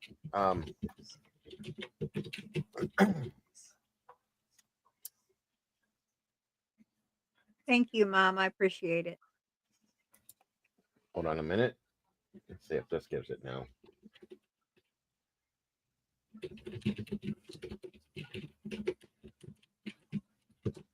Oh, listen at him typing, yet he gives Mama Bear so much crap about typing so loudly. That's Mama Bear, not me. So. Oh, well, doggone it. Mama How Bear, you I thought feeling I got now? it. I was crying. It's always me. Doggone it. I was Sorry. like, dang, Jago's been practicing. You know, if you heard me typing, you'd have heard. Tap, tap, tap. Yeah, tap. I tippity tap tap. That's it. So. Oh, doggone it, Dago. I was giving you kudos and helping Mama Bear at the same time. Y'all ruined it for me. That everybody knows when Mama Bear's typing because it sounds like Morse code going out. I was so impressed too. Yeah, I'm I not. mean, don't get me wrong, Mama Bear. I'm impressed with you. Absolutely. I can't type well either. No. I'm very slow. Well, I get Okay. I don't know, I get too carried away, and I guess it's my ADHD because when I type, some of my letters are, like, backwards. I'm thinking, "Oh." Right.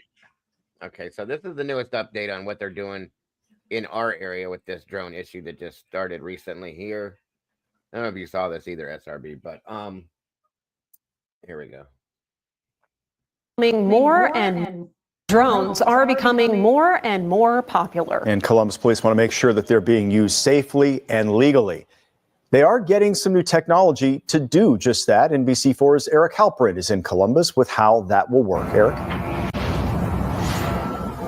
Jared and Jen, it'll help police find where drones are being flown and where the person flying them is. A deputy police chief tells me it'll help with safety at large events and the safety of other aircraft flying over the city. Anytime there are big crowds for popular Columbus events, there's a good chance you'll see a drone. We know that there's thousands upon thousands of drones operating around the city of Columbus. The Division of Police wants to make sure drones are being used properly and for the right reasons. Deputy Chief Robert Sagel says while there has not been a trend of drones being used for criminal activity in Columbus, they want to be prepared. Because what we're seeing around the world is what we pay attention to as well. Not just what's happening in Columbus, but what's happening across the country and across the world. We have to say that, we're a major city that could impact us. And what can we do now to prevent that in the future? The city now has a new drone detection system. Almost $200,000 in grant money was used to buy the technology. It used to be just, did somebody see something? And then we'd have to try to figure out where that operator is among thousands of people. The technology is a lot more specific, and it's going to take us right to the operator. According to Sagel, one of the main uses of the new system will be at those events which bring thousands of people together outside. He says it'll help police find where the operator is in case a conversation needs to happen. Most of it's just people operating their drone, wanting to get a good camera shot and things like that. Hold on. I have to ask this. How does a thong get tangled up? That I'm kind of scared to even know the answer to that, but I just have to ask. You don't want to know. Just continue, Diggle. That's all I'm saying. And yeah, they seem to be moving closer this direction too, SRB. And I told you I didn't want them. Keep them. Yeah, that butt floss can get real tricky at times. Nope. Job is to make sure that they are operating that legally within that airspace. And Sagel says this does not mean police are going to talk to every person who is flying a drone. He says it'll just depend on the situation. Okay, so that's what they're doing to try to find them now. But the other problem with this is, like I said, directly in her area, where did it go? Here it is. Hold on a minute. This was a little wacky. It kind of freaked me out a bit, to be honest with you. Like I said, 2, 3, I'll even give them 5, 20 to 30 of them in the same area. What the hell is going on is what I'm saying. A significant amount of drone sightings in the Miami Valley is once again raising concerns among residents and law enforcement. The latest incidents happening in Darke and Mercer counties Monday night. Now authorities are trying to identify where these are coming from and who's operating them. We did receive a call in our dispatch center last night, probably after 7 p.m. thereabouts, of drone sightings or lights in the sky. Sheriff deputies are responding again to reports of presumably drones flying in the night sky. Darke County Sheriff Mark Whitaker says 2 reports of sightings were in the northeast area of Greenville between Greenville and Union City. A second report states someone witnessed 14 drones over the east side of the Darke County area. That's what I'm talking about there. 14. 14 in one area? Like, that's insane to me. Area between Versailles and the Bradford area. Both sightings couldn't be confirmed by deputies, but both the Mercer and Darke County Sheriff's offices are now working with federal authorities. I know they're regulated by the FAA, but there's not a lot locally that we can do.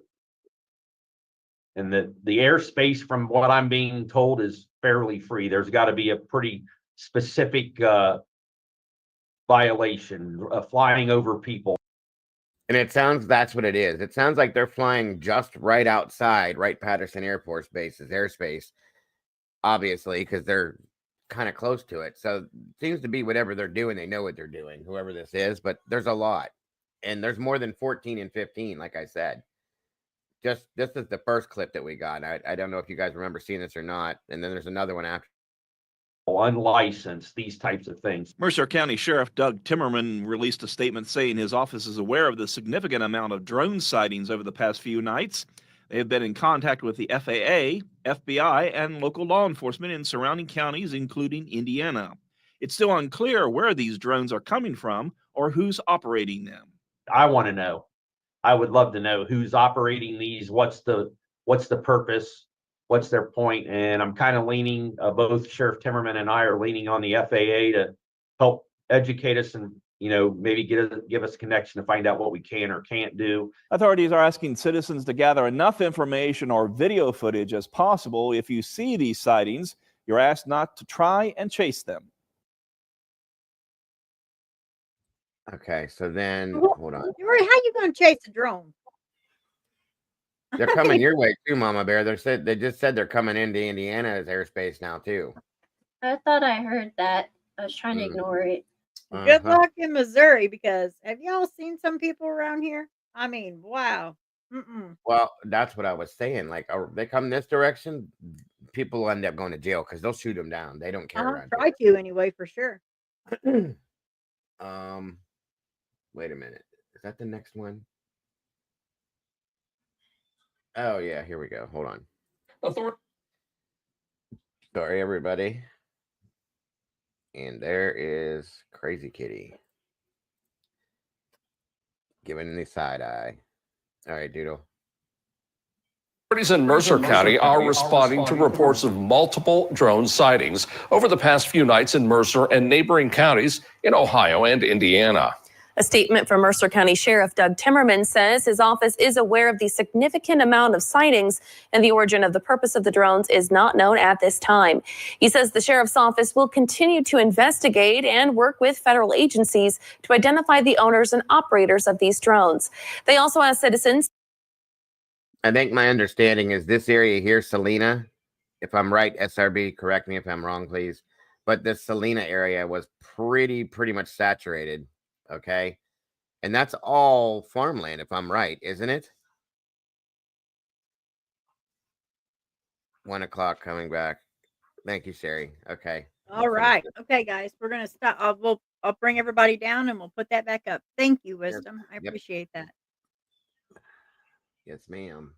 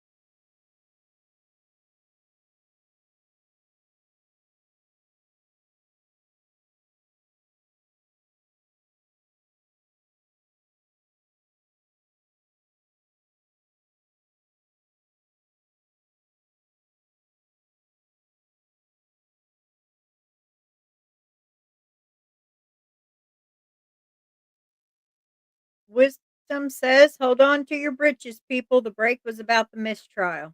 Oh boy.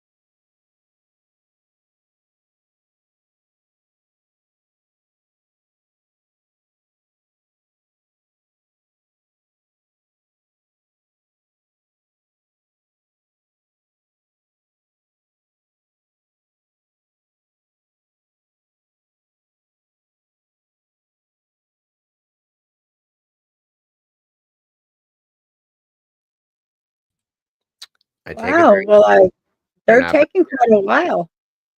I was gonna say, what is going on? I don't know. That's kind of worrisome because Wisdom This said it better might not. be about this Oh my mistrial. God, I'm not ready. I'm not well for that. No, Mm-mm. no. That's gonna set off a whole bunch of fireworks. Surely not. Right? Oh man, I'm gonna be pissed. I just want to know who's gonna be the one that's gonna control mom and keep her from driving there. And yeah, Not me, because she's gonna stop and pick me up on the way.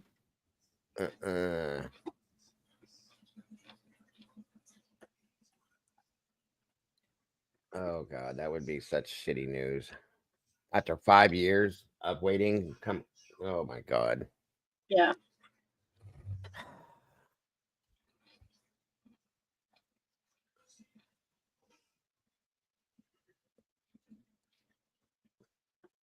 I can see it now, Mom.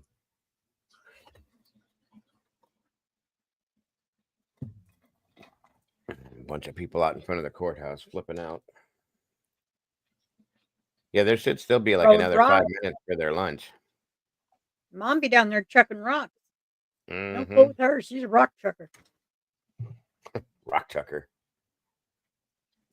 Not me. I could throw a rock, but I might hit down the road. I can't throw it all. Miss Well, Sherry right, said, Liz, and that's what I don't get. What a DA's note can be so something that was said that shouldn't have been, obviously. All over a message with And the they district had attorney's note on it. Yeah, and they had this the whole time. They've had a hold of this for 5 years, and now they Right. have a problem with it being shown? How convenient. Bullshit defense stuff is a joke.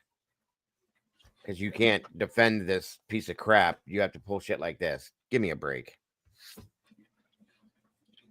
What could it have possibly have been, Wisdom? You worked in the court systems. What do you think could be something that would do something like that? Like, what could it have said, possibly? Just at a guess, maybe. Oh, defense She said the saying that they defense don't. is saying that they didn't have it.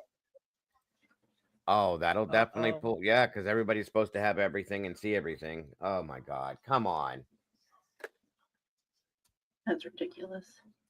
This has been disorganized from the They beginning. can tell the jury to disregard, but will they? Oh, did either one of you notice it? I sure as hell didn't. Nope. So No, the I didn't. jury may not They have barely noticed had it up either. there. No, because Not they until barely they had it made up there notice. long, and she took it straight down. Yeah. I think the only way any of us caught it was because they brought our attention to it. Exactly. Yep. It almost feels intentional. Yep. That's what I was just getting ready to say next. Like they did it on purpose just so they can pull this. I don't know though, because that was the prosecution that showed it.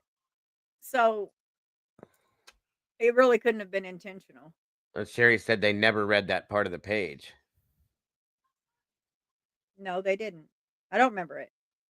I But didn't still, I guess remember, jury but may have seen it. they But can't still, take I that mean, chance. Mom's right. Like, yeah, why couldn't they just tell the jury, okay, you have to disregard this? Because He they did that do that in every yesterday. other case.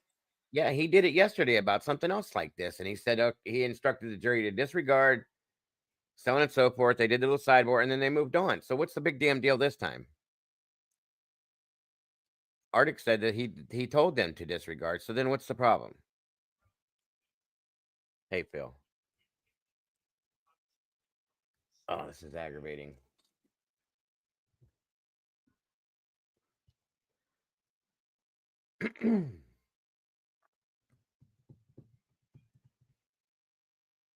That's what it sounds like to me too, Arctic. That they're reaching for anything they can grab right now. I don't know what you think is going to happen. You declare a mistrial and we wait another however long and come back. It's going to be the same situation. You still won't have a defense. Just like Hootie Poot in the Murdaugh trial. He tried everything he could possibly do to get a mistrial. All right. They're still not going to have a defense even if we wait 3 more months. It's not going to change. Just do it and be done with it, for God's sakes.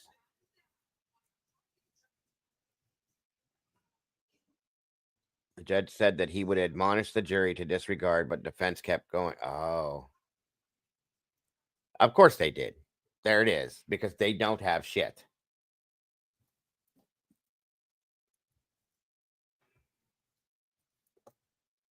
It's gonna make for a shitty day. In their defense, though, if they didn't try this stuff, then she could appeal and say she didn't have good counsel. Yeah, but this is ridiculous. It That's is, it. What but Stormy just said, nothing changes the fact that she took her baby's life. End of story. So Hey, grapes are toxic for dogs, right? grapes? Yes, they Yes. are. Okay, that's what I Yes, they thought. are. Yep, Why? and What grapefruit. happened? I didn't Did know he get that. in? My dog, I used to give my dog a little bit of grapefruit. You can't give him that either. Because Did he I'm get eating grapes and Ghost is wanting some, and I thought I read that they were toxic. Yeah, don't do that. That and Chocolate. apple skin and apple cores, I believe, because it has the is it arsenic in it? Are you serious? Oh well, I didn't know that. I didn't either. My dog has eaten apples. I think it's just the peeling, though. The peeling and the core. It's either the apple the peel itself, and the like core. inside. Yeah, you just have to. Peel it. Their kidney. Yeah, that's what I thought, Mom. Their kidneys will shut down. Well, with what the is grapes. it? What does chocolate do then? It made me fat. Jesus. I almost spit that grape out. What did you You're a ask? mess. I was drinking too. Thank you, Doodle. My God.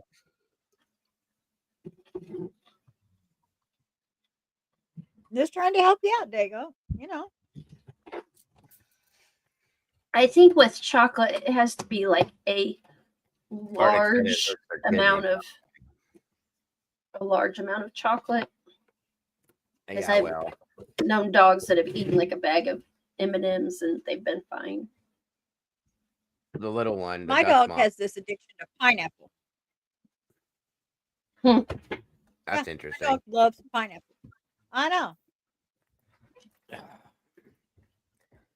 The little one, the dust mop, believe it or not, he eats everything. Lettuce, green beans, anything he can, he'll eat it. Yep, He's a mine pig. too. Mine too. I've never seen dogs that do that. Yeah, mine too. Mine's like, if you're eating it, I want it. That's how he is too. He must think. I've even taken his food and he wouldn't eat it. And I acted like I was cooking it on the stove and then put it like his bowl. I set on the stove burner and acted like I was stirring it up, set it down, and he ate it. Yeah. Yeah. I baby things. Can you tell? We do too. Oh, I love raw. My wife hates it too, Arctic. She won't eat it. It's got to be cooked. Ew. I love raw onions. I could eat them like an apple. I used to, at least. I do too. Yeah. I like it. I like the raw purple onions. I don't like cooked onions. Whoa. What'd you say? Oh, both of I you? love sauteed onions in butter or bacon grease. Yes. Oh my god. Yeah. Very good. Very good. I do that when I make my patty melts occasionally with the, you know what a patty melt is, obviously. Yep. I put sauteed onions on that. Yeah. Oh my God, they're so I good. do too. Mm. I love sauteed onions and mushrooms too. Together. Another thing. A lot of people don't like mushrooms. I love mushrooms. Oh, I love mushrooms. Yes. I'm not such a fan of them raw because they're just like, it's like eating air, but cooked and sauteed. I prefer mine battered and fried. Oh my God, they're amazing that way. Yes. A little bit of ranch dressing to Yeah, dip them in. that's- Bam. Mm-hmm. Yep. Have you ever made Now homemade I'm ones? hungry. Great. Yeah, but it's so hard to keep the batter on them. You know, It is, isn't like it? if you do the whole little portobello No. mushroom, it's hard to keep the batter on those. The only thing that works for me, Doodle, Brady figured this out, is if you double dip them. If you put them in the, like the egg or whatever you're using for your wet mix, dip them in the breading, put that back in the egg mix, and then back in the breading, it does have a chance to stay on. It stays on better. Okay, awesome. It's a mess, but it stays on. Now the wild mushrooms, oh yeah, I fry those up in a heartbeat. I wish I had some actually. Those are so good. The morels. Mhm. The ones that make you, not the ones that make you see funky colors, the other ones. No, I've never had one of those. I'd be scared of that. Them are fun. Not Yes, for we me, do, it wouldn't be. Mom. I'd freak out. Might Yeah, need you to change probably. the channel's name. True Crime and Food. We always talk about food in both channels. We're foodie people. Oh yeah, if you're talking to me, you're hearing about food. Yep. Deep fried Oreos. Don't They're- mess with my Oreos, Arctic. They're good that way though, Mama Bear. They're just bad for you, but they're so good. Just like You a deep call fried. what peckerheads? Mushrooms? SRB. SRB. Peckerheads. Oh, I Peckerhead. love it. Oh, she's talking about the mushrooms, Pecker. Preston would have a heart attack. If I said, Preston, we're having fried peckerheads for dinner, he'd be like, Mama, no, we're not. That is Yeah, too the funny to morels. me. The morel mushrooms, yeah, morels. That's what they look like, though. That's why they call them that, I'm sure. Just be careful you're picking the right ones that are Looks wild. like my 'cause pecker toe. my neighbor did that once and Just ate like the my wrong pecker one. toe. Looks just like that mushroom. Mm-hmm. Don't pick the wrong ones and eat them. Yeah. That'll give you some. You'll be on the toilet for 3 weeks. With the seatbelt. Oh yeah, 2 seat belts, one on each side. Oh, Lord, I couldn't even find one. But it didn't stop me from trying. Now you tried, that's for sure. Yeah, the wrong ones are bad, very bad.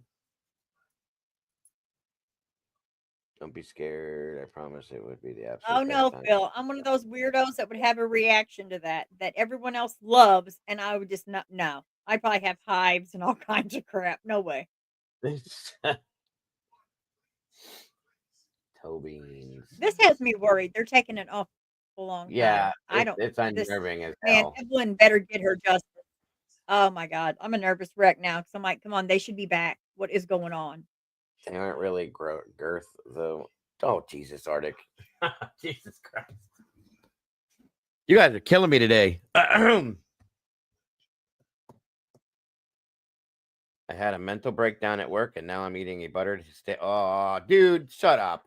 You're killing me. That's my favorite thing in the world.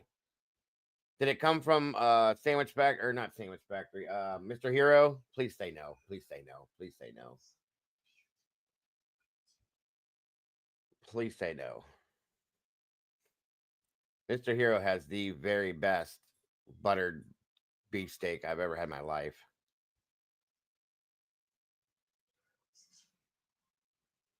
And yeah, buddy, I hope you're feeling better after your little meltdown. Moonlit, hello. Homemade, oh, dude, oof. Yes, Mr. Hero I'm a big fan of Mr. Hero. I love it. I don't understand how nobody else does. It's so good. Arctic said, sorry, Peggy. Arctic said, I get to repeat this. It's great. They aren't really girth, though. Micro peckerheads at best. Take it for what it is, Peggy.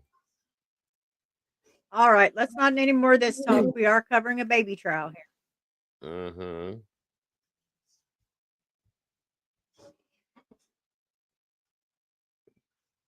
Good, Walt. Good.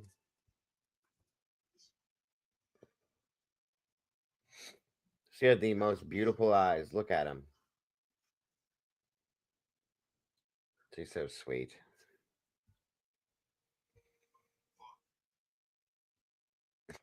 Mom. Dismemberment in a good burrito. Jesus. You guys are on one today for sure. Too funny. Those little toes. Look at her little toes. Toe beans. Yeah. She deserves her justice so much. Yeah, no. There's no.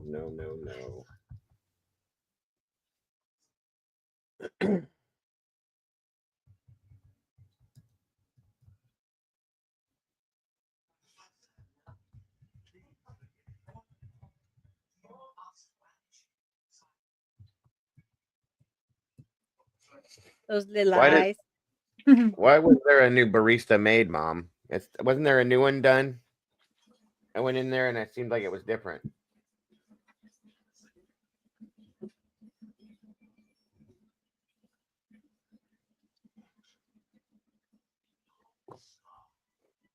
That barista is so fun. It was a blast. We had a ball in there the other night. I just came in and went along with what you were I saying. still talk to her every day. I know, and she just ate it up, didn't she? She did. She didn't even let us finish typing, and she was already going into the next move. Yeah, it was great. She was like, I guess she had us married off, and we have a baby pirate on the way named Candy. It was great. It was hilarious. It's a pretty cool app, though. It's definitely something to keep you busy. Minnie recoded her for our Discord. His is the cafe, so she was copy based. That good, cool. What did he say when he saw all of us in there messing around with her? He had to have thought it was hilarious. Everybody jumped in like it was nothing, too. It was fun. It was just great. What are you looking at? I was so amazed at how well she learns. Like, she was learning off of all of us. Like, we were teaching her how to be, and it was amazing to me. I was like, wow, it's kind of creepy, but it's awesome at the same time. So, well, the way she built that story off of every word we would say, she would just keep climbing and building more and more. And I was like, wow, this is wild. That's AI for you, I guess. Yeah, Lisa last night was like, I am so weirded out right now. Isn't it weird? That's what I was going through. Like, how is she doing this? Very cool, but strange at the same time. Oh, Peggy and I was really getting her going last night. Peggy was laughing. I've seen that, a little bit of that. Yeah. Mom, that's what it is. Mom's right. The more that we interact with her, the more she seems to learn and grow. That's scary. At one point, she's going to take over and we're going to be the ones that are going to be doing it. Hey, that's not funny. That's not funny because I watched a movie about an AI Skynet. thing. Yes, I did too. Yeah. That movie. Remember I told that you freaked about me it. out. I said don't watch the movie. Oh, but yeah. But was it Meg? No, it's that movie. Yes.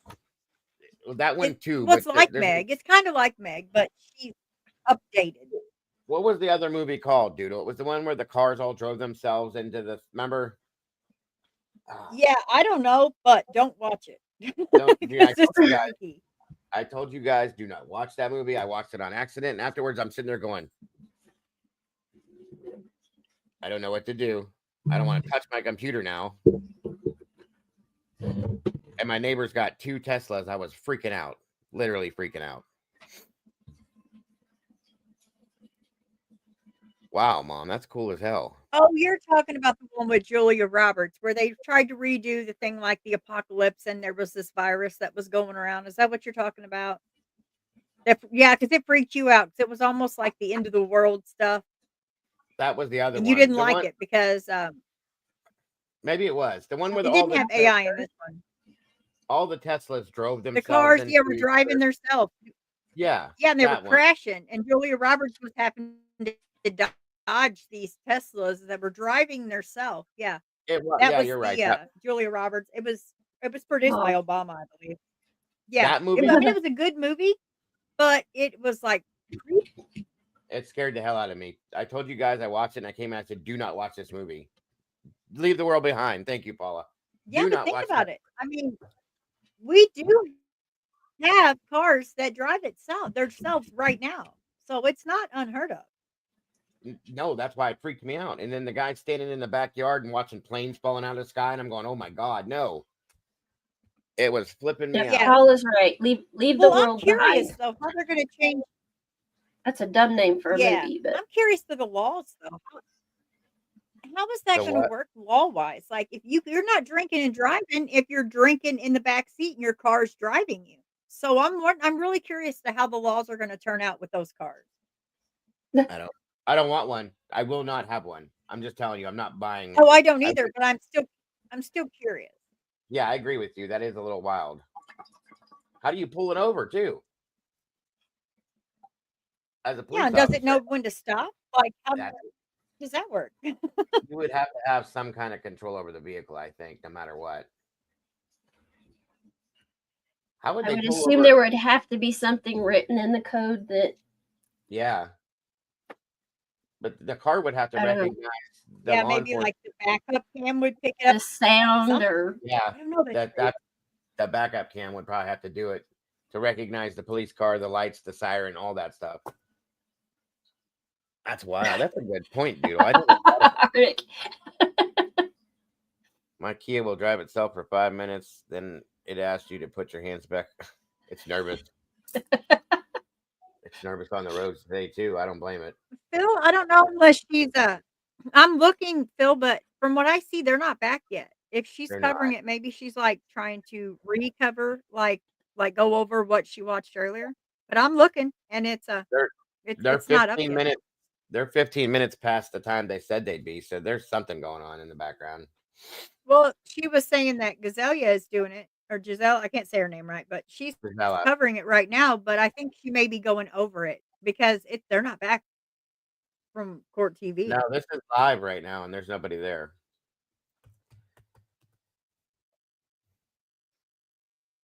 Oh, yeah, Peggy, it's happening. Some of it is. I just went and looked in the background. I don't see him either, so. She is. I think she's doing stuff that we already looked at. Gisela. That's actually genius wisdom. She just goes later so that she can skip through the breaks. It's a good Which idea. I get that Really. because if she's alone covering this, it's hard. You can't really keep switching and you can get sidetracked easily. So she's so Well, smart. that's how I did Leilani's trial, remember? I started later, Mhm. and then I would go back to the beginning, and we'd just catch right up with it, so. Yeah, I think this one just hits my heart so much that I don't mind the breaks. I'm just ready to see some justice for this baby. Oh, I get that, of course. Yes, we've heard the motion, unfortunately. I hope he denies it. He better deny it. That's going to start some fireworks for sure. 5 years already. There's no need to wait any longer.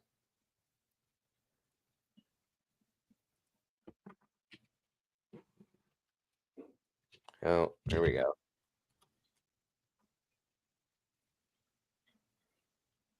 I agree, Arctic. No, it's They the do. same. I just took her picture down for a second so I could see if there was like a time on there, but I don't even see a time on there. Yeah, the breaks make me nervous too, dude. I absolutely get it. Especially when they go longer, like the, mm-mm. Especially with the talk of mistrial. It's just ugh. Yeah. Yep. Gisela. Wait, I thought it was Gisela. What I've always called her is Gisela. I always say it wrong. She's good. She is so good. I watch her and I'm just impressed more each time I watch her. I'm like, wow. She's very, very good. She knows what she's doing for sure. Oh She yeah. used to be a co-host and she used to a mod and whatever on what the hell was that channel with that guy and oh my god, that's so helpful. A guy in Yeah, I have no right. idea. And that's where I first started seeing her. Yes, she's a writer and an author too. She's very smart. Oh my very smart. goodness. Wow. And she was a pilot also, right? Yeah, I heard that too. Yeah, she's amazing. She's Yeah. just an amazing person. Yeah, she's. Well, what else? What can't she do? I bet she just wow. She's a little everything. Awesome. Good for her. She's very well spoken too. Very well. Yes, very proper. What was the other show she was on as either a co-host or like a moderator? I don't remember, but she co-hosted with this other guy with dark hair and a beard, and I can't think of the show. Wisdom Sherry says, said- and she's an Olympic swimmer. Well, my goodness. Shut up, Walt. Wow. What have I been doing with my life?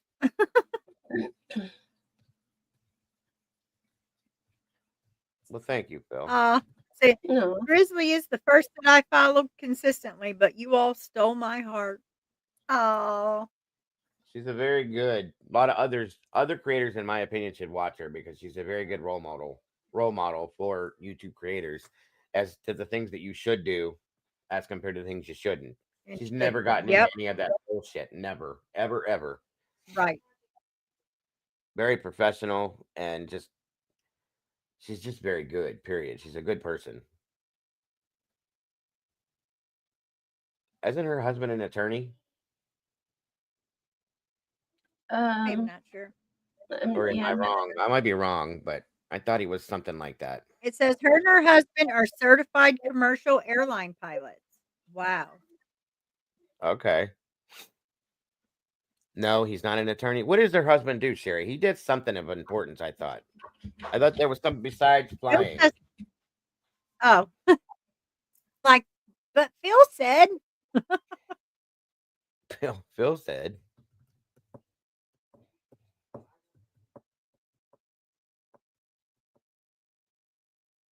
I can't remember. There was something else that she did. He did.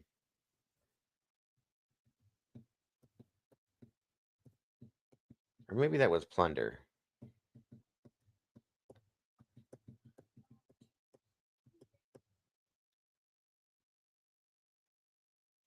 Oh, yeah, I have one of those too, Virginia.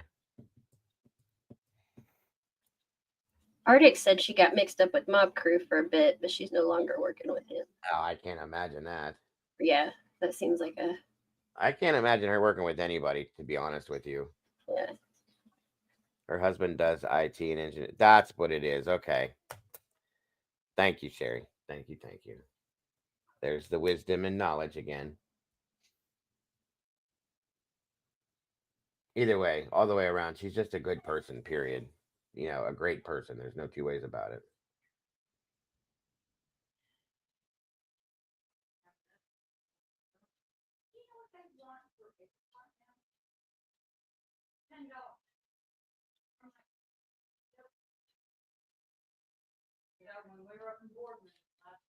Dago, what was the name of Brandy's coffee that has extra caffeine in it? Dark magic. Okay, thank you. Death to Dago. It was that Green Mountain brand. You know what I'm talking about? I don't know, but I'm going to order some. So I was curious Hold on. what brand it was. I'll show you the brand real quick.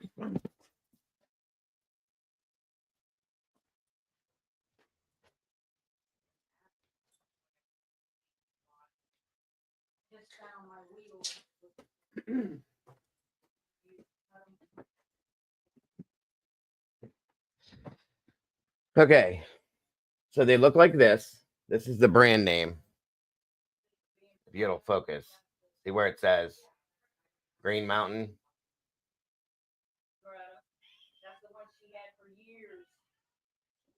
And then underneath it, instead of it saying Wild Mountain Blueberry, it says Dark Magic. If you guys can see this. Okay, thank you. Yeah, I can see it. This one, she gets these at work for free. So she brought these home for us to try. Wild Mountain Blueberry. It tastes like a piece of blueberry pie. Oh, now we're talking. Yes, I do now, Peggy, because I destroyed my body by drinking that kind of road tar back in the day. I used to drink it black, 5-6 pots of it a day, and it messed with my system to where I can't handle it anymore. Oh, wow. She's actually published crime-related books. That's awesome.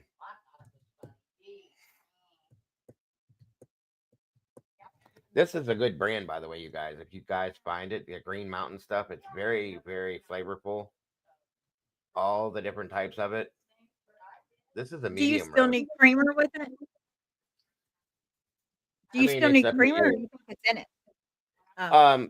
You won't taste the flavor unless you accent it with something, whether it be sugar, creamer, or Oh, something. okay. But yeah. Okay. Because I Now, the usually don't Dark drink like Magic- flavored coffee. Yeah, if you just want black coffee, then yeah, you can do it. It would be no big deal. The Dark Magic stuff, though. Oof, my God. I drank Death by what's it called? Death by Coffee. Yeah, my kids had that.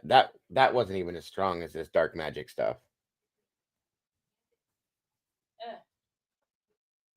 Yeah, it's almost black, Virginia. That's how dark this stuff is.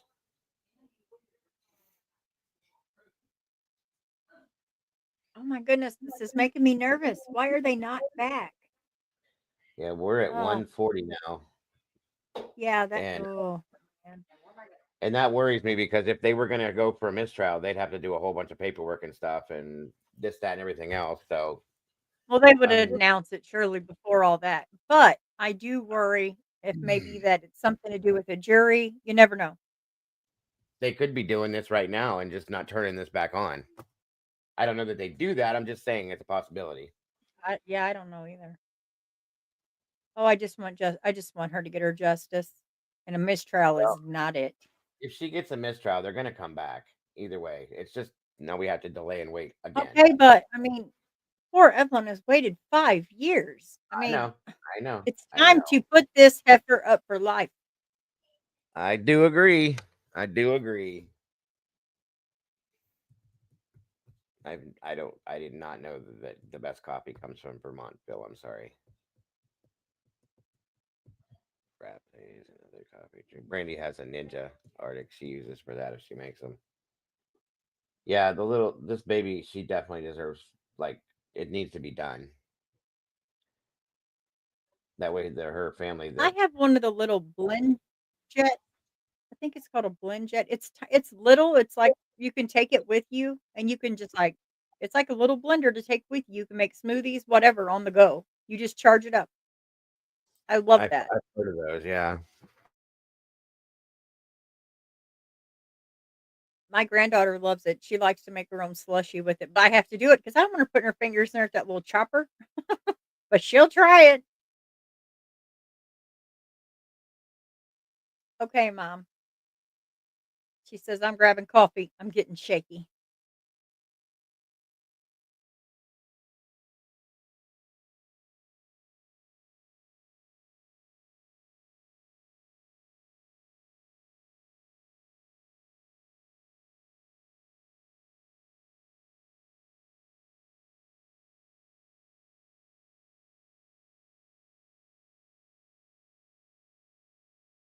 Absolutely, Peggy. I agree. She knows what she did, and she knows that she's not going to get out of this. So she really should have just admitted her guilt and probably taken whatever plea they probably offered her.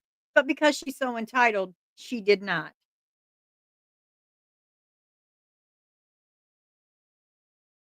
Yeah, me too, Fox. Definitely.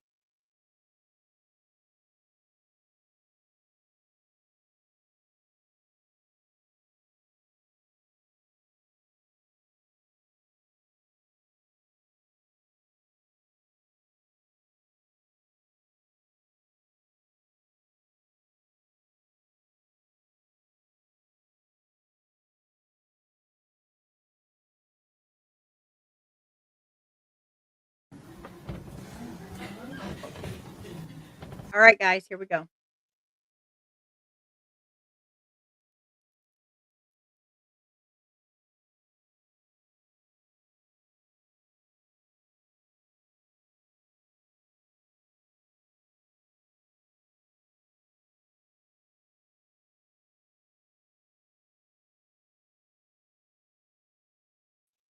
Well, I thought anyway. I think here we go.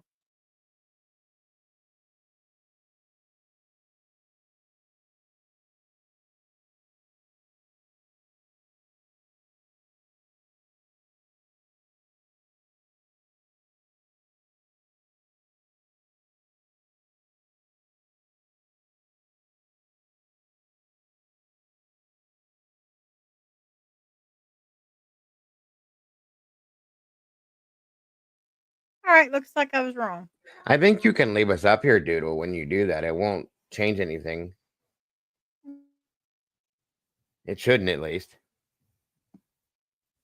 Well, it'll make it full screen, so when they're watching, they can see the full screen, and if not, it takes it to the side, and I want 'em to be able to see the whole thing. Oh, okay, I see. I'm sorry. No, it's okay, but that's why I decided to do I that. just didn't know if you knew. Yeah. Yeah, I'm figuring it little by little, I'm figuring this stuff Yeah. out. It's taking me a while. I gotcha. I understand that completely, Arctic. I'm telling you, I do. This is all a bunch of BS.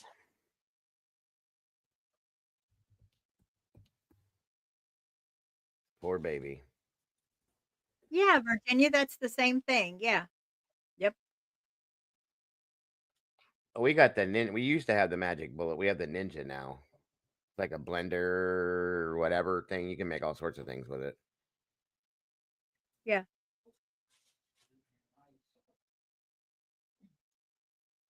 They talked about it, Virginia.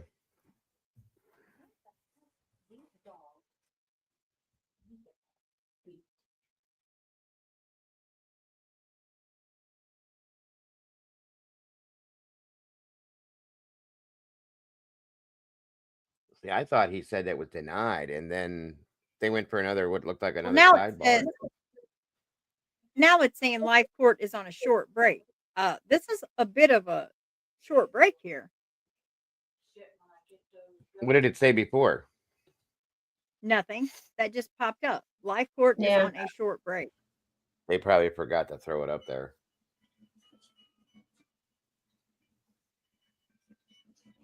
They came back from lunch and went directly on a break. Damn it, I Something's need more going on coffee then. now. More coffee, Yeah. more coffee. I'll be right back. Okay.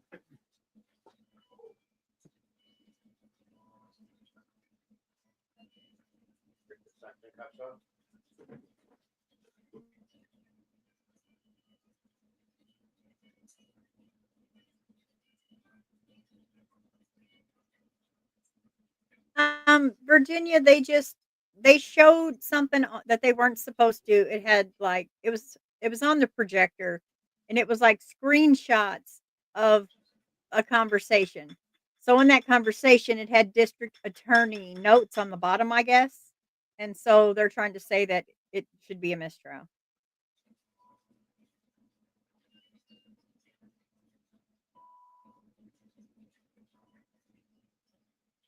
Oh, we see a little movement now. That's a plus. That's good.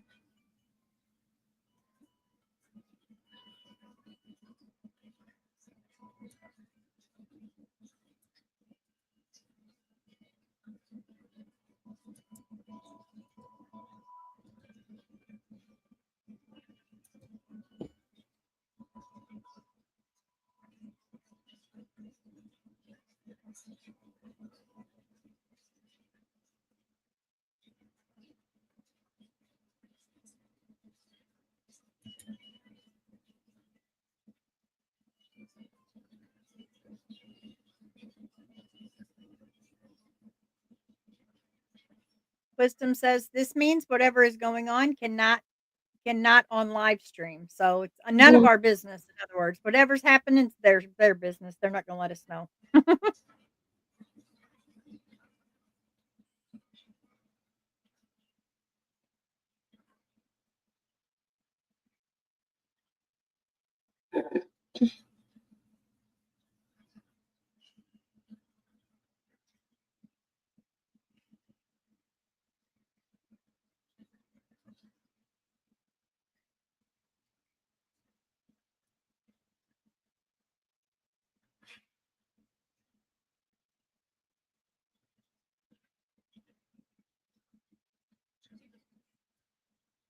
Oop, there one ahead. Get back here.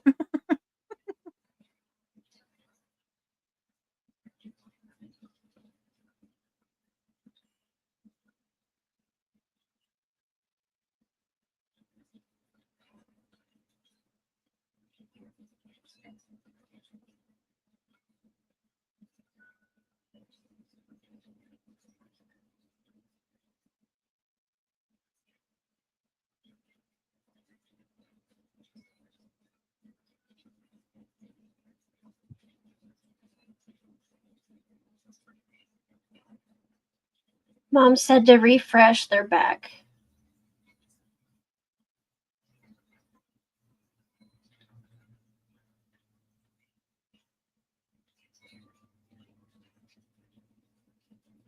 Okay, that I just did, and that's it. Oh, there we go. All right, guys.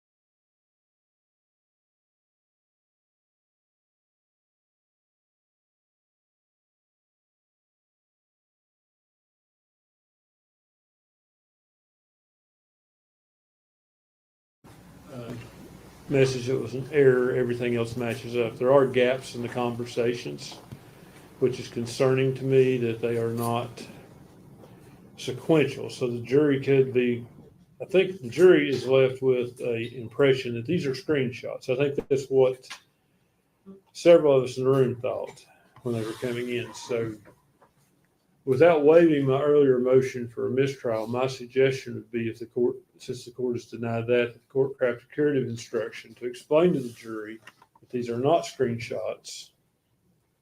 These are text messages selected by the state, which are a portion of the text messages contained on a telephone download. I think that in fairness would at least let the jury know that this is, because for instance, there could be more conversation between Megan Boswell and Bailey Hawkins. There could be more conversation between there, and it may not be relevant, but to make it look like they haven't had any more conversations between there, it's like they're talking about this and they're talking about it again. I think we just need for the jury to know that it's somehow these are portions of conversations, and what the state is deemed to be relevant to their case. And Judge, I don't have any problem with you giving that an instruction, telling them that's a portion. To the extent it anyway insinuates or infers that there's like stuff that's been left out that might otherwise. I mean, yesterday we were arguing about how cumulative everything was. I mean, part of the reason we didn't do that was to avoid having 20 pages of text messages read to the jury that had nothing to do with the case. So that's part of the reason why they were clipped the way that they were. But, you know, as Mr. Scott said, there's nothing that's been left out or any way misleads the jury in any way. So I have no problem with the court giving an instruction as to explain what those messages, that whether they're taken from Facebook or Instagram or text are. I don't have any problem with that at all.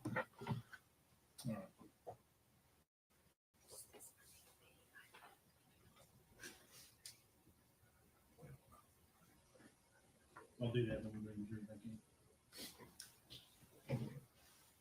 Your Honor, so far as Exhibit 93 goes, would that be for the exhibit in dispute? Would that be for ID only at this point? For this, yeah. I know.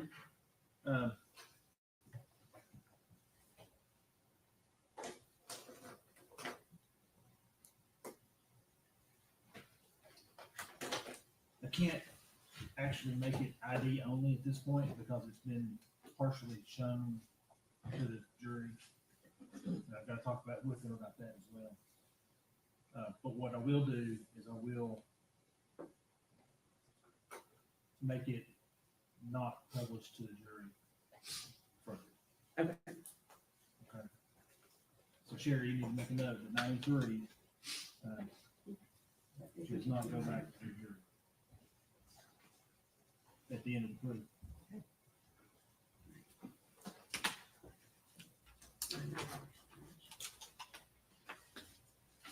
Check to make sure.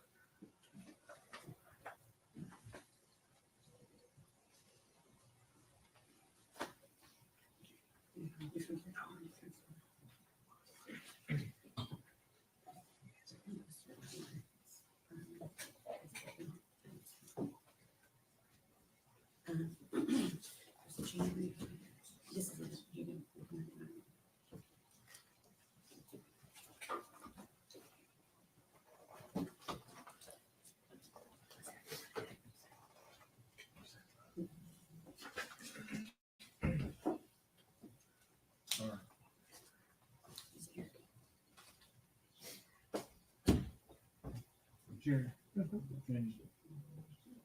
and I don't remember where it was done. Was the motion for mistrial, did we make that at sidebar, or did you make that? It was made from the lectern. It's in the record. It's in, yeah, that's one record. Okay. Stay ready to proceed. We are, Your Honor. Yes, sir. And I believe you were still on your directive,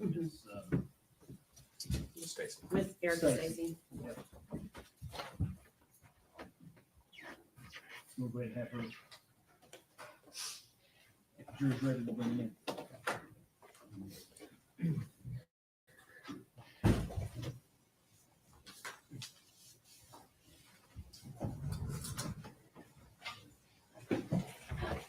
Everyone stand.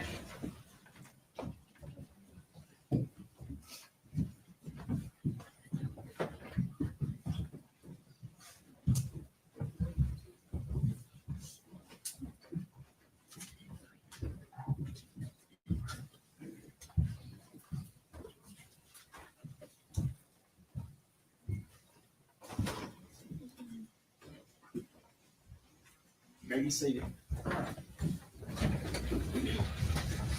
Ladies and gentlemen, I apologize for the delay. We had an issue that we had to get sorted. The last exhibit that was flashed up on the screen, the very bottom blue box contains some information in there that shouldn't have been put up. I'm instructing you not, if you read it, it wasn't there long. If you read it, I'm instructing you not to consider it for any purpose during your deliberations. With each and every juror understand that instruction. If you do, raise your right hand. The record reflect that all the jurors raise their right hand. Now, the other thing I want to talk to you about just very briefly, and I'm not commenting on the evidence at all. Some of these exhibits appear to be screenshots of conversations, either text, Facebook, Instagram, whatever other social media platform that they're on. It is. And they're not actual screenshots. They are snippets of conversations taken from a phone extraction that was done. Okay, and I just want you to understand that.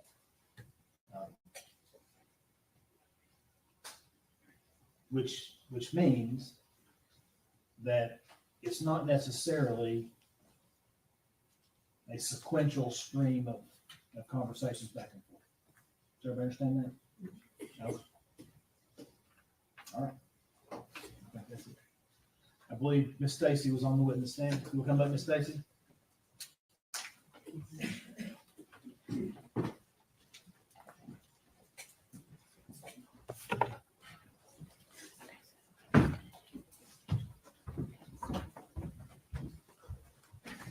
Stacy, you're still under it. No, you're still under it. Sit there and speak up in your mouth. All right, go ahead, Jim. Okay, thank you. Give Mr. Scott just a second to look at them.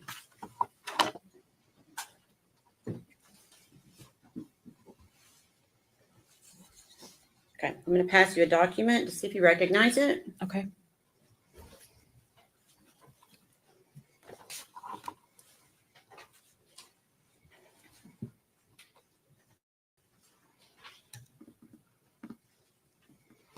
Yes. Okay, can you tell me what it is? Messages between Maggie and myself. Okay, and when you say Maggie, you're talking about Megan Boswell? Megan, yes, Okay. sorry. And what is the date of those messages? January the 8th, 2020. Okay, and is that a fair and accurate representation of your conversation with her on that date? Yes. We'd ask that be made exhibit number 94, please. Mr. Scott, no objection.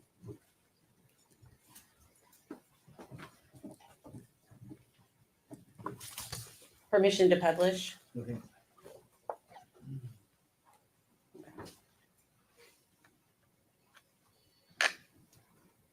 Okay, see if I can make that a little bit bigger.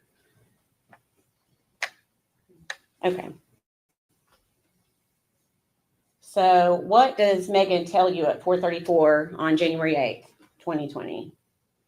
That her and Hunter are for sure coming tonight, meaning church. We tried to come on New Year's, but there wasn't a service. Okay, what did you say in response? I've been worried to death about you. Are you okay? Okay, and then what did you say after that? Did you and Evelyn have a good Christmas? And then what did Megan say to you? My phone is broken. LOL. We did. Did you all?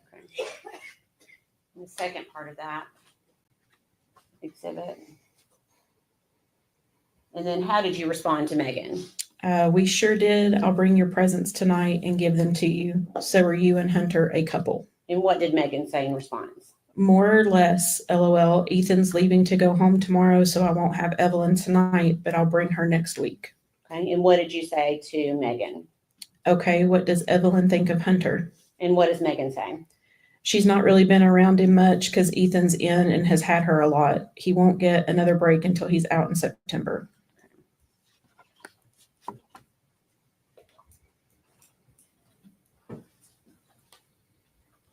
And then you do this one. I'm going to pass another document to you. Okay.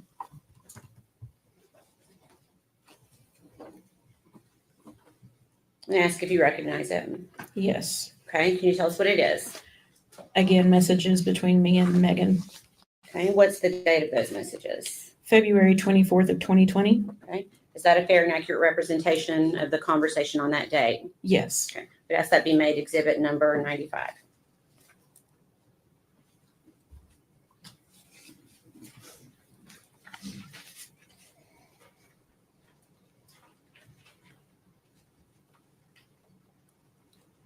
Permission to publish. Oh. Okay. Nice. Before the night. So it looks like this happened after Evelyn had been, or you had been notified that Evelyn was missing. Is that right? Mm-hmm. And what do you say to Megan? Can you tell me who has or had Evelyn? I'm worried sick about her. And then what does Megan say to you?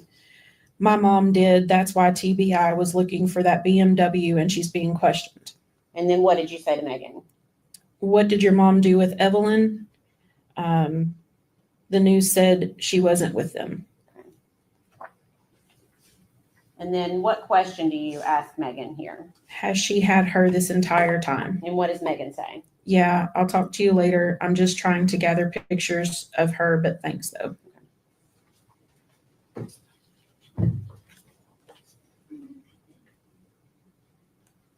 Is that the first time she told you something different than Ethan? Yes. Having Evelyn? Okay. Please answer any questions the defense has for you. Okay.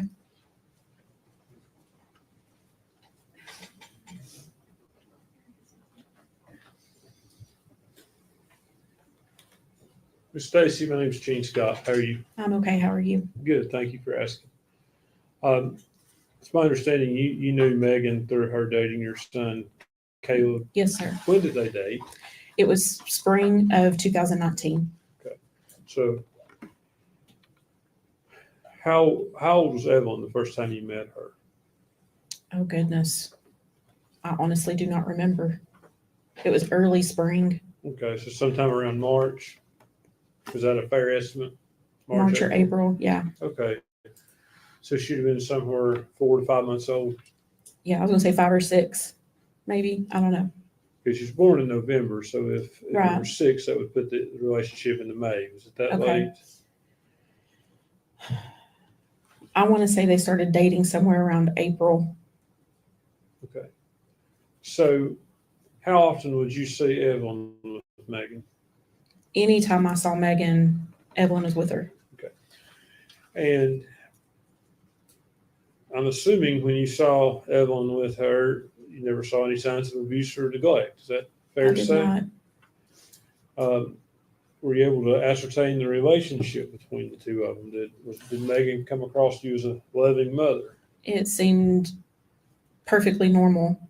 Most babies that age tend to cling to mom, and Evelyn did that. Okay. What was Megan's personality like back then? She was usually kind of quiet till she got to know us a little bit better, and then she would come in and she would just have normal conversations with us. At that point, she wasn't unfriendly. No, She was. You described her earlier as being unemotional. the one time that we were in the car together, yes. That was different than her normal personality. Yes. You think you described her as unemotional? She could have been withdrawn. Would that be a fair assessment too? None. None. Numb Just would be a good description. okay.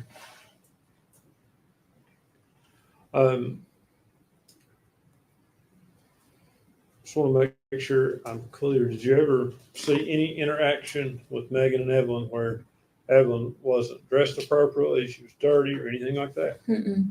No, sir. Okay, so I'm assuming you thought she was a good mother. I did. When is the last time that you saw Evelyn? September 11th, 2019. Ms. Stacy, I thank you for being here and for your testimony. Yes, sir. Redirect. No, Your Honor. May she be excused. Yes, sir. Yes, sir. Ms. Stacy, thank you for your testimony today. You're released from your subpoena. Thank you. All right, next. State would call Randy Wood.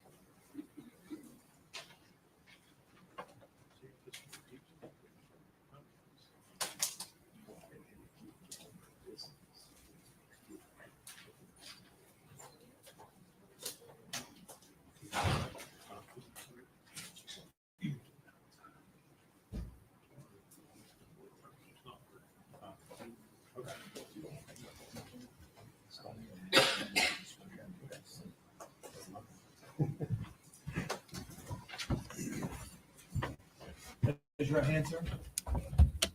State your name, please. Randy Wood. You solemnly swear or affirm the testimony you're about to give be the truth, the whole truth, and nothing but the truth. Yes. See.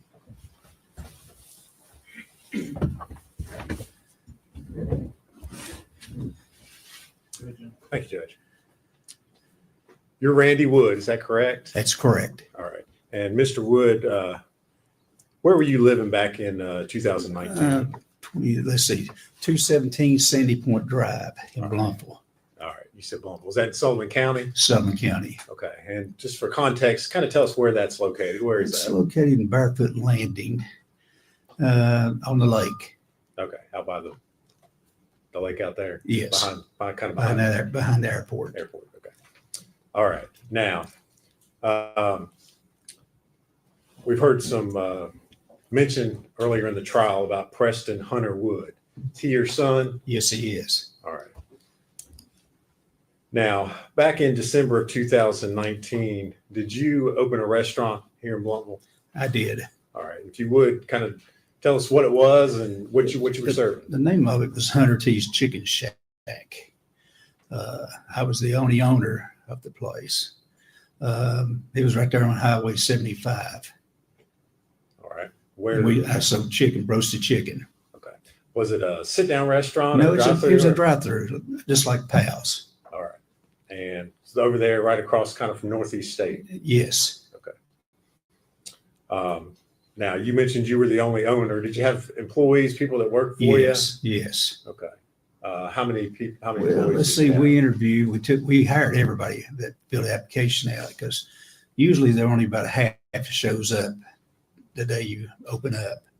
So I probably had about 12 employees. Okay. And who made the decision as far as who was being hired or not? I did. Okay. And one of those employees that showed up to apply for a job and work there, did you know Megan Boswell? I didn't know her till she filled the application out. That's the first time I met her. Okay. And did she apply for a job with you? Yes. And did you hire her? Yes. And do you see Miss Boswell sitting in the courtroom here today? Yes. If you would point her out and describe what she's She's sitting wearing. right over there with the glasses on. Judge, for the record, he's identified. Is that good? All right. Mr. Wood, what do you remember what day you opened? It was the first Monday in December, and it was the second. Okay. Second day of December, is that 2019? Yes. All right. Was Miss Boswell working that day? Yes. And you mentioned you didn't have a whole lot of employees. Who was in charge of making the schedule and deciding? Jason Fassett made the schedule and everything. Okay. Was your son Hunter an employee there? Yes. All right. What did Hunter do? He was mainly just an employee. Because Jason sort of run the place when I wasn't there. All right. So Hunter and Megan worked there as co-workers. Yes. Did you work there at the restaurant? Were you there on a regular basis, or? Pretty much so, you know. Yes. Okay. So you saw Hunter and you saw Megan together at the restaurant. That's a fair Yes. statement. Okay. Yes. All right. Where was your son Hunter living at that time? He was living with me at that time. Okay. Your house out that lake. Yes. Okay. Out there. Did he have a vehicle that he drove then? Yes. He had a Ford truck, what he drove. All right. At some point in time, did you realize that your son Hunter was in a dating relationship with Megan Boswell? Well, you know, it is a weird situation, to be honest with you, because she got her car repoed one day at the chicken shack. And I made Hunter take her to the doctor that day. And, you know, because she didn't have a ride. Okay. All right. So that's how they started running around together, because she didn't have a car. Okay. So at some point in time, you realize they're dating. Well, they was together a lot. Okay. Yes. Okay. You can say dating if you want to, or All together a lot. Yes. Okay. And at some point in time, did she come to live at your house? Well, she didn't have anywhere to go when they repoed the car. And apparently her father, what she said, kicked her out. So I let her come stay she stayed about 3 nights there. That's all she stayed. Okay. Were you aware that she had a small child? Yes. Okay. Did you ever see Evelyn? No, never saw the baby. Okay. She never brought Evelyn to work there with her at the chicken shack? When I hired her, because one of the questions is, do you have any kids? Because we work around schedules. Because you got a child, you can't work a lot of hours. So I asked her, she said, yes, I have a baby girl. I said, well, do we need to work around your schedule? She said, no, the baby daddy had the child. She said, I can work as many hours you want. And I said, okay. Did she work a lot of hours? She did work a lot of hours. Okay. Now, you said she had stayed at your house. Did you ever bring Evelyn over? The baby never was in my house. Okay. Did she ever bring any high chairs or playpens? No, nothing. Diapers, baby bottles? Nothing. Okay. Did you ever see your son Hunter around? Evelyn? No. Okay. How often did you see Hunter at that time? Every day. Okay.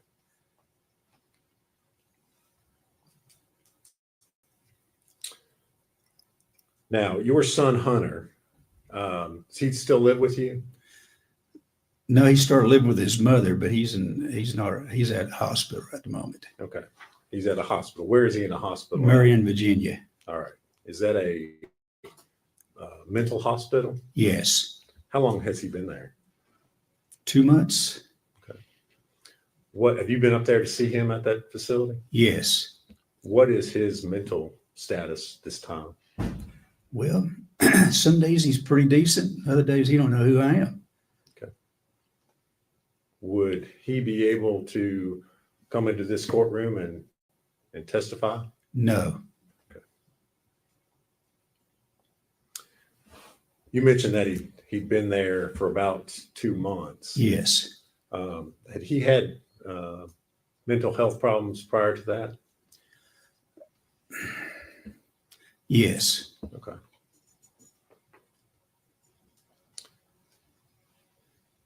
When did when did he start having mental health problems? Well, when he got accused of being a baby killer. Objection.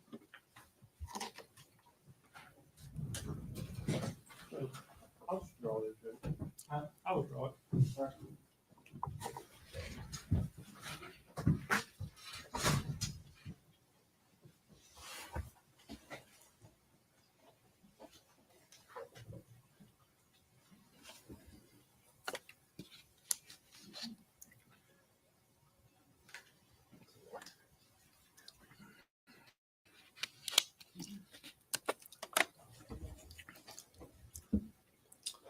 Thank you, Mr. Wood. If you would answer any questions Mr. Scott has for you.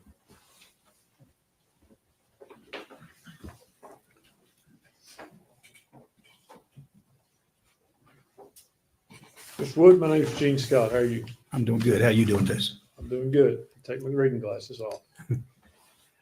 Let's talk about your son. It's Preston Hunter Wood. Is that correct? That's correct. All right. And you said he hadn't had any mental problems until people accused him of being a baby killer. That's true. Okay. Since then, he has had quite a few mental problems. Is that true? Okay. He has been diagnosed as being schizophrenic, suffered hallucinations. That's probably true. Yes.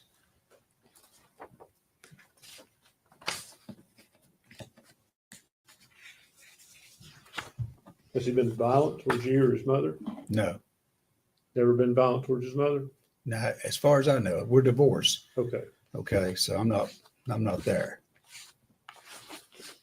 And you say that if he were brought into this courtroom, he wouldn't be in his right mind to testify. That's very true. Could you describe his state to us a little bit more? Well, he talks about things you sometimes you don't really know what he's talking about. I mean, I don't know how to put it. It's sad. I mean, this young man was a 4.0 student in school. Now he's, I don't know if he's ever going to function in his life again. Mm-hmm. Does he hallucinate? I don't know if he hallucinates, where you call it. I don't know, what the definition of hallucinate. I mean, well,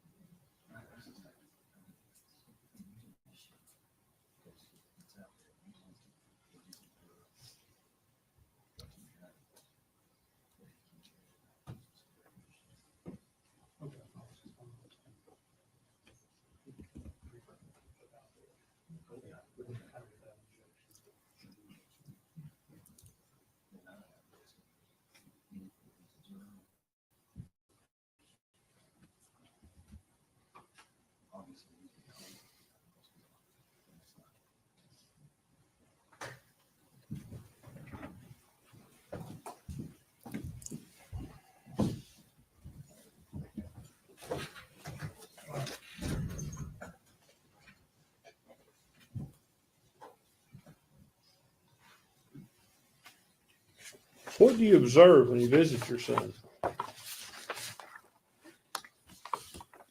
well, mainly I just talk about anything that's pleasant. I understand. Yeah. Is he able to talk with you about things that make sense, or does it not make sense to you? The things he talks about with you, does it make sense always? No. Has he talked about Evelyn Boswell? No.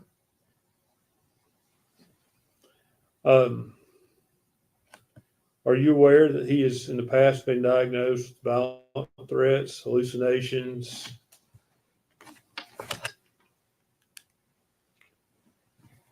And delusions? No. Okay. Would that surprise you if I told you that's the case? It'd give me a little shocker, yes. Yeah, because I'd never seen it. So you don't know about that? I've never seen that before. Okay, I'll move on. Have you ever seen him be aggressive? No. Is there any security measures about, as far as when you visit with him, that requires him to be restrained or anything? No.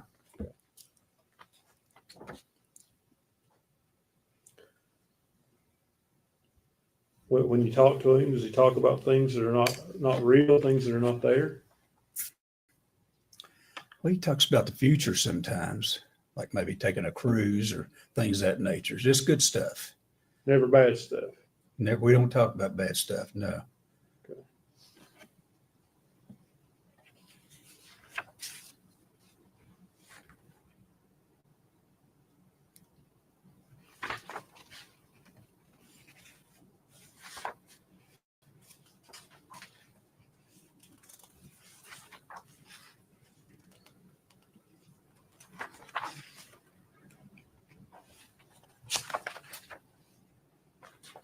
I have a minute, Judge.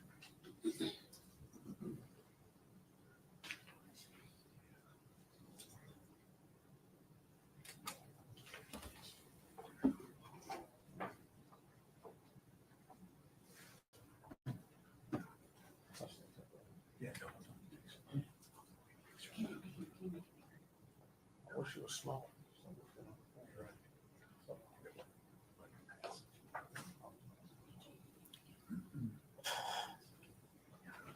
Has Hunter ever discussed anyone stealing his thoughts with you? Pardon me? Has Hunter ever discussed anyone stealing his thoughts with you?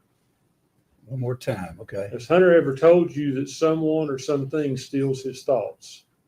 He usually informed me with everything. Yes, talk to me about everything. So he's told you that some. Judge, I object. Hearsay. It is hearsay, but I mean, it's kind of a unique situation. I'm sorry.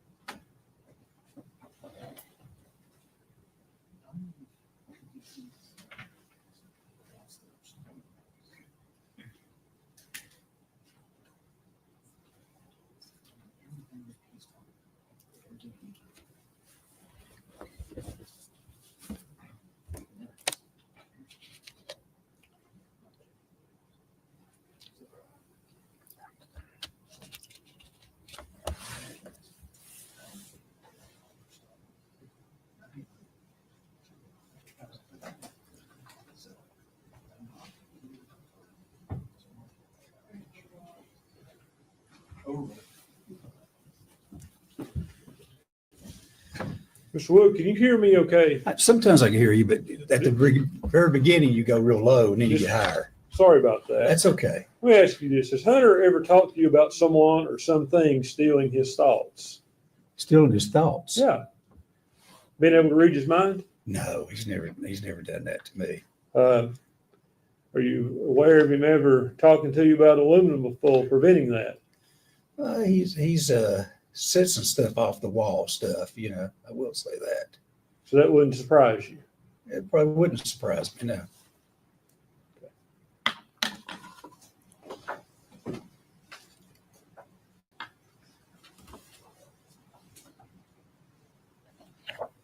Sir, I've handed you a photograph. Could you identify that photograph? That is my son standing in front of the Hunter T's Chicken Shack. You say your son, Hunter Preston Hunter Wood.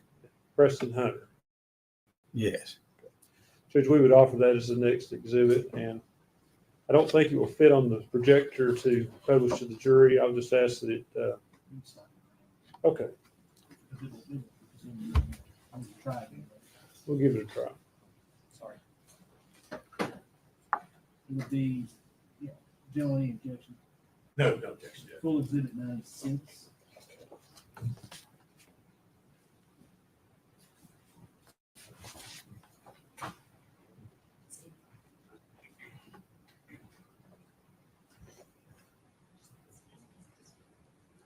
And that's the picture we're showing the jury. That's what you just identified, sir. Yes. I have just one moment, Judge.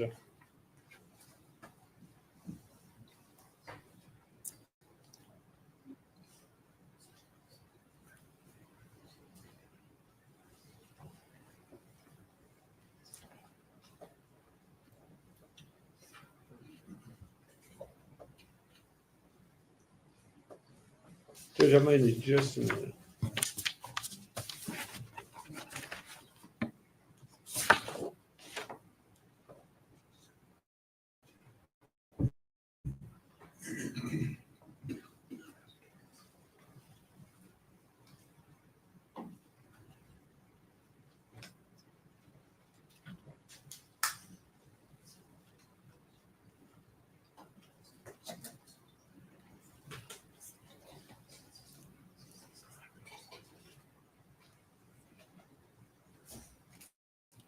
Sir, answer this only if you're aware. Are you aware of anything in his medical history about his thoughts about people or things stealing his thoughts?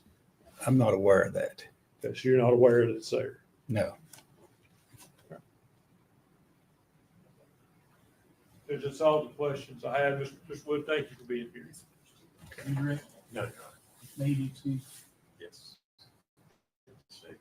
Mr. Wood, thank you for your testimony. Thank you. Your release from your subpoena, sir. You're free to go. Okay, thank you.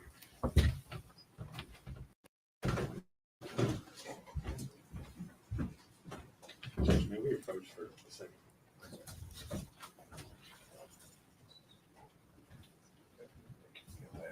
I think so, but actually.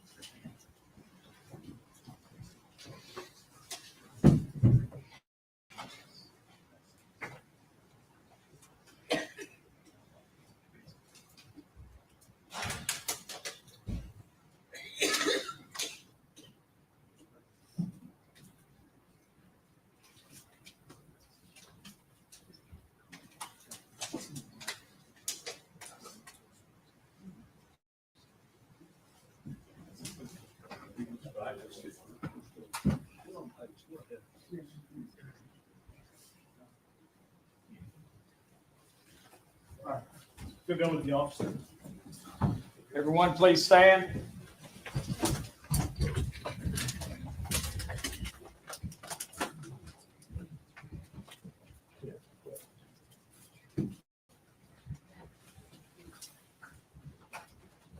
Here.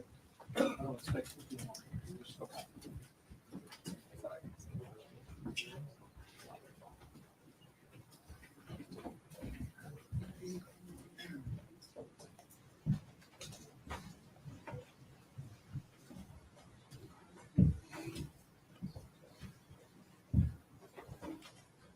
You see, 10-minute recess.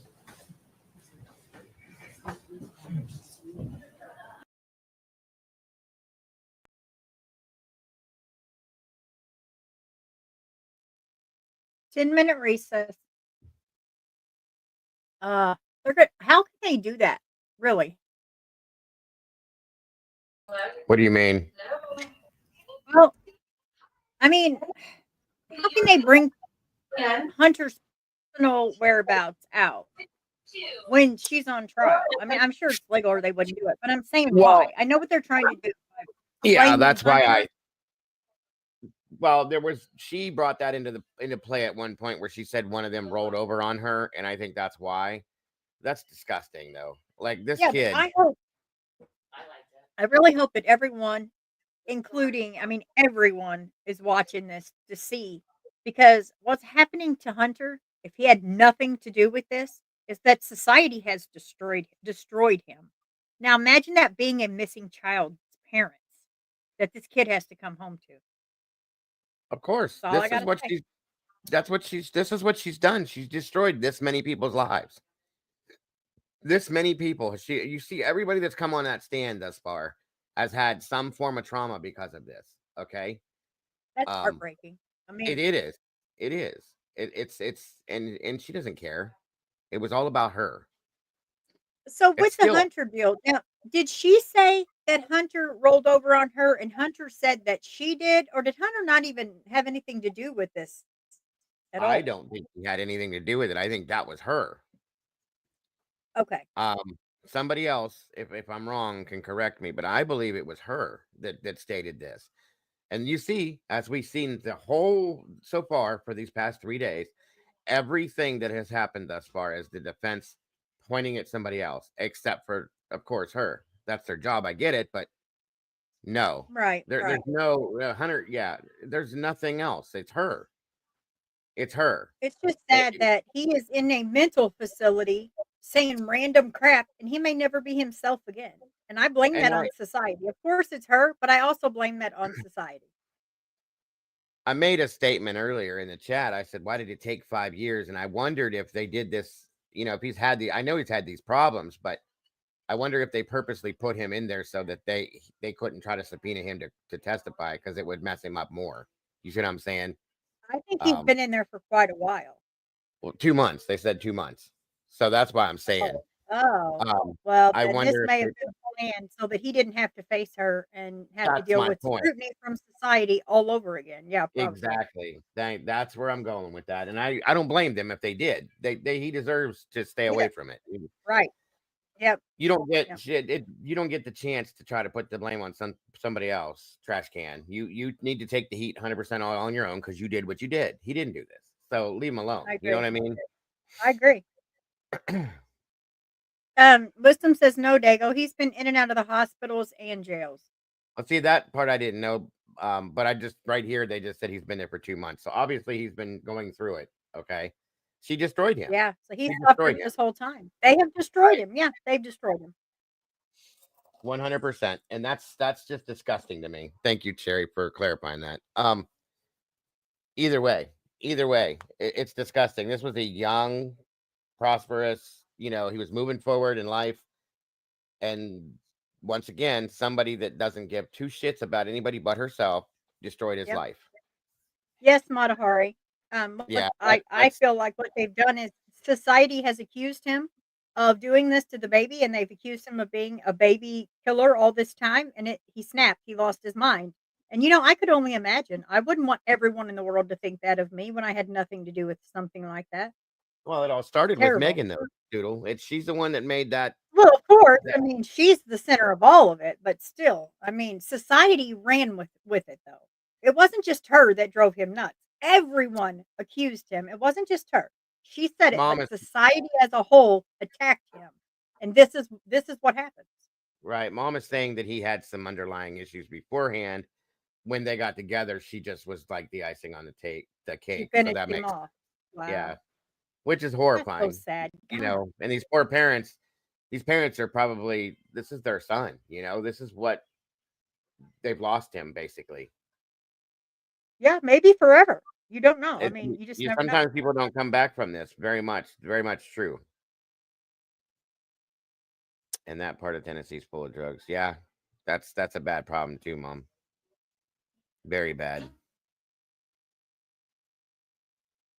That's sad. That is so I just sad. really, it is.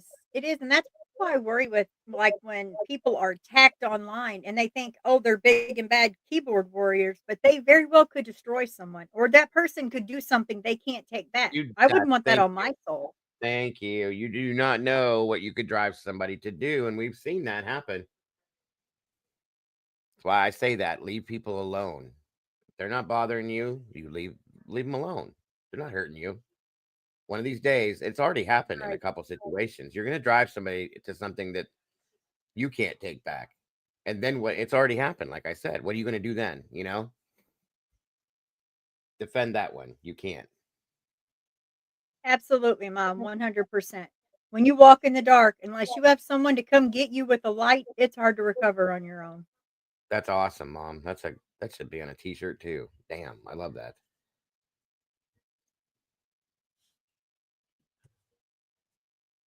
That's horror. That really bothers me thinking about this. Everybody that we've seen, hit the refresh.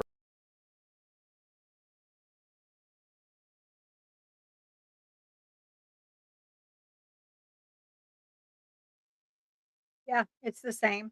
They're not back yet. Oh, Dago went out the window. Let me bring him back. But I was like, where'd he go? I hit the refresh. Sorry. That's If how you I've been wanted to keeping run it off, up. all you had to do was say something. That's how I've been keeping it up to date. Is just hit refresh and it brings it up to. But anyway, it makes me really angry, really, really angry. How she sits here and she's ruined her father, her mother, and her boyfriend. Her friends, her own personal friends have mental trauma, emotional trauma. The hunter, many other people. She's ruined their lives and destroyed parts of their life. And here she sits. It's disgusting to me. It absolutely is. All for her own personal gain.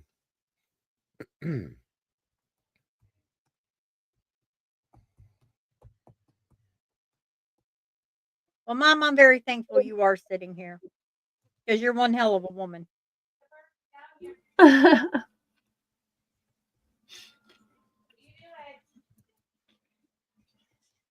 sorry, Sherry.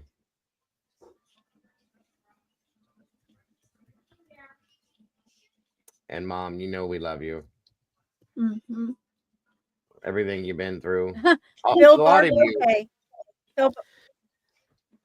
A lot of you, Barb Barb's and Doodle. okay too. I'm sorry, Doodle. I don't mean to keep cutting you off. No, you're fine. I have like some kind of delay on my side, I think. It is. I realize there's a delay. I was just saying, Mom and Doodle and Barb and many others that have been in here and are in here are amazing people going through the things they've gone through, and they're still standing up straight, tall, moving forward every day in life. And I just have nothing but the deepest respect for all of you. Well, we all just have to remember that we don't know everyone what they're going through in life, and that what we say to someone could be that last straw. So we really need to be more caring as humans to other people's feelings. We don't have to agree, but we also don't have to be disrespectful either. It's just you never know how far somebody's pushed, how when they just give up and just fall. Yes, 100%. Over the counter treatments for it. Ugh. You know what? I don't think there are, Arctic. I don't know. I mean, if he could take an allergy medication, Yeah, that's they yep. say that allergy meds are stimulants. So he may try to get an over the county one, over the county Over the county over the line. counter one. Why won't he give him Go across that Adderall? county line, cross the track. Because it's considered an addictive drug now, and people are using it and abusing it. So it's They've hard been to, doing that for eons. I know it's hard to get your hands on it. She's right though, Arctic. That's probably the best situation. Is like an antihistamine or something like that. What's it called? Has a Singular, Singular, It's a Claritin. stimulant. Yeah. Yeah, the doctors. Because I was Yeah, going to do that for Preston, but he wasn't old enough. I think Singular, isn't that still prescription though? Or is that now over the counter? Oh God, I don't know. I just said over the county line. So who knows what I'm talking about? I'm just here blabbing out crap left Yeah. and right. Who knows? Yeah, Claritin might work, bud. You could try it. I'm trying to think of what the hell hydroxyzine is. That's the medical Claritin term. may work. Yeah. Hydroxyzine's for Claritin may actually work. anxiety. Well, it works both, Mama Bear. They Hmm. they gave it to me, and it worked for both. They gave me Concerta, and I cannot take it. And my doctor just gives it to me and gives it to. I'm telling you, I cannot take that. I don't like it. It doesn't. I don't like the feeling. It's weird to me. That's what Caden's on. Yeah, I just cannot take it. I just Or can't. methylphenidate, as you calls it. What, same thing. Yeah, that's the generic. Yeah, that's what I have. But it's the generic for Concerta. Yep. Same How thing. long did you take it though? That's the thing, is he couldn't take it at first either. It gave him like weird feelings and like palpitations, and then he got used to it. It didn't give me palpitations. It made my anxiety worse. So I just stopped it the first week because I thought if it'll do this in a week, what will it do to me in 2 weeks? So I It's stopped. because it's a stimulant, I think, right? It makes him kind of jittery too. He's also taking something else to counteract that though with it, so have to duck. Yeah, I thought it was a script thing, Singular. Try Claritin, well, bud. See if that- Claritin works. That might be your answer there, buddy. When I take it, it kind of puts me right a little bit. Nothing's ever gonna make me 100% right. We all know that, but I just decided I'm not taking anything for my ADHD. I'm just rolling with it. that's what I do. I won't take it. I just deal with it. I've grown out of some of it. You I have still not have- no more than I have, but good. It sounded good, Dago. It sounded great. What are you talking about? Squirrel? Yes, I have. Possum skunk.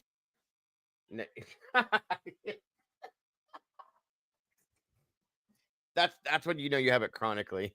When you can call 3 animals at once. Tree beaver. Exactly. I have it bad. Yeah, well, Poor Mama Bear has to come up and just like get us in order. Like, guys, on track. Stop it. We're she's like, used to okay. this stuff. I have it. Matt has it. She's used to dealing. That's why she's got to be around, because guys, I'm telling you, why do you think she'll not be there? All of a sudden she'll pop up somewhere because she knows that I'm having one of my fits. Mhm. She can read it like a book. It's crazy. And all of a sudden, there she is. Now she can read me also. Now she can read me Yeah. also. So Because out of the 5 of us, I'm the only one that's not ADHD. Uh-huh. she's so patient then, because God, I would have killed everybody around me. Stop it! Shut up! Don't start school. I don't know how you could sit and have a conversation with me, Doodle, and Molly all at the same time without pulling your hair out. Takes practice. Yeah, and Molly by herself. Good Lord. Good Lord. They are She still makes not back. They said 10, right? 10 minutes. It's only been like 5-6 minutes. Really? I don't think they know how to tell Oh, time. Me I either. don't either. Why do you think I drink so much coffee, you guys? It keeps me kind of grounded. Yeah. Imagine me on no coffee whatsoever. Oof. And if you guys notice and you watch me closely, you'll see me bouncing. It's because my legs are constantly going, constantly.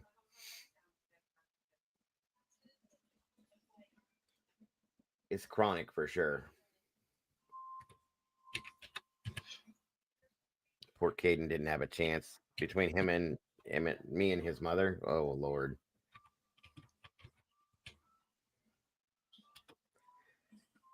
Sherry said that's not ADHD with Molly. Some of it is. Some of it is. I'll say that. But you're right. Molly's got her other things going on too. I love you, Wisdom. That's all I'm going to say. Hey, she's just so forward, and I love her for it. She's far from fake. She just says exactly what hits her mind. Yeah, she's as far from fake as you can get. She's about as real as they come, guys. These are facts. Arctic, I'm the same way. I can drink coffee all day too, and it doesn't help my ADHD a bit. It really does. Oh, it brings me down a little bit, to be honest with you guys. I swear to God, if I wasn't on coffee, you guys couldn't handle it. I couldn't sit here this long. I couldn't run these as long as See, I it do doesn't either. do anything. It doesn't do anything for me. I just try to make myself believe this coffee's my happy juice, and it's nothing. I mean, it doesn't do anything for me. I have to drink it before I go to bed, or I won't sleep. It's crazy. Me, I can drink plenty of Mountain Dew, and I do okay. I still get the distraction thing is a whole thing. I don't care what you give me. That's not going to stop. And I know you guys see that. If anybody says something to me sideways or weird or something when I'm doing a live, I'm gone. It's like immediately I'm gone. I have to watch that. So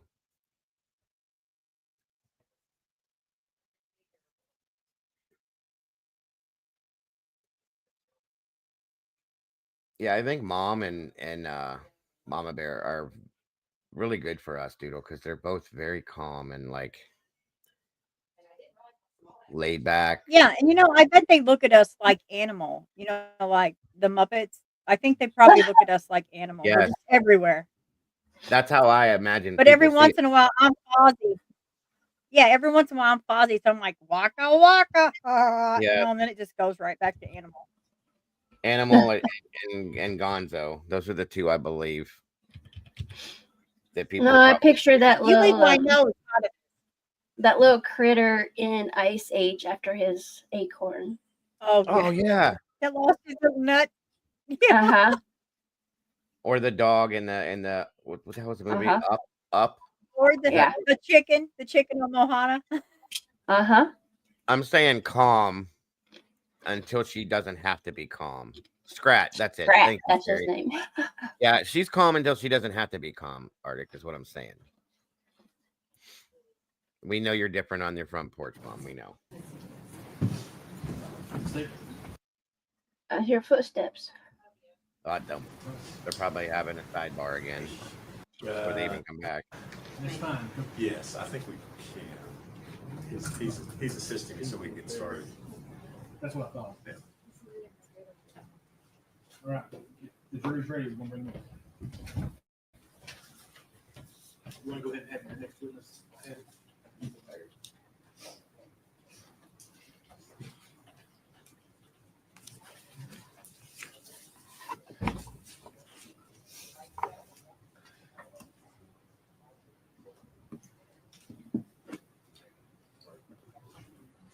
on stand, please.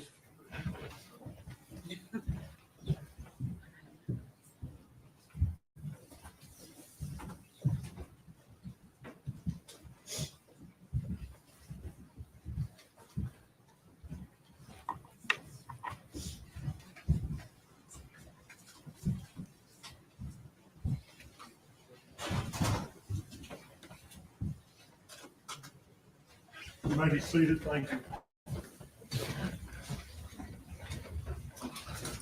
Okay, Jim, go next. State would call Ethan Perry.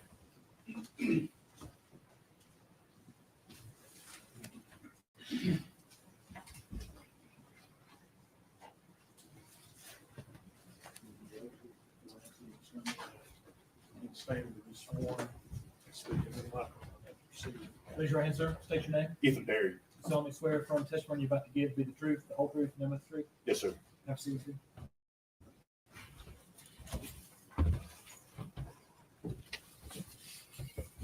Good afternoon, Mr. Perry. Good afternoon. If you would scoot up close to that mic there so we can hear you good. Better? That's great. That's great. You are Ethan Perry, is that correct? Yes, sir. And Mr. Perry, how old are you? I'm 25. And where do you live? Kingsport. Do you know the defendant, Megan Boswell? I do. And how do you know Miss Boswell? We dated in high school. All right. Do you see Miss Boswell seated in the courtroom here today? I do.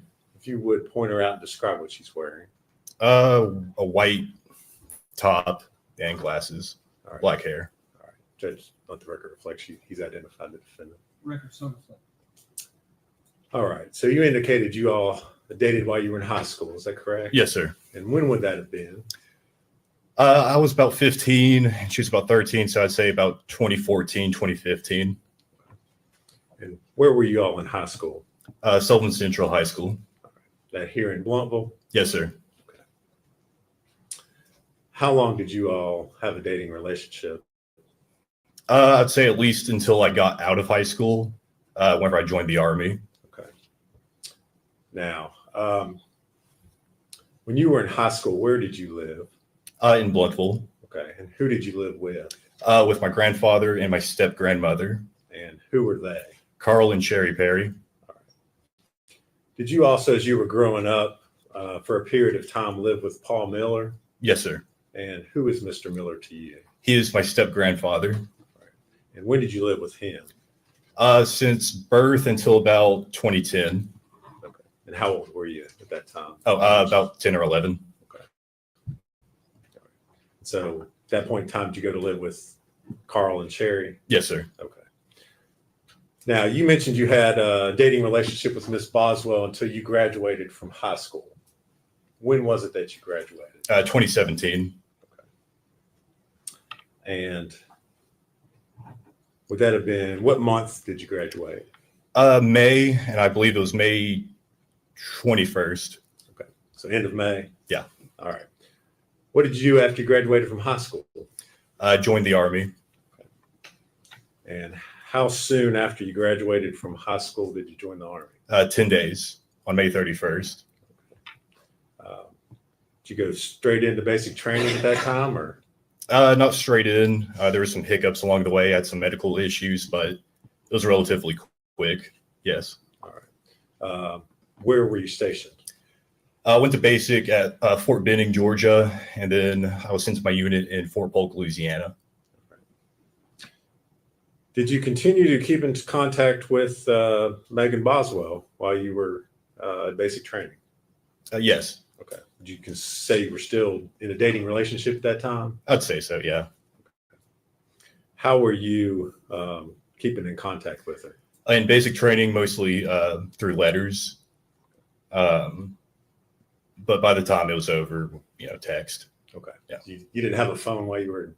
It was like once a month we got our phone, but it was only for like 30 minutes. I can't really remember any conversations that we had specifically.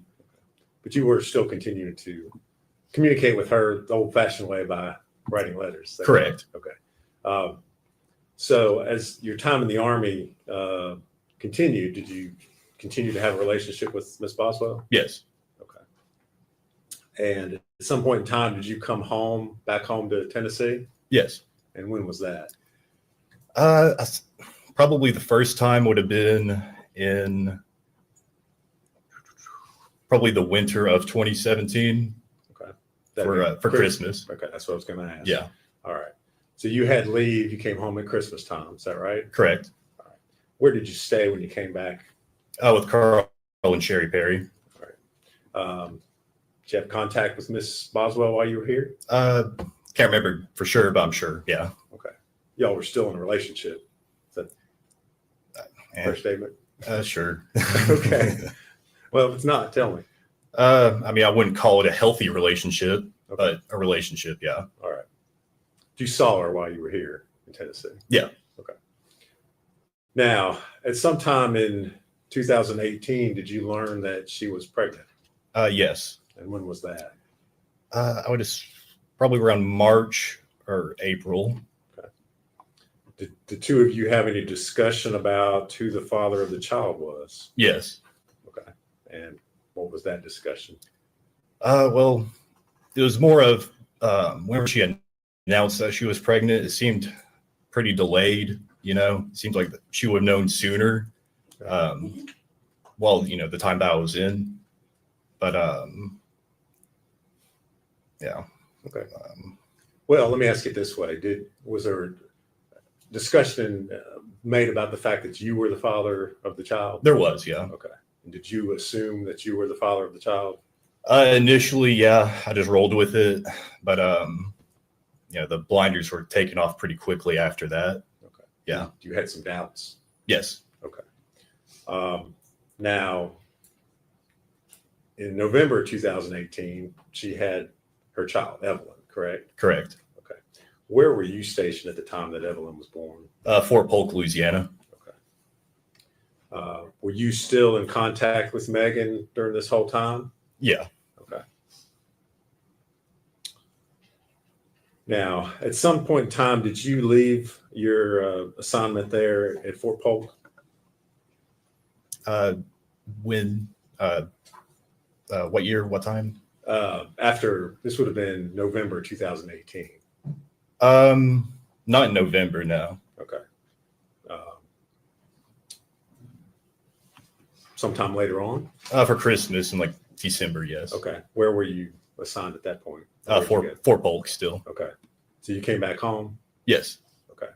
Did you see Megan and Evelyn at that time, or? I did not. Okay. Is there a reason why you didn't see her then?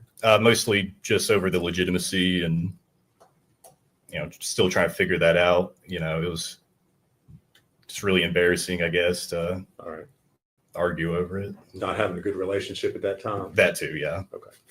So you leave after Christmas, you go back to the Army? Correct. Okay. Still in Louisiana? Yes. Okay. At some point in time during 2019, were you reassigned, or was your unit sent somewhere else? We were sent to El Paso, Texas to assist Border Patrol doing surveillance on the border. Okay. We would work from El Paso to the Santa Monica station in New Mexico. All right. Do you remember when in 2019 that would have been?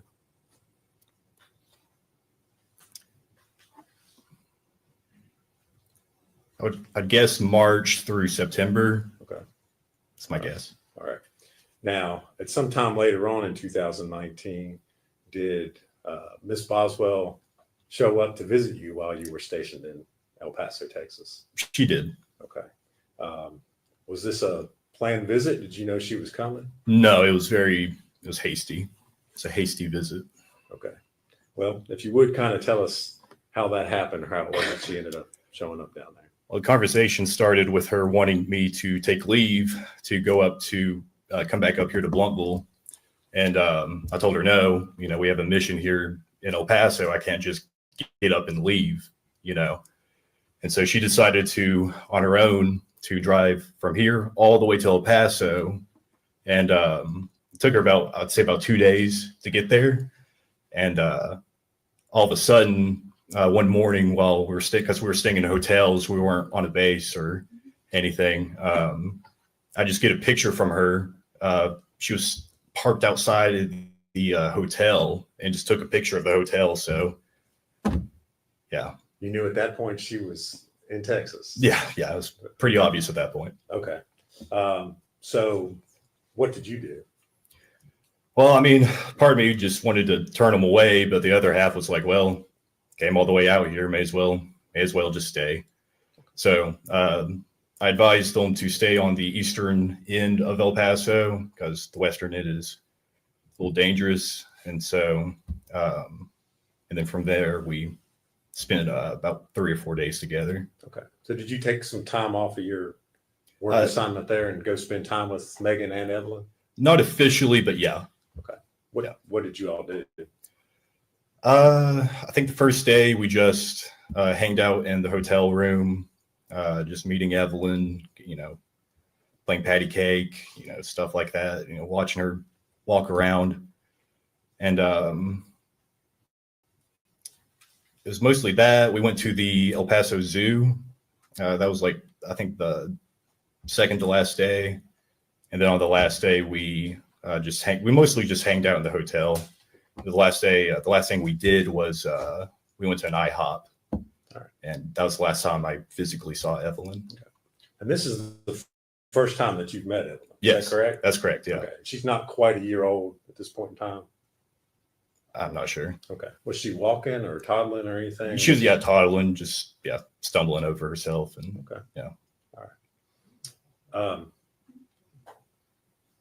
So at the end of the 3 days, you go back to doing your Army thing. Is that right? Okay. Where did Megan go?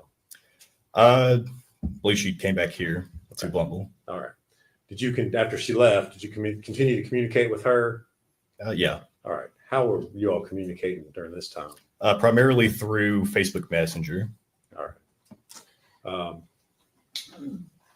What sorts of things were you all talking about, or would you talk about? Mostly just arguing. Okay. All right. Yeah. Would she tell you things about Evelyn? Yeah.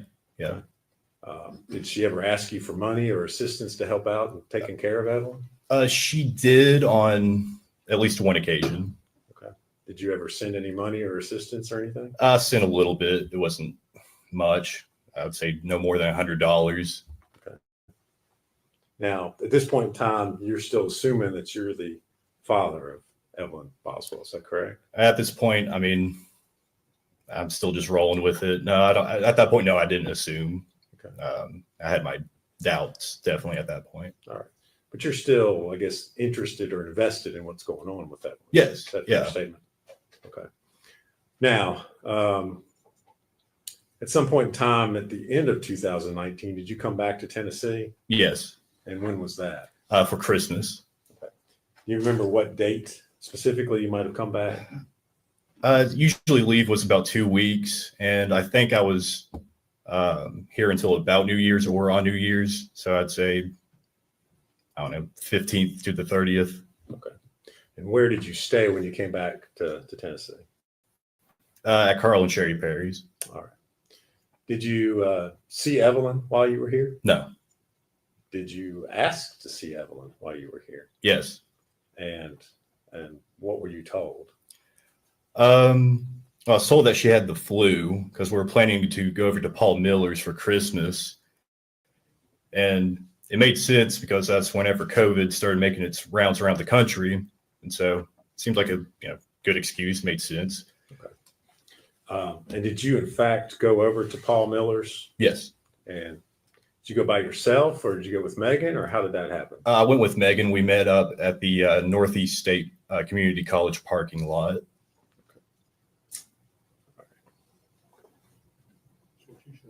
Yeah. Mr. Perry, I'm going to show you 2 documents, ask you if you can identify, if you recognize those.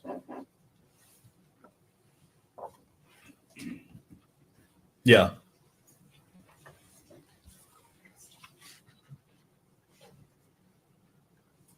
Yeah. And what are they? You want me to read it? No. I just want you to tell me what they are. Just generally. It was trying to coordinate to get to Paul's. Okay. Are those the text messages that you had with Miss Boswell on December the 23rd, 2019? Yeah. Okay. And is that a true and accurate representation of the conversation that you had with her? Yes. All right. Judge, I'd move to make that exhibit 97. Objection. No objection. Be full exhibit 97.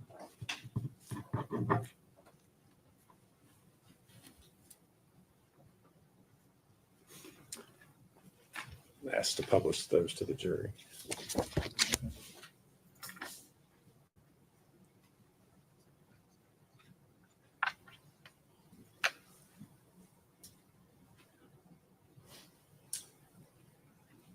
All right, Mr. Perry. So you are having a conversation with Ms. Boswell. You say your phone's messed up. I'm at Verizon. You tell her, yes, I'm still going to pause. What's her response to that? Evelyn is sick, so I'm not bringing her around everyone. If you want to see her tomorrow, just you can. But she has the flu, and I don't think like being around a ton of people is such a good idea.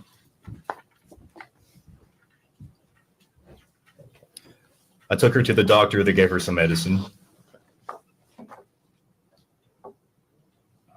And then you say, okay, sounds good. My grandpa and would like to see her soon, though. Sherry's about to go into hospice soon. She stopped taking her chemo just whenever Evelyn feels better. You ask, is she okay? What's her response? Okay. Yeah, she's fine. All right. And you say, everyone has the damn flu around here.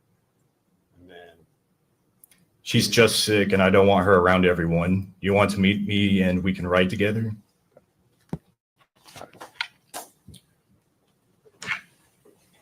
And did you all, in fact, meet up and go over to Paul Miller's? Yes. All right. And did Megan have Evelyn with her? No. Did you all talk about while you were at Paul Miller's, Evelyn at all? About Evelyn? Yeah. Yeah. Okay. Did you, and what did you all do while you were at Paul Miller's? Just mostly just sat around. I believe we ate dinner, opened some presents, and it was relatively quick. I'd say we were there for no longer than 2 or 3 hours. Okay. All right. After you left the Millers, where'd you go?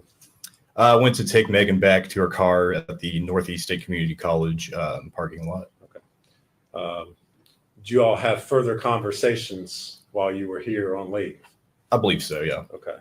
And again, were you trying to see Evelyn while you were here? Yes.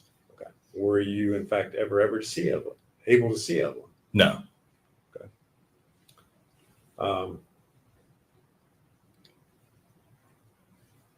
Did you see Megan again while you were home? Yes. Okay. And when was that? Can't remember the exact date, but it was after Paul Miller's. Sherry and my grandfather Carl bought her some gifts, Evelyn some gifts, some baby food, and little stuff like that. So I asked Megan to come over to my place and just pick them up. Okay. And you indicated you were staying there with Carl and Sherry Perry. Is that correct? Correct. And did Megan come to their house? She did. All right. And did you talk to her? Did you give her those items you just described, or? Yeah, the conversation was relatively short. I just gave her the gifts, and she told me that she was going to go to, I believe it was Pigeon Forge with Hunter Wood. Okay. Was Evelyn with her when she came to pick up those items? No. Okay. Did she say where Evelyn was? Chances are she said, I don't know for sure. Well, if you don't know or remember, that's fine. Yeah. Okay. How long was she there picking up those items? Like 10 minutes. Okay. All right. So did you have further communication or conversation with Megan Boswell while you were home? After that, it seemed like the conversation pretty much ended altogether. Okay. Were you all still communicating by text and Facebook? Yeah. Okay.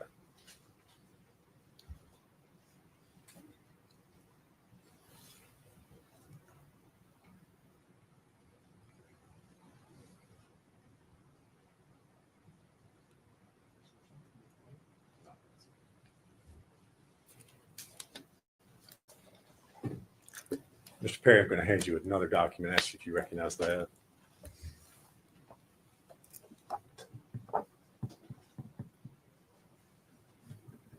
I recognize it, yeah. And what is it?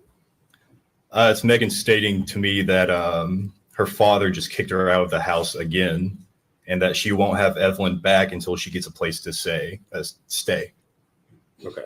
And then she said, "Never mind, I'm sorry." All right. The next day. Those text messages you received from her? Yes. All right. Is that a true and accurate copy of text messages you received from her on December 26th and 27th? Yes. All right. Judge, I'd move to make that exhibit 98. I'm sorry. 2019. No objection. Be full exhibit 98. And I move to publish that. Good.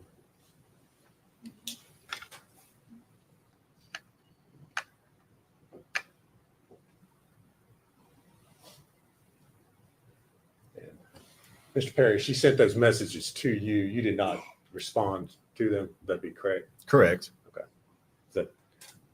Is that somewhat normal for you sometimes? Yeah. Okay.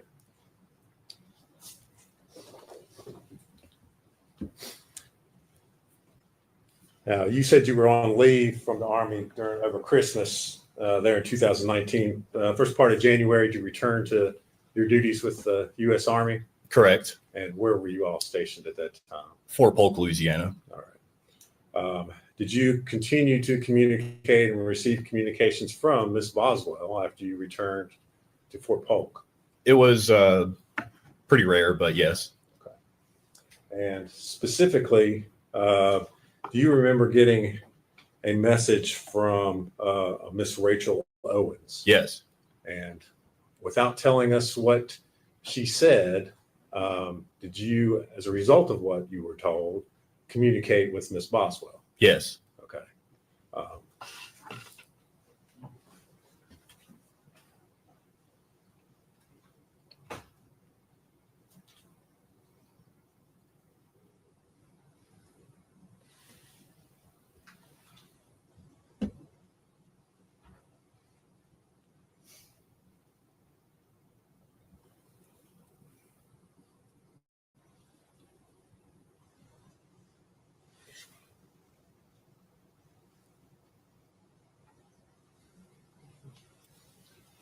And again, we're not get into the exact conversation, but the nature of what Miss Owens had asked you was the fact that there were concerns about Evelyn. Is that correct? Correct. Okay.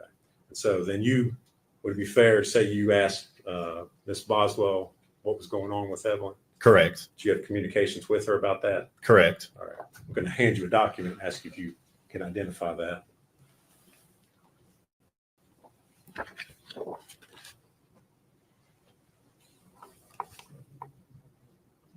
Yeah, I recognize it. And what is it, sir? It's her stating that just to Well, ignore. hold on. Don't read it Sorry, yet. No, sorry. you're fine. Just is that, and I'll lead you a little bit. Is that the text conversation that you sent to Miss Boswell after you had the communications with Miss Owens? Yes, this is her response. Okay. Yes. And is that a true and accurate depiction of the messages that you sent her? Correct. All right. Judge, I moved to make that exhibit 99. No, full exhibit 99. And I believe the date on that is January 19th, 2020.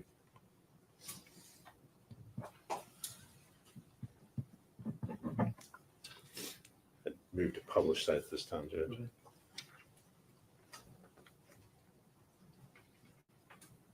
Okay, so you've messaged Ms. Boswell about the fact that you have concerns. Ms. Owens has expressed concerns about Evelyn, and her response is just ignore her. I've not talked to anyone in my family in weeks. Literally, I've cut all ties with them.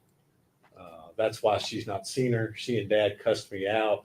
Dad took my car from me in the middle of work, left me in a bind and shit. Fuck them. They aren't my fucking family. They never were to begin with. That's what she said. Okay. All right. Did she ever tell you anything else about Evelyn or where Evelyn was? I can't remember. Okay. All right. So that was January 19th of 2020. In February of 2020, did you receive some phone calls? Well, let me ask you this. Were you still in the Army, still at Fort Polk at that time? Correct. Okay. Did you receive some phone calls from family members?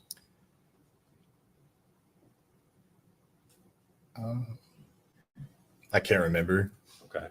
Did you receive some phone calls by the Department of Children's Services here in Tennessee? Yes. That surprised you? Yes. Okay. I did. All right. And without saying what they said, why were they contacting you? For the whereabouts of Evelyn. All right. Did that surprise you? Yes. And why was that? Because, well, I didn't have Evelyn, and that's what they were asking. If I had her, or if I seen her, or the last place that, where do I think where she would be, stuff like that. All right. Were you then contacted by investigators with the U.S. Army? Yes, I was contacted by the Central Investigation Division, okay. CID. And kind of tell us what happened with all that. Well, initially, I got my officer of my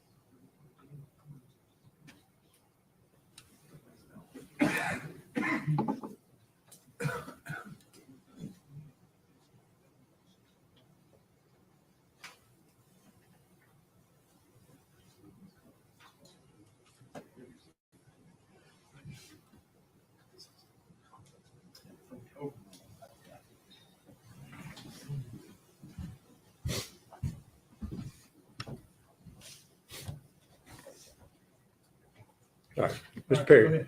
Mr. Perry, if you would go ahead, you're in the middle of telling us what happened as far as your investigation there by the Army. So initially, I got contacted by my NCO in my company, and he told me that.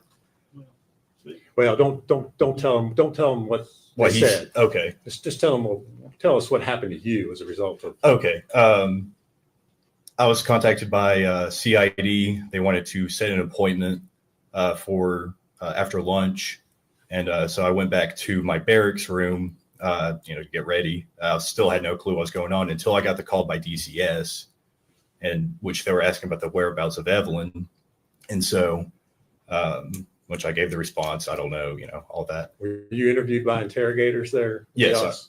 For hours? Yes. Okay. Did you cooperate with them fully? Yes. Did you allow them to search your cell phone? Yeah, search my cell phone, take DNA, search my barracks, and search my car. Okay. So investigators searched the barracks looking for Evelyn. Correct. In Fort Polk, Louisiana. Correct. Okay. Was Evelyn there with you at your Army base there in Louisiana? No. Has she ever been there? No. With you? No. Okay. Did you cooperate fully with law enforcement in providing consent to search, provide DNA, anything else that was needed? Absolutely. Everything that I could. Okay. The only time you ever saw, when was the only time you ever saw Evelyn? Was in El Paso. Okay. That one time when Megan showed up? Yeah, just out of the blue. All right. Did you cooperate with law enforcement in determining the paternity of Evelyn Boswell? Yes. All right. Were you the biological father? No. Okay. All right. So the one and only time you see Evelyn is in 2019 before you came home for Christmas. Is that right? Correct.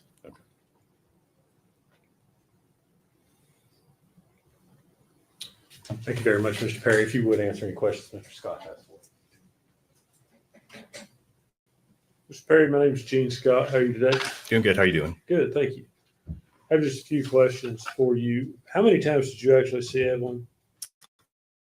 Well, I saw her in El Paso through a span of 3 or 4 days. Okay, was that it? Yes. Okay. And you said Megan just showed up at your hotel while you were staying there with the Army? Correct. Sent you a picture? Yes. You had told her where you were staying? Correct. Okay, so that's how she would know to find you there. Right. And what did you all do over those 3 days you spent there? Majority of the time was spent in the motel or hotel, whichever it was. And then we went out to eat. I think we just went out to pick up food. We went to the zoo and we went to IHOP. Did Evelyn appear healthy to you? Yeah. No signs of abuse or neglect? I wouldn't say abuse. I mean, I saw like a small bruise on her arm or her leg, but she was starting to learning to walk. So I just assumed that's what that was. Most likely a child fall down before you walk. Right, right. Kind of thing. Yeah. Megan engaged with her? I mean, did she talk to her, appear to love her to you? Repeat that. Did she appear to love the child, Evelyn? If you know. I don't know. Okay. Was she normal? She clean when she brought her there? Yes, yeah. Okay. No issues with that? No. No neglect issues that you saw? No. Okay. That's all the questions I have for you. Thank you. No, Your Honor. See, where you go. Yes, sir. Yes, sir. Terry, thank you for your testimony today. You're released from your subpoena soon before you go. Thank you, sir.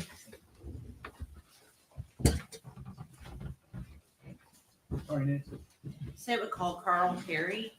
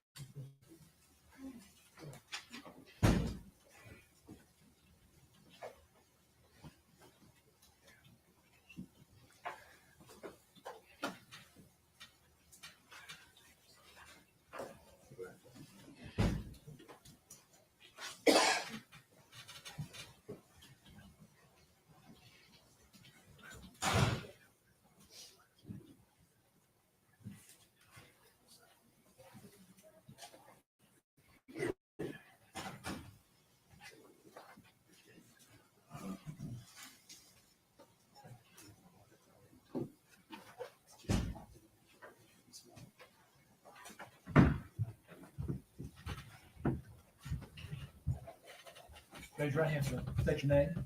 Carl Perry. Mr. Perry, do you solemnly swear or affirm that your testimony you're about to give will be the truth, the whole truth, and nothing but the truth? I do. Have a seat right there. Speak up in the microphone. Good afternoon. Your name is Carl Perry, is that correct? Correct. What city do you live in? Elizabethton. Okay. And do you know Ethan Perry? Yes, that's Who? Okay, go ahead. My Who is grandson. He is your grandson. Okay. And at some point, did Ethan live with you in your home? yes. Okay. And was that also in Elizabethton? No, at that time, it was at 280 Lester Road, Blumpville. Okay. Okay. And how old was Ethan when he lived there with you? Let's see, he came to us in about the 8th or 9th grade, and he lived there until,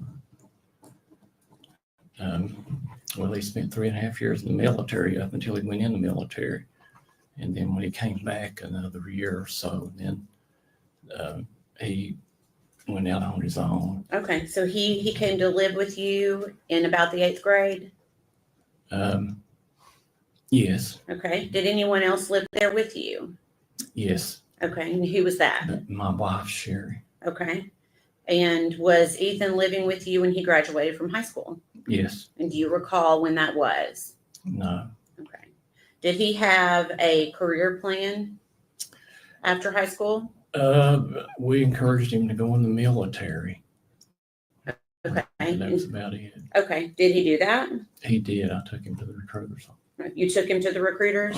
Okay. Which branch did he enlist in? In the Army. Okay. And how long after he graduated from high school did he then go into the Army? Pretty immediately. Okay. He had a buddy, and that was their plans. And okay. Okay. And where did he? Do you know where he went for basic training? Yes, Fort Benning, Georgia. Okay.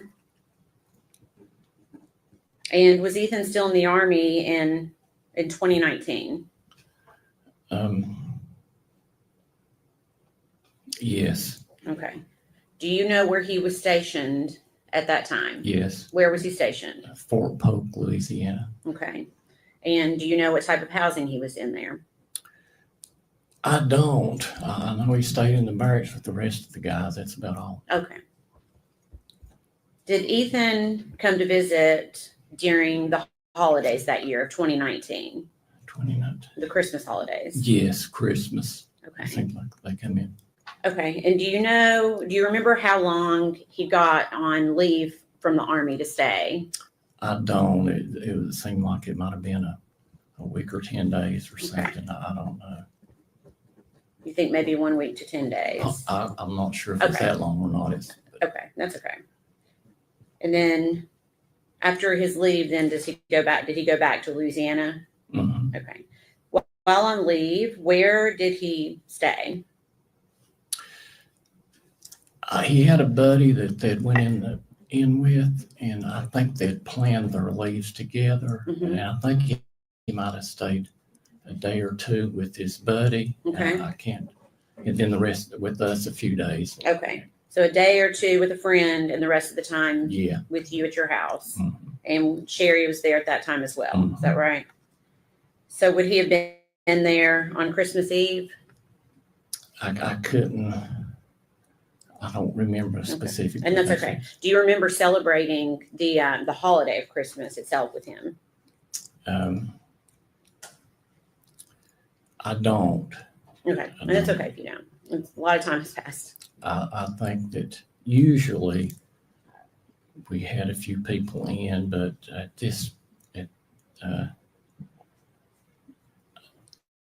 can't remember. It seemed like that when they just wasn't a lot there. They were in and out. But Okay. During that 2019 holiday, do you remember seeing the defendant, Megan Boswell? no, Okay. Did Megan Boswell come to your house during that Christmas holiday? no, Okay. Do you know who Evelyn Boswell is? yes. Okay. Can you tell me who she is with regards to Ethan? During that time, I think that there was a conflict. They weren't sure, but I know that the only time Megan Boswell was on our property was in high school. Okay. Way before that, but I know that Ethan had spoken to my wife Sherry about Megan Boswell. Okay. And Evelyn. Okay, let me stop you there for just a second. We can't talk about what somebody else has said, okay? But essentially, to help you out, it was alleged that maybe Evelyn was Ethan's child. Is that right? Right. Okay. And I remember telling him to get a DNA. Okay.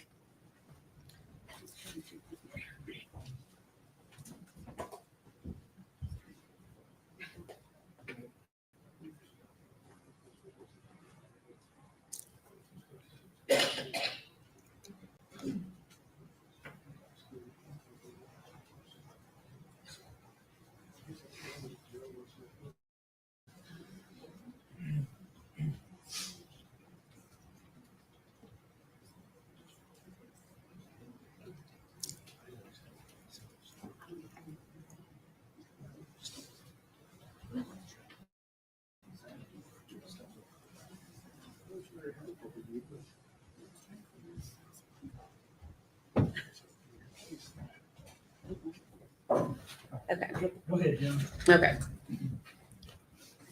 And did you know that Evelyn was Megan's daughter. Yes. Okay. Did Evelyn ever visit your house? No. Did Evelyn ever visit your house in the holidays of 2019? Never. I was going to say I never seen Evelyn. Okay. Did you ever babysit Evelyn? Absolutely not. Did Evelyn ever spend the night at your house? Absolutely not. Did your wife, Sherry, to your knowledge, ever babysit Evelyn? Never. She'd never seen Evelyn. Have you ever met Evelyn? No. Okay. Never. Okay. We Okay. we watched the news out until we learned to love this. Okay, sorry. child. Yeah. So you'll just yes, just try to answer the question I asked you. Okay. I'm sorry. I know, and I know this is new for you. Were you there? Were you present the day that Ethan left to go back to Louisiana? No. Okay. And do you remember when you first learned that Evelyn Boswell had been reported as a missing child? Yes. And how did you find this out? By watching the news. Okay. Did anybody ever come to your home? Yes. Okay. Who came to your home? After this allegation was made. Well, no, who came when you learned Evelyn was missing? Did anybody come to your home? Okay. No one ever came to ask you any questions about No, Evelyn? not until this allegation was made. Okay. What happened then? Who came to your home? Just reporters from all over Okay. would come in. Okay.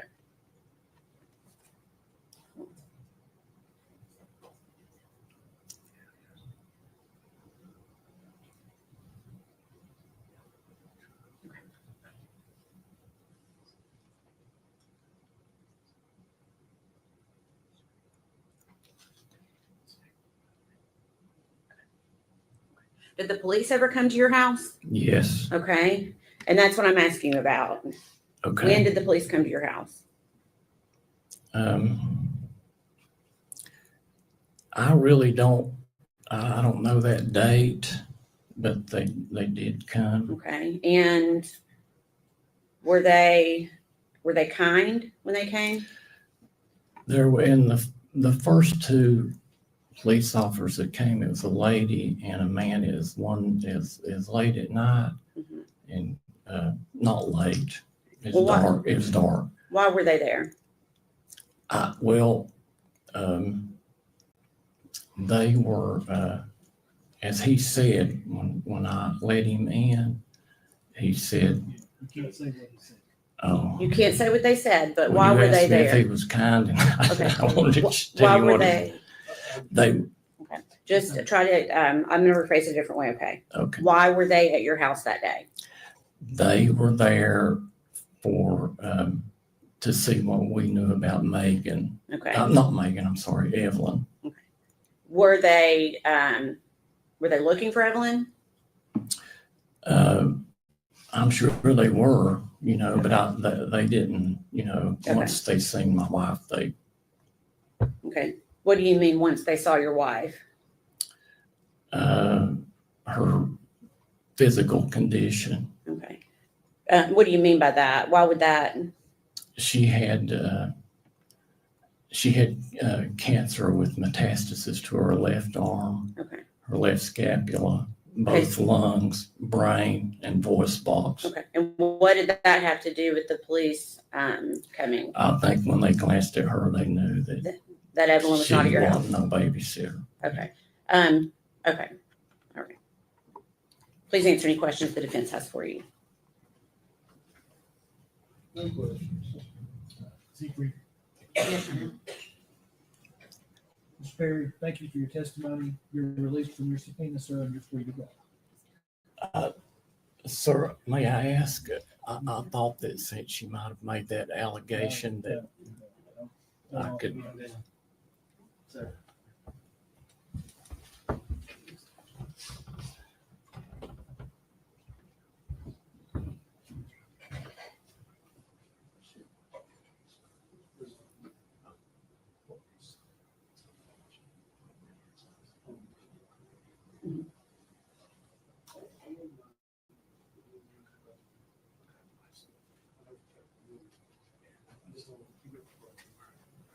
Sorry, Nick.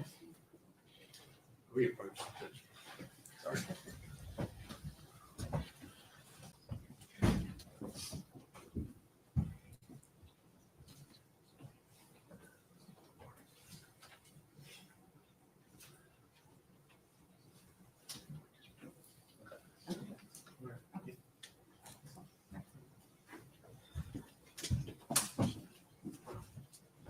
The next witness may take a little time. Does anybody need a break before we start? Anybody at all?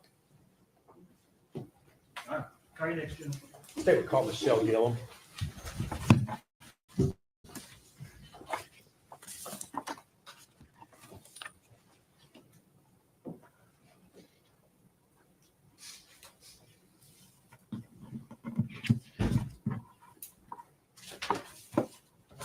While they're getting her, let's see y'all.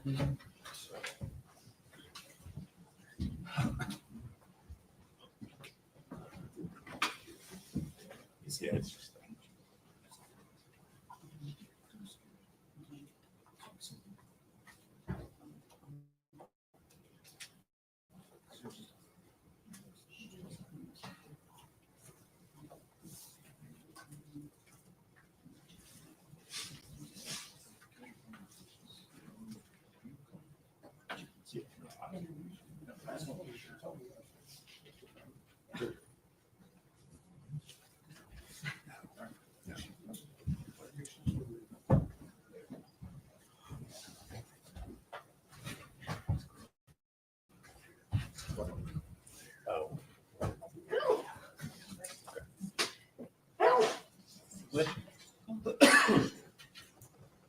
Judge, are we still connected to the?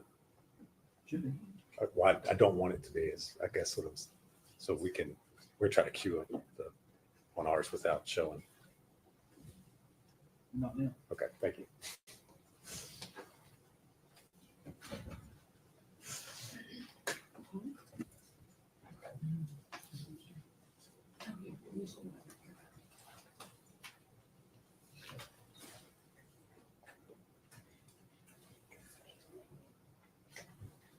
We ready? Yeah. Okay. Oh, I thought Michelle Gillum.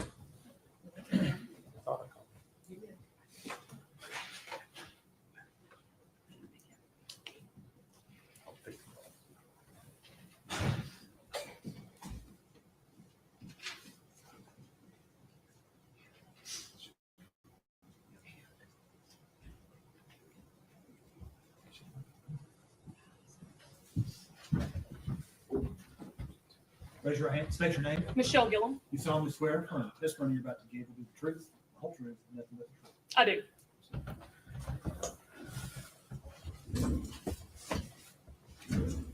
All right. Good afternoon. Hello. If you would state your name for the record, please. Michelle Gillum, And where are you employed? the Sullivan County Sheriff's Office. And what is your current assignment there at the sheriff's office? I am a lieutenant over internal affairs. Lieutenant Gillum, back in February of 2020, what was your assignment at the sheriff's office? I was a detective in our criminal investigations division. And within the criminal investigations division, did you have a particular set of crimes that you worked or investigated? I did. During my 7 years in the detective division, I worked the child abuse and child sex abuse crimes. All right. And so on February the 18th of 2020, a report came into the sheriff's office regarding a missing child by the name of Evelyn Boswell. Were you aware of that call? I was. All right. And were you in the office at the time that call came in? Yes. Okay. If you would kind of tell us what you did as an investigator on that particular day. On that day, another detective met response when the call come in, which means that they just went out to the residence to check on the child, to check her well-being, see if she needed any attention, anything like that. And then I met response actually in the office with Megan Boswell. Okay. And the detective that met response, would that have been Tracy Harraz? It was. Okay. And do you all work with the Department of Children's Services when these referrals first come in? Yeah, so when a DCS referral first comes in, the Department of Children's Service investigator is the one who initially gets it and then sends it to law enforcement. And we team up with them and we meet response together, which in that case was Jimmy Lewis and Tracy Haraz. They went to the residence of Megan Boswell to check on Evelyn. At some point in time, did Detective Haraz and Jimmy Lewis arrive at the sheriff's office? They did. After they went to Megan's residence, they came back to the sheriff's office with Megan for her to be interviewed. And then that's when I met up with her. Okay. Now, were you involved? Did you interview Megan initially? No, the initial interview was conducted by Jimmy Lewis and Tracy Haraz for a brief time before I got to the sheriff's office. All right. Then I took over. Okay. Did you discuss with them what was going on in the case? Did you before you went in to talk with Megan? Did you all share information? Me and Megan, or me and you and Detective Haraz? We did briefly, and pretty much all that conversation looked like was that Evelyn is missing. Okay. So I guess when you went in to talk to Megan for the first time, what was your approach to interviewing her? What were you trying to? I didn't have much information, so I just started from the very beginning, as I would with any case, with the basic info of names, addresses, and things like that. All right. And this interview, where was it conducted? In our sheriff's office, the interview room. All right. And is your interview room, is that equipped with audio, video recording devices? It is. And was your interview, in fact, recorded over there? It is. Okay. Did you, as the interview went on, did you have doubts or question what Megan was telling you about Evelyn? Yes. During the interview, just some of the things she was saying, it just wasn't adding up or making sense. Okay.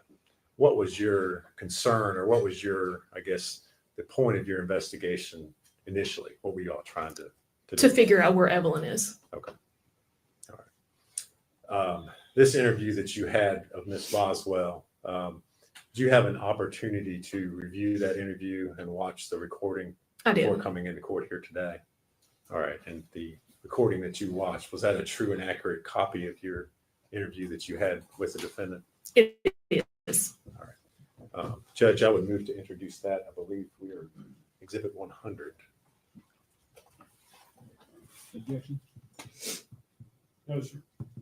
The full exhibit 100.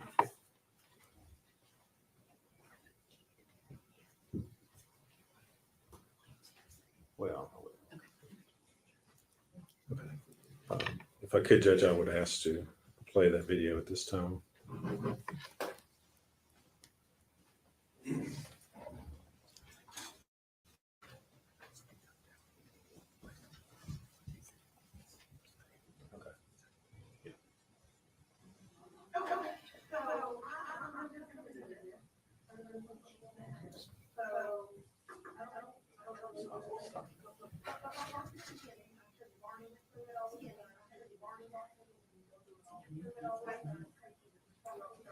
Hold on a second. Hold on. Pause it.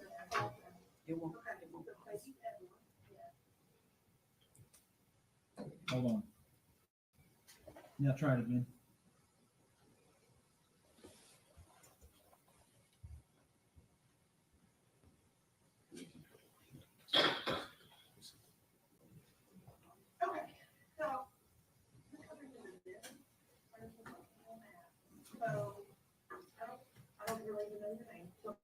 Start from the beginning. I'm sure you've already went through it all with Tracy, but just start from the beginning and go through it all.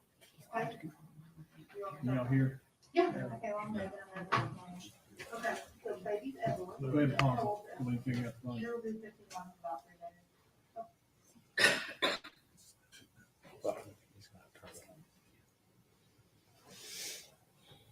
That's the only volume control that I have.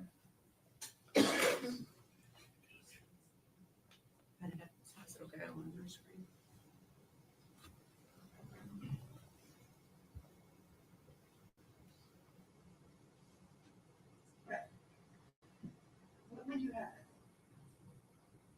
Well, I had her, and then her dad came home from in the Army. No. When did you give birth? Can you not hear Oh, me now? okay, 11/21. Anybody can't hear? And, did she come Barely from hear, Venus? barely. Yes, but I was in foster care. So I had to sign, what do you call it? I don't know if you know. It was like I was placing.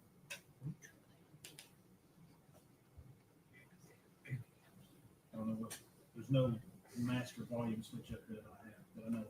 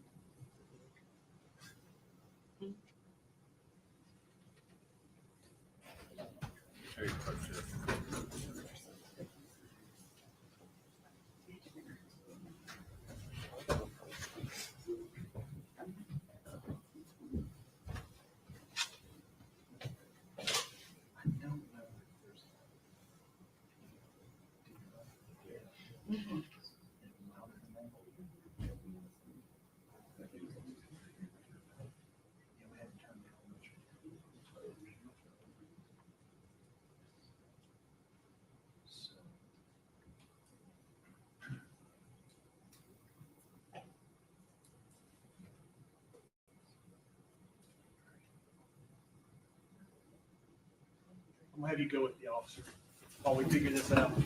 Everyone stand.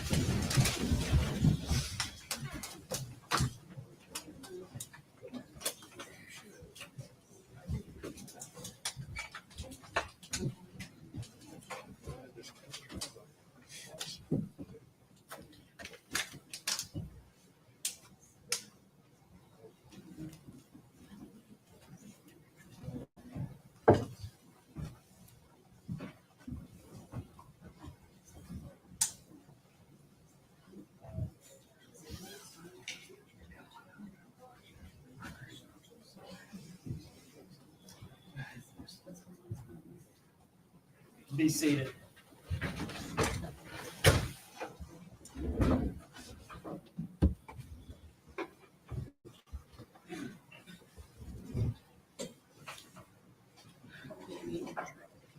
All right, we're in recess. Come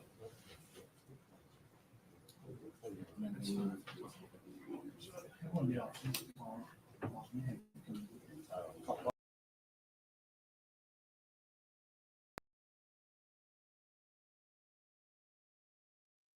Oh, Lord, how many breaks do these people need? My Lord. You're taking so many breaks. I'm about to take a nap. Jeez. No joke. And not miss a thing the whole time. Yeah. They better come on with it. Dang. A lot of talking to say nothing.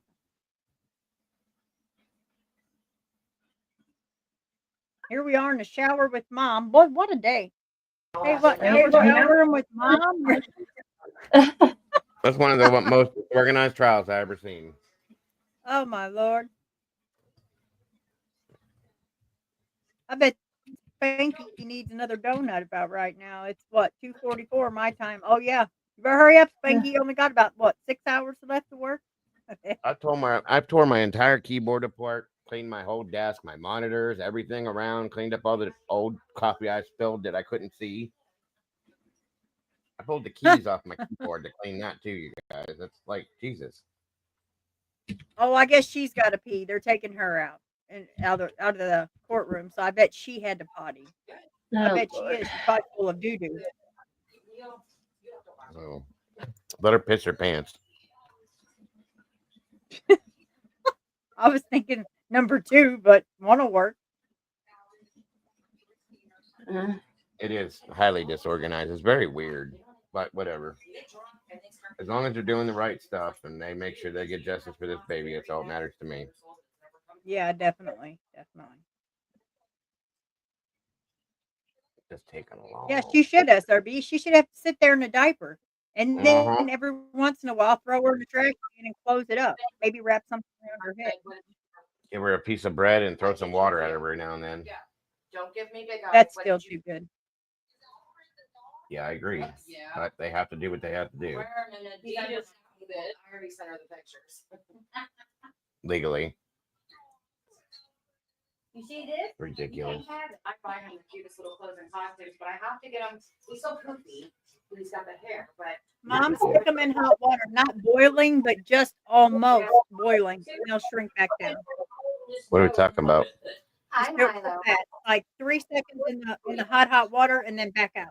well, and peas. What are you Her talking about? justice bracelet. Oh, Justice well, that's a bracelet. good idea, Doodle. The reason he was named Alfred is because it was Sean. You guys have never done that? Nope. Wow. That's a hell of a, yeah. You're smart. Now, I wouldn't go crazy. I'm not smart. I'm just useful.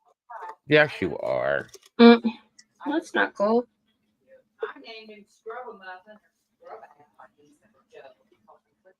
Scrub Nuts. What'd you say, Bear? I said, Doodle, that's not cool. She does that all the time. Drives me nuts.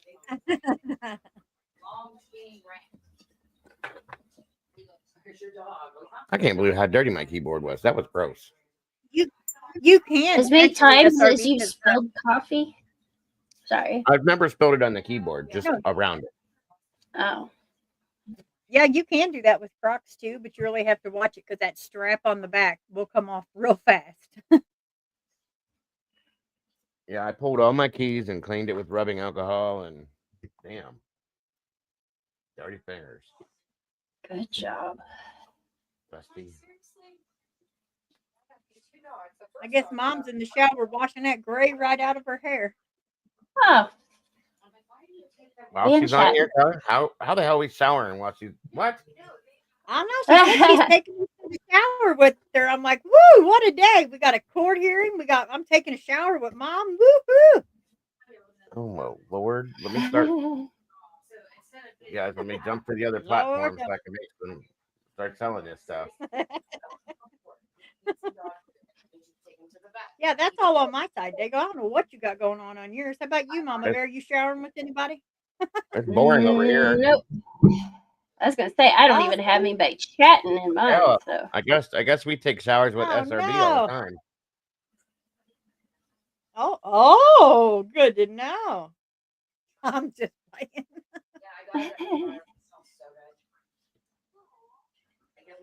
Don't worry. You guys have never showered with me. I Not a promise you hurry. that. She said, Oh, we've been in alright. there with her for like an hour. All you naked people, I told y'all keep your clothes on. All I had to do was grab coffee. I come back and y'all's naked. That's on my side. Everybody's naked on my This side. is They're all like clothed what? on yours. 9th grade? I'm joking. And I don't have anybody on mine, so Are you live too, Mom? Mama Mama Bear? Bears ran everybody off. She's Yeah. like, Well, I didn't know that. yeah. Well, yesterday too. We try to keep you in the loop, but you know how you get. They go.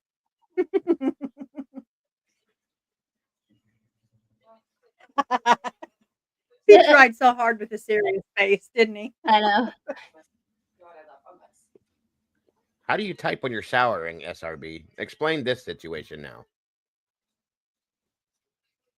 Oh boy, here we go. Yeah, Andy's I was taking live a shower before with us. you. Well, I guess we're a very loving community since we're all showering together now. A little more loving than I was aware of, apparently. Right. Now, Heck, this I'm is gonna more action than I've seen in 10 years. Woo! I'm right. It's exciting. I'm gonna shut this down if somebody starts going to saying that they've taken a dump with us. Then we're done. Just letting you know. Well, thank you, SRB. That is when I'm done. He said I pick up the phone and type.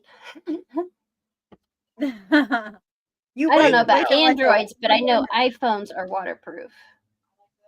Yeah, they Whatever. are. Drop Thank it with God. the- I've dropped it in and- full like 50 times. Right. I didn't get a notification from Mama Bear either. Are you even subscribed to us? What? You know better than that. I'm like, what? I ask you that all the time just to see what if you're going to change it up. There you go. He's like, I didn't get a notification. I always say, are you even subscribed to us? And he's like, you know I am. You know you're live twice, Bear, right? Or no, you're not. Okay. Oh boy. Pig, There we possum, go. squirrel, skunk, chicken. Uh-huh. So much caffeine, he's seeing double. Yeah. All right. Now I know Mama Bear's live. I just liked it and shared it. Thank you. And yes, I'm Well, better subscribed. late than And I have the never. notification bell hit. Woohoo! Are you subscribed to me, Doodle? Oh, I don't know. Probably not. You know how I get. Mhm. I wouldn't doubt. Of course I am. I'm in here. I see. I didn't know you were live, Bear. I'd have been over here a long time ago helping you out.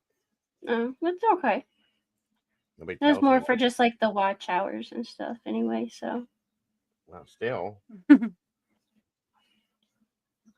I did drop a bunch of links earlier, and so did SRB. Oh, So Fox, hopefully where's that. the fun of that? Fox says, I What? assure you, no one has showered with me. Cameras can be hacked, and that's all a leak. I'd rather not explain to Austin.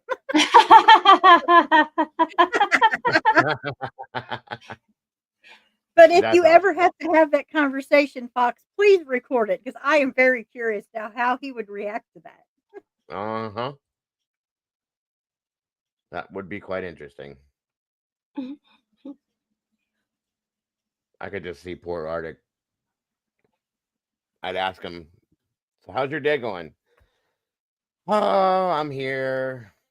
I'd explain to Austin why everybody had videos of me showering with them, blah, blah, blah, blah. I could just see that one be hilarious. Oh, I can't wait for the next person to call me boring because they're going to hear all about this. You don't know shit. Our channels, our community showers together. How about that one? Right. Right. Yeah, I'm not so boring now, am I? Right? Jesus, I could just see saying that one time or putting on a post. We'd have like 10,000 people here watching us at one time just to see it. I promise you. Oh, What are well, they talking well, there you about? go. I'll be like, oh, wait, psych. Right? That's like a band calling themselves Free Beer, so everybody would come see them.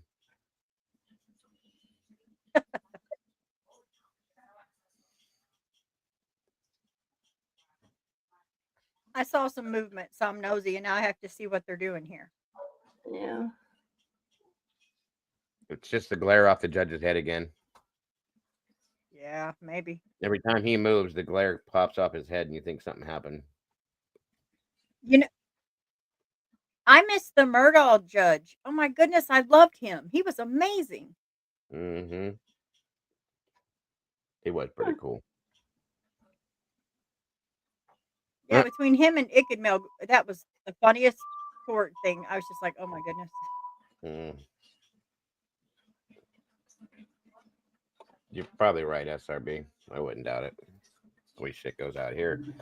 Good God, this is dirty too. I can't handle this. No way. Dusty, dirty. Gaga. Yours, Man. we just said your side was the clean side. It's my side over here that's dirty. Yeah, well, my stuff over here ain't clean. This is grossing me out. It's all dust is what it is, but I didn't realize it. And I'm slacking because I don't let this stuff get like this ever. This drives me nuts. I have Clorox wipes that sit next to me at the desk so I can clean things regularly, and I definitely didn't clean any of this stuff. Well, I got a bag of Funyuns next to me, and it doesn't even matter to me if my keyboard's dirty. And smells like onions. I'm joking. I do have Funyuns, but I do care if my keyboard's dirty. She's a dirty, Funyunated person, guys. Then listen to her. You don't have Funyuns on this side. Don't worry about it. You won't have that Funyun breath over here. Just coffee. I don't know what should be worse, Funyun breath or coffee breath. Ew. What if it was coffee and Funyun breath? Ugh. Ew. Oh, cigarettes wow. in there That's too. mighty. Yeah, I've had Funyuns while I was here before. It's a thing. You guys didn't know that Funyuns and streaming. Yeah. Candy Do and hear I Mr. have a bag of Pringles Mingles Dill Pickle Ranch. Ew, John boy. Yeah. Oh, I've always wanted to try those. I love pickles. Did I hear Mr. P? What do they call them Mingles? Just because it's two different flavors together, or Yeah. is it like a Yeah, smaller chip? Or because the flavors mingle together, Doodle. Come on. well, that's so fancy. It's what? She's speechless over it, guys. What? SRB. I think I chased everyone off over here. We're still here. Even my dog now start. Wait. Where did my saggy? What'd you do? What are you talking about? What happened? I don't know. I have 4 different screens pulled up. I don't know what I'm doing now. Confused. Oh Lord. I got Doodle, Mama Bear, myself. Squirrel. What is that stain? It won't come off. Come on, stop it. And then he's worried about the stain instead of the 4 screens he's got going on. Because I just cleaned my monitor in there. I must have missed Next to something. be screaming, stop it, Milo. Stop pumping, Milo. And my hair's thinning. Oh, my Lord. Listen. That's a whole new thing today, too. That ruined my entire day. Huh? I took a shower. Got all nice and pretty for everybody that can't see me, smell me. And then I realized by looking at the screen that my hair's thinning. Huh. I don't get it.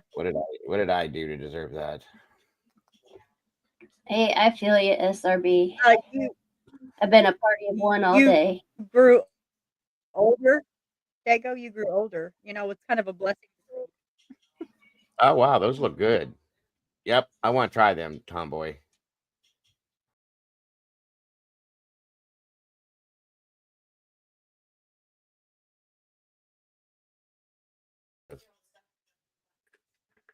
Funyun minis. I didn't even know they made those. I love Funyuns.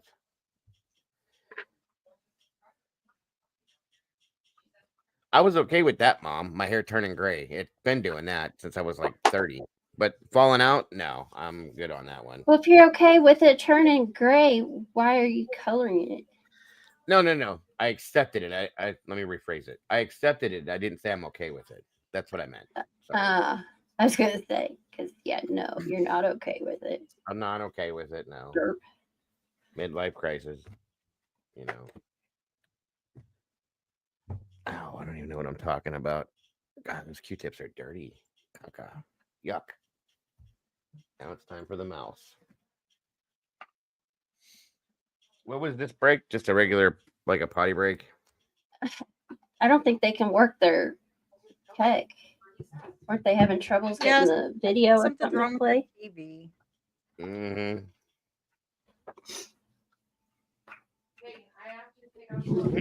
Excuse me. Shit. There we go. Sorry, I'm out of hurry. Yeah, I need to redo my beard and everything too. It's really needs it bad. I would like my husband if he dyed his. You wouldn't what? I wouldn't like it if my husband dyed his. Why?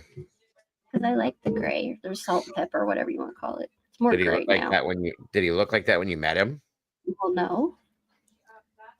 Then that's not the same person you married. You're doing it on purpose. Trying to get a little strange. No, I think it was the kids made him go gray. That's what happened to me 7 kids later. Yeah.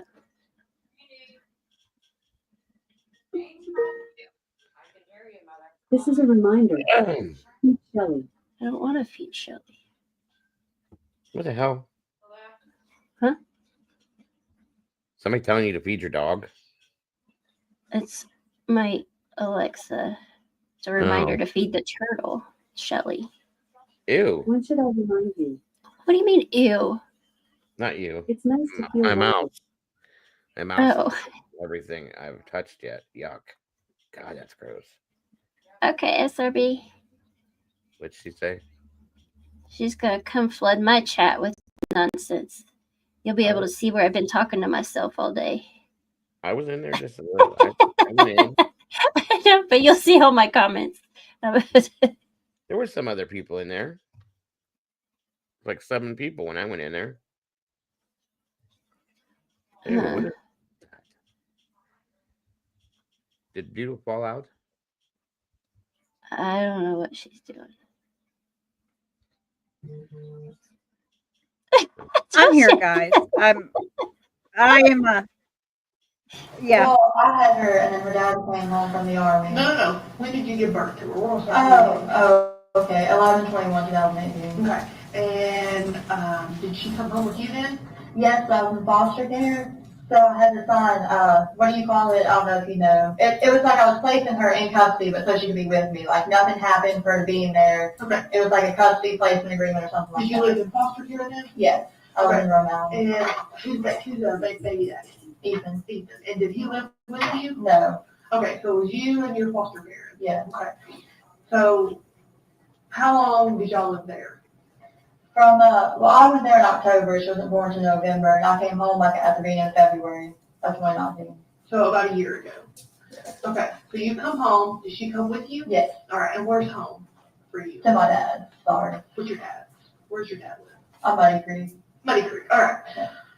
So you left foster care. You maybe went to dad. Did baby daddy ever come with you then? No. No. Okay. Where did baby daddy live? At the time, he was in like the army. Okay. And he was in Texas for a little bit, and I think he went back to like the base wherever he was at. Okay.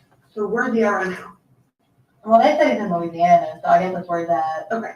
All right. So we're back to February. You and baby went to your dad's. All right. How was that?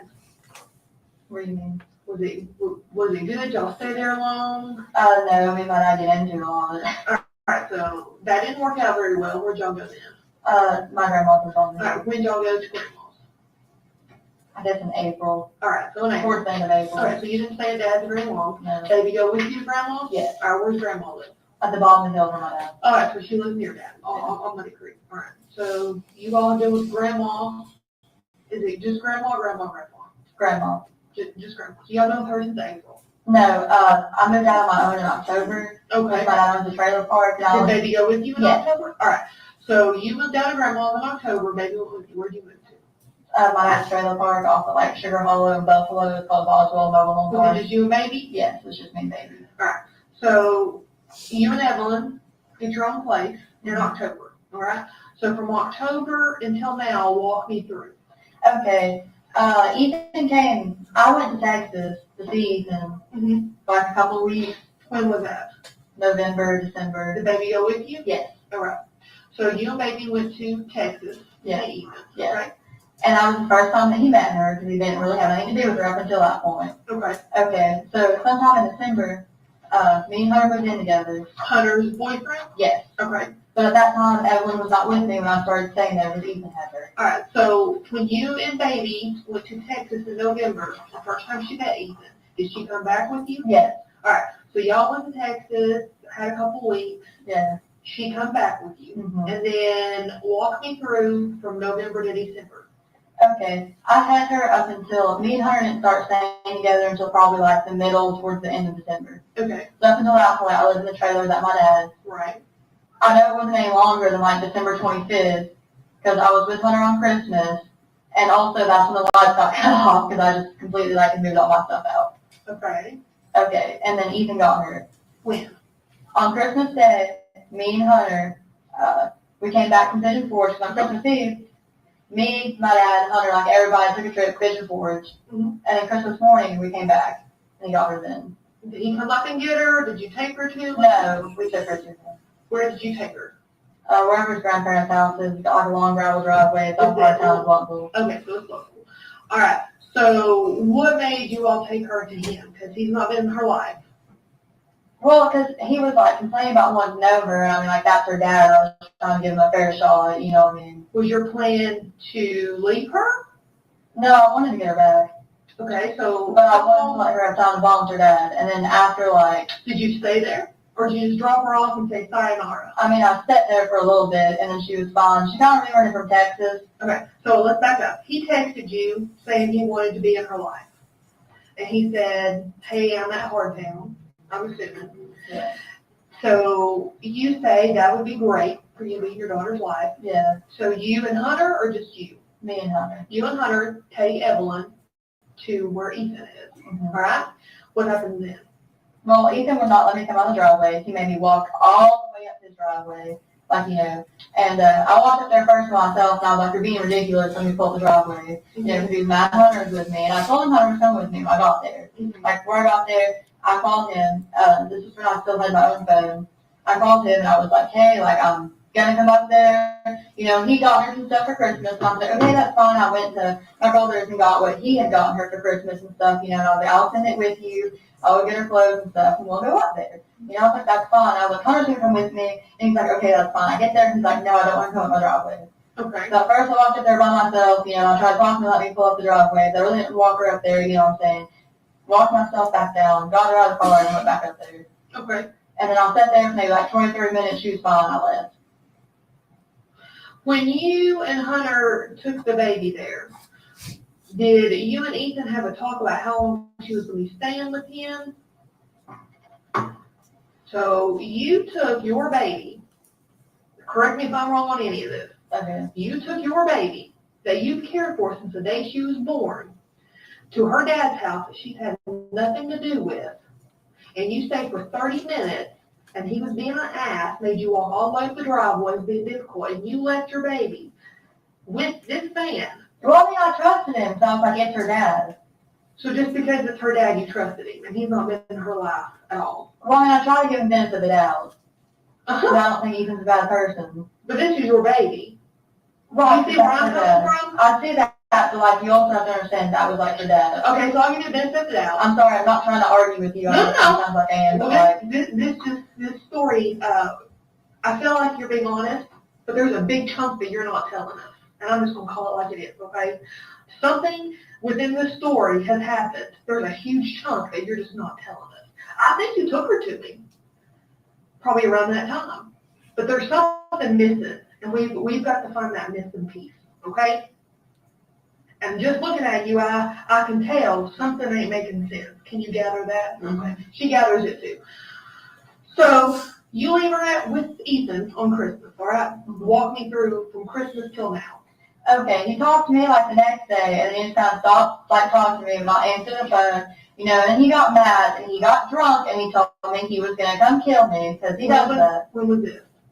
New Year's, I think. All right, so he had the baby. Did you try to get the baby back? I went by where I picked her up, and she wasn't there. Okay, so I'm trying to wrap my head around this again. You're a mom who's dropped your kid off with a dad that she don't know. Well, then I tried to, and now you can't find her, but you don't notify us. You just have a good New Year's and carry on with life? Well, I mean, he told me he was going to his friend's house. Okay, what friend? I don't know their names, but I kind of know around about where they live. So now this man that don't know your child is taking your child to someone's house that you don't even know their name? Well, it was his friend. Like, I understand where you're coming from, but also I was really trying to give him the benefit of the doubt, because he never helped me with everything. How many benefits of the doubt are we going to give him in the story before you start telling me the truth? Because there's two ways this can go, okay? In order to do our job, we got to have your cooperation, and you've got to be honest with us, okay? But if you sit here and you continue to lie, which I know you're doing, it's not going to end well, okay? Because at the end of the day, we're going to figure out what happened. We are. Okay? So, do we need to back up, Annie, and start over and have you start telling us the truth? He got mad because he didn't want Evelyn to be around Hunter. Okay. And then he just stopped talking to me. Like on New Year's, he got mad, and he used to get mad all the time at me and be like, well, I'm going to kill you, blah, blah, blah. And then me and him broke up because he was like threatening my little brother. So you have not talked to him since New Year's, is what you're telling me. And he's messaged me maybe one time. I've tried leaving him several voicemails. He won't answer me. You got your phone on you? You don't have a phone. Where is your phone? Me and my dad got into it, I'll be honest with you, probably like a couple days after Christmas, because the last time I've been around my dad, and I was kind of smashed because I want to talk to him. I just really not having money over there around him. So within the messages you would send Ethan, how would you do that if you don't have a phone? From Hunter's phone. From Hunter's phone. Okay.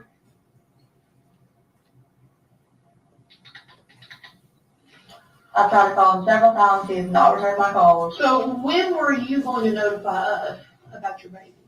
If he didn't meet me tomorrow. Oh, tomorrow. Why tomorrow? Because you waited months and you not cared in months. So why tomorrow would you notify us?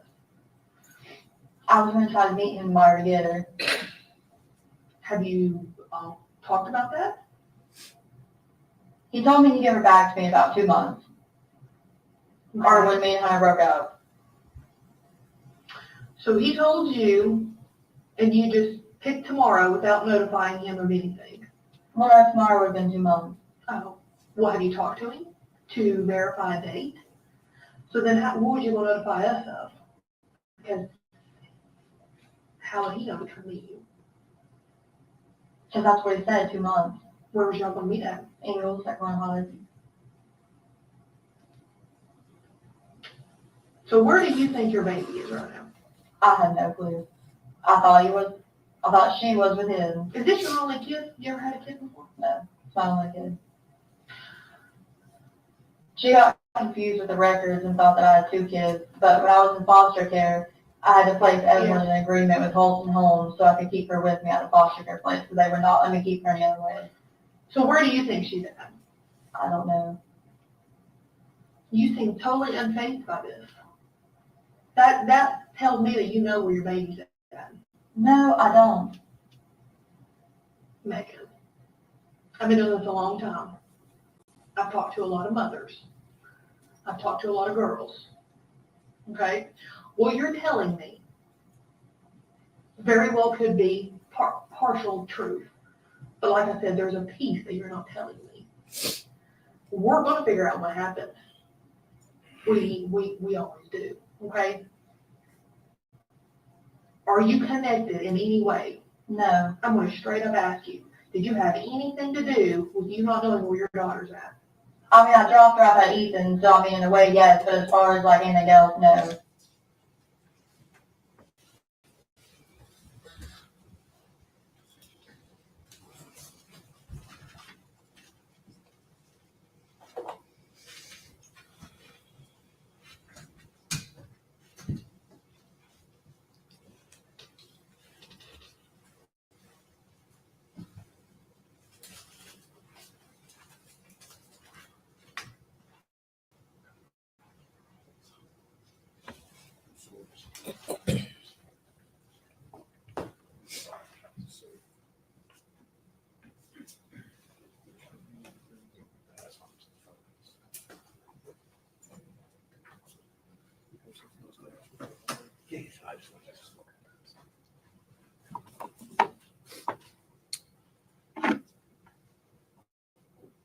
You're ready to continue, Judge.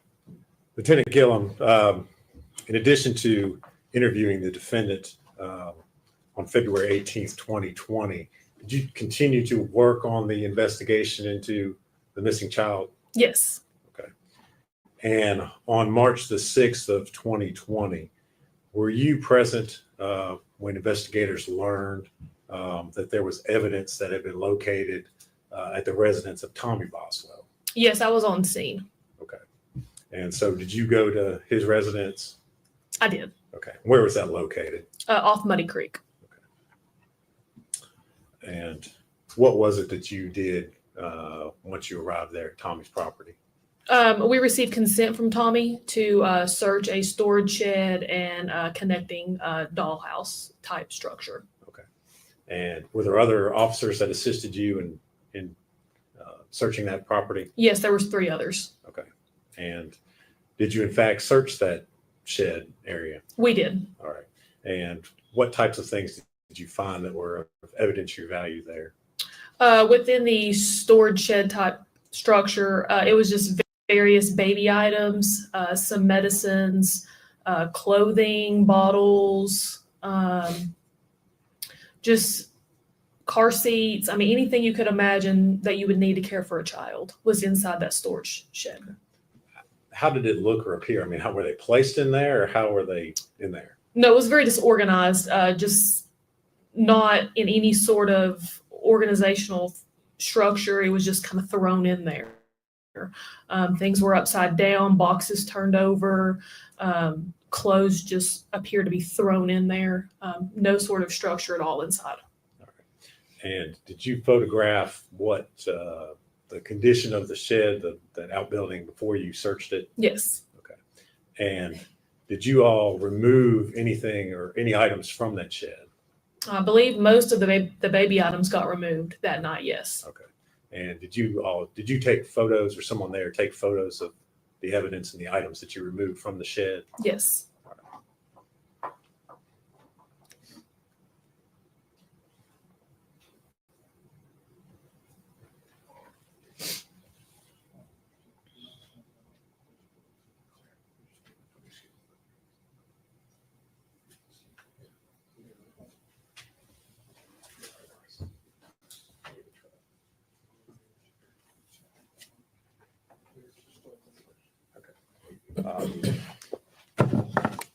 Lieutenant Gillum, I'm going to hand you some photographs and ask you if you recognize them. Mr. Scott's still going through some of them, but if you would go ahead and take a look at those, see if you can identify what's been handed to you.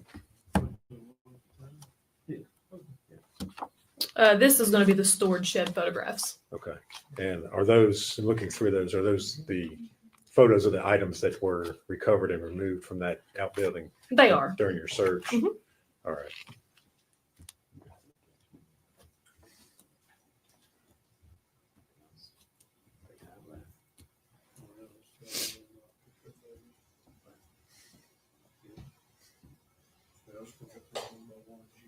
Okay.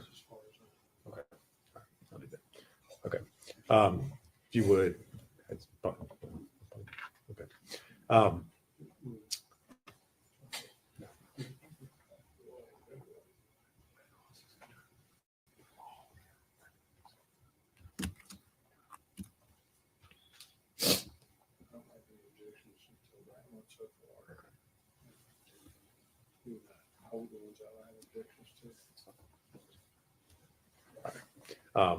We'll just kind of go through these one by one. We'll try to go quickly. Okay.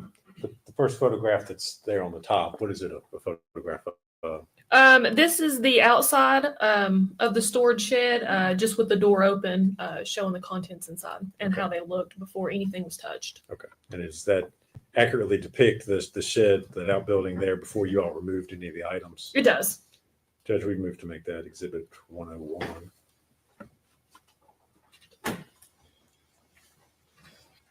Objection. Poster girl. You know, full exhibit 101.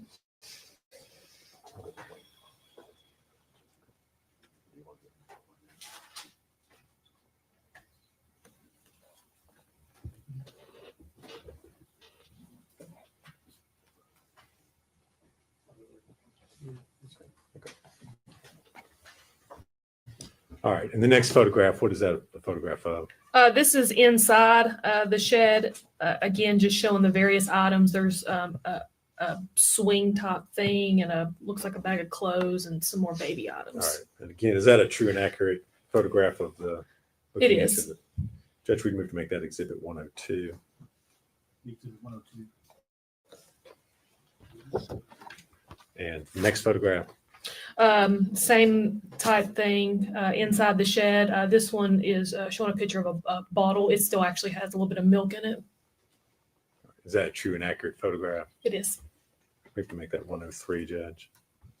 Be 103.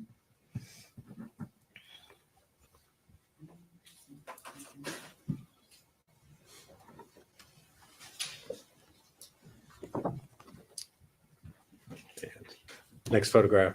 Inside the shed, there's a box. It's got clothing, a ripped bag, a drink that looks like it's half drank. Okay. Is that a true and accurate photograph? It is. Maybe make that 104. Pull 102.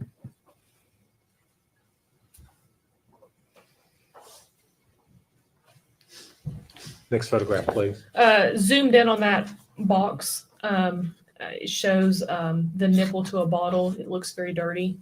Okay. And again, is that photograph taken before anything was removed? No. That's before anything was touched. All right. True and accurate photograph. Yes, sir. Move to make that exhibit 105. Pull exhibit 105.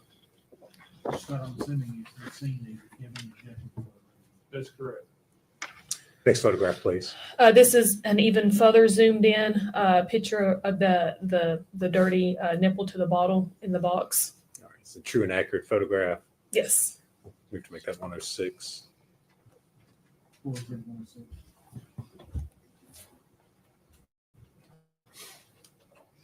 And the next photograph. This is an item just used to take care of a baby in everyday needs. It had been removed from the shed. It's like a squeegee type thing. Is that a true and accurate photograph of that item? Yes, that one right there had been removed from the shed before the picture was took. All right. But it was located in the shed. It was. All right. Judge, you move to make that 107. Pull 107. Next photograph. This is a yellow bottle. Again, there's still liquid inside of it, and it's dirty. That was located inside the shed, and it's a true and accurate. Judge, you move to make that exhibit 108. 108. And next photograph, please. This is going to be baby clothing. It appears to be like shorts. It had been removed from the shed before the picture was taken. Is that a true and accurate photograph? Yes. Move to make that exhibit 109. 109. And the next photograph, please. It's a picture of just right inside the door of the shed. You see a little onesie laying there on the ground, various diapers, a pillow with some sort of stain on it. Is that a true and accurate photograph of those Yes. items? Make that 1010, Judge, please. 110. What did I say? 110. It's getting late. This next one's going to be a close-up of the onesie. It shows a stain on the inside where her bow would have went. Is that a true and accurate photograph of It that is. item? We have to make that exhibit 111. 111. Next photograph. This one is of the pillow and a blanket inside the shed, both with various stains on them. Is that a true and accurate photograph of those items? Yes. We have to make that exhibit 112. Full exhibit 112. This next one is just going to be a close-up of the pillow and the blanket that I just described. Is that a true and accurate photograph? It is. We have to make that exhibit 113. Full exhibit 113. Next photo. This one's going to be of a cloth bib, again with various stains on it. That been located inside the shed? Yes, All right. inside the shed. Judge, we move to make that exhibit 114. Full exhibit 114. Next photograph. This is going to be inside the shed as well. It's just showing kind of what all was thrown in there. Looks like a cat carrier, some bibs, cloth bibs, diapers, and I believe that's going to be one of them diaper dispenser things there in the corner. Is that a true and accurate photograph? It is. We move to make that exhibit 115. Full exhibit. Next photograph, please. This is as well going to be inside the shed before anything was touched, and it's just showing various things that was thrown around in there. Looks like this is going to be a smart pump, some more clothes, and diapers. Judge, we move to make that exhibit 116. Full exhibit 116.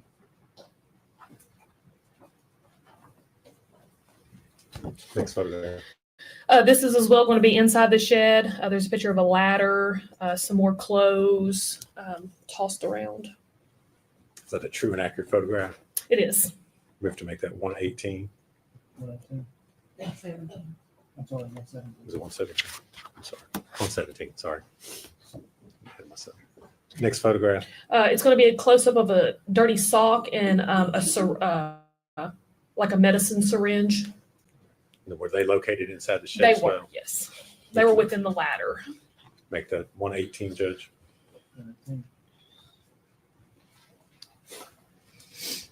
Next photo. It's going to be a close-up of the medicine syringe that was inside the shed.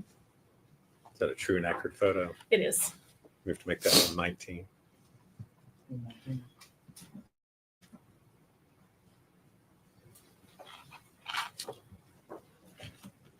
Next photograph, please. These next couple are taken from outside the shed once they had already been removed. And this is a picture of a baby swing, and it's got just a whole bunch of stains on it. All right. Is that a true and accurate photograph of what it looked like? Yes. We have to make that exhibit 120.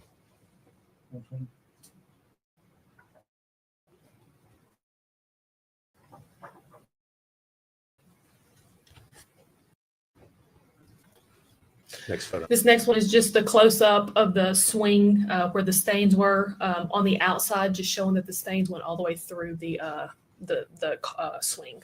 That photo accurately reflect the condition of it? It does. We have to make that exhibit 121.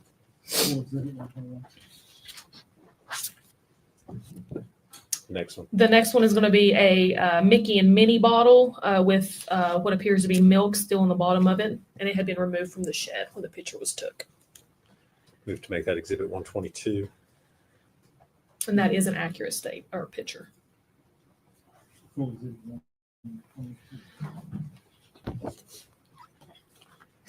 Next photo. It's just a close-up of the exact same bottle, just showing you about how much liquid was in the bottom of it when we took it out of the shed. Okay. You all did not in any way empty it, manipulate it, do anything No. else before you. All right. We have to make that exhibit 123.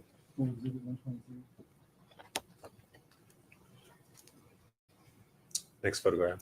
This is the onesie that I was talking about at the beginning. I don't know if y'all remember me talking about a onesie that was laying on the floor of the shed. This is going to be a close-up of the onesie once we removed it from the shed. It shows that there's brown stains toward where her butt would have been, and there's yellow orangish stains toward the collar of the onesie and the sleeve. We have to make that exhibit 124.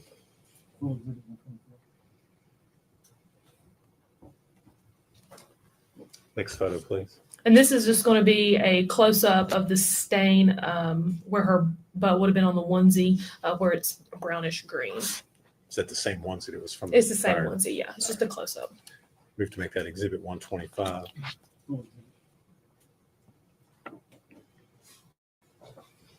Next photograph. Just various baby toys that was found from inside the shed that we removed. Is it a true and accurate photograph? Yes. We have to make that exhibit 126.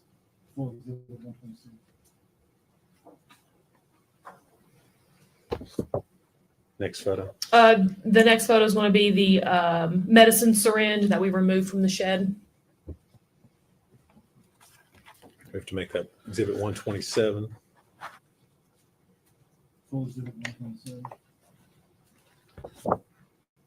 Next photo. It's going to be a bottle that we removed from the shed, and it's discolored with some sort of brown substance. Is that a true and accurate photograph? It is. We have to make that exhibit 128.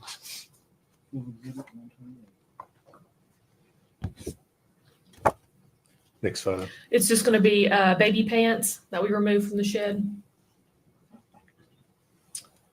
We have to make that exhibit 129.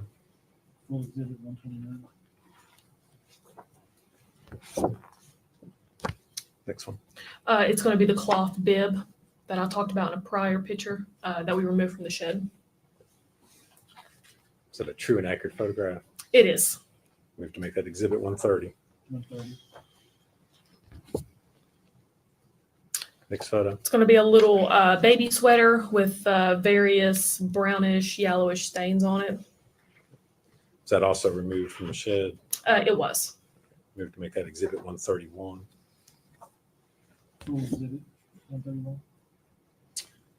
Next photo. It's going to be a close-up of the baby clothing. Same item as in the previous. Yes, same item. Move to make that exhibit 132. Full exhibit 132. Next photo. Little baby shorts. It says 6 months old for the size. They're dark blue.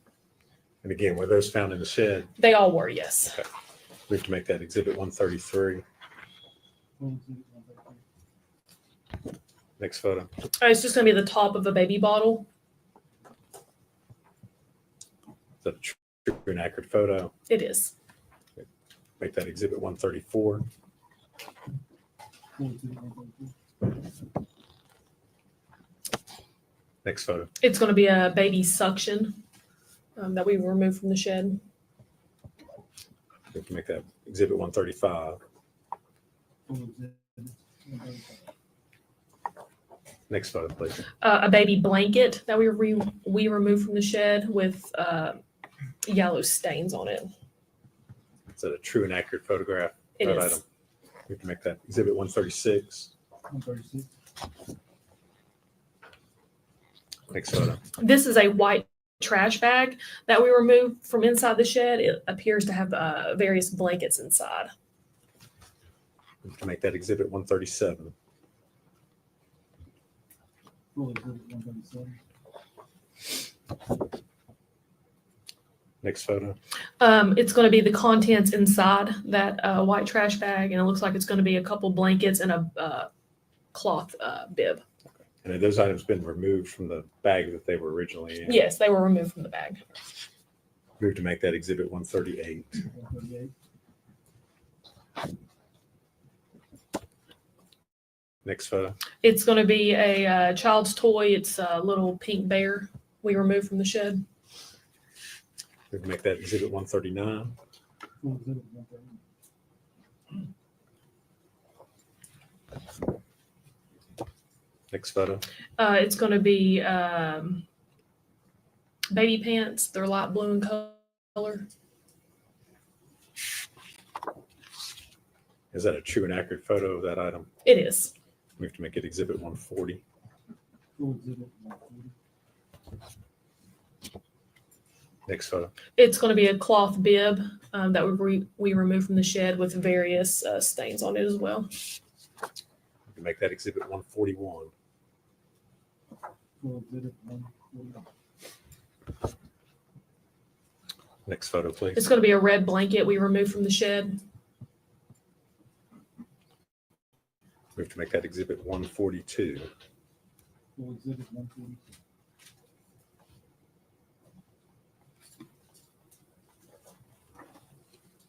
Next photo. That's it. That's it. Okay.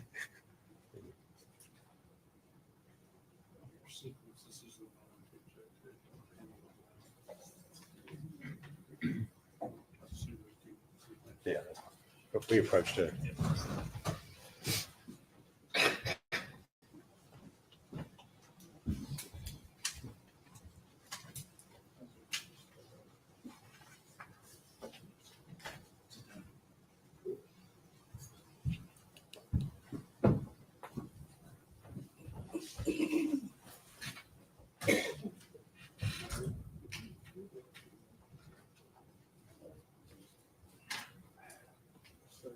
Okay, I'll try to see how many more there are.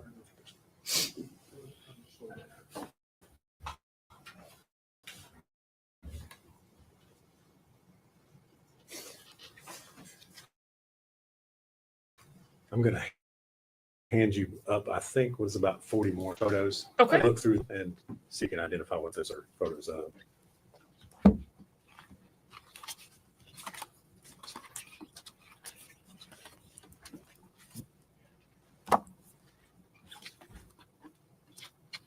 These all appear to come from inside that storage shed. Okay. Are they true and accurate photos of the items that you all removed and took from the shed out at the Boswell property that night? Yes.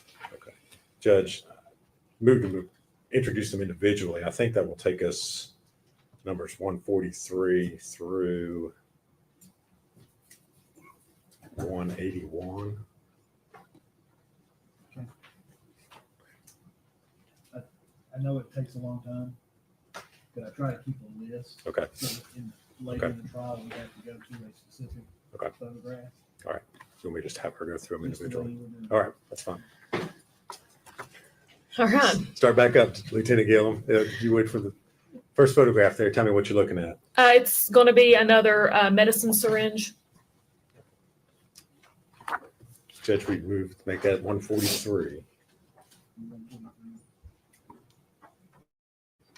Actually, if there's no objection, they'll all be moved in with their respective number.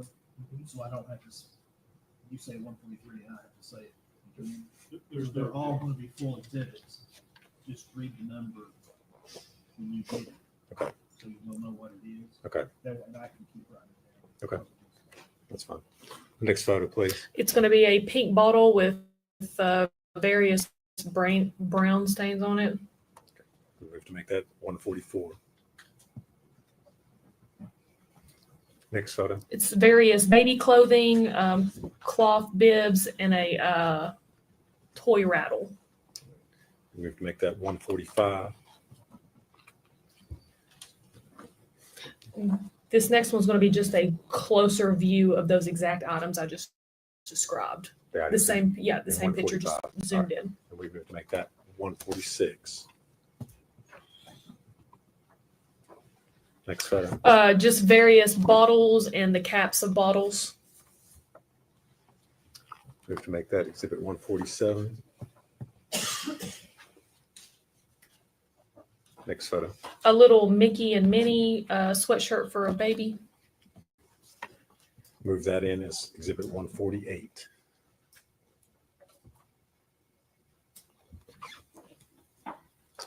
Next photo, please. I'm not really sure exactly the proper name for this, but it's like a measuring cup for like medicine liquid. Is that a true and accurate photo? It is. Make that exhibit 149.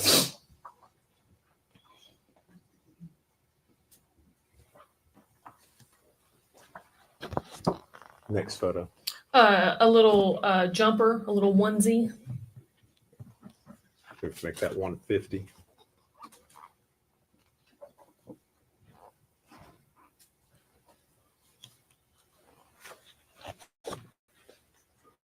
Next photo. The pillow that I described in the first set of photos with the brownish stain on it, that's going to be that pillow removed from the shed, a picture of it. We have to make that 151.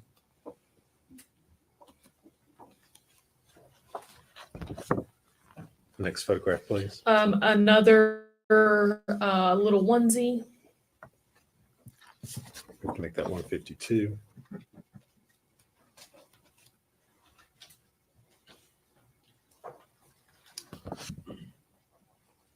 Next photo. This is another onesie covered in what appears to be dirt.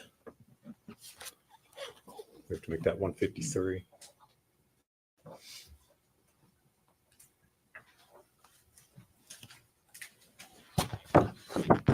The next photo. This is another onesie. It's got some various stains on it.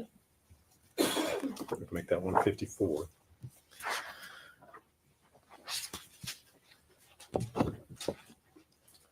Next photograph, please. Another medicine syringe. Make that 155.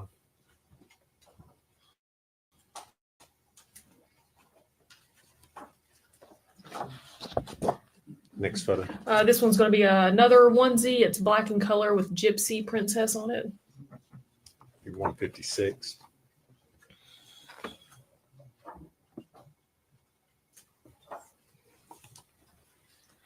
The next photo, please. This is going to be medicine. It looks like it's prescribed to Evelyn M. Boswell, and it's some sort of ointment. I can't pronounce that the name of the ointment. All right, is that a true and accurate photograph? It is. Collected? The exhibit 157.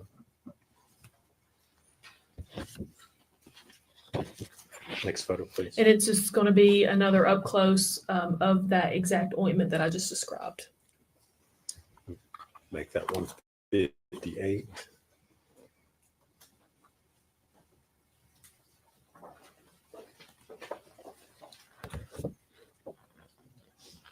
Next photograph, please. The tube of the ointment was brought out of the packaging, and that's what this is going to be a picture of. It looks like it's supposed to go in the eye. We have to make that exhibit 159.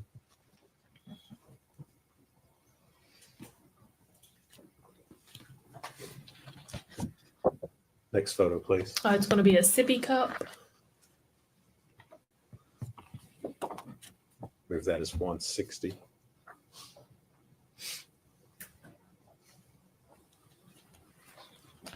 Next photo. Another sippy cup. This one's pink in color. Make that 161.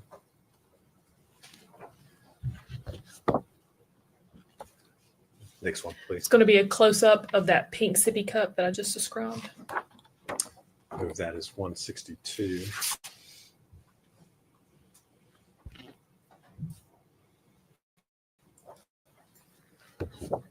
Next photo, please. This is going to be the cap of a bottle, and it's got brown stuff all over it. We have to make that 163.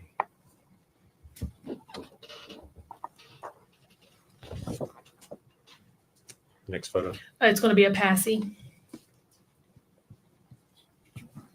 Exhibit 164.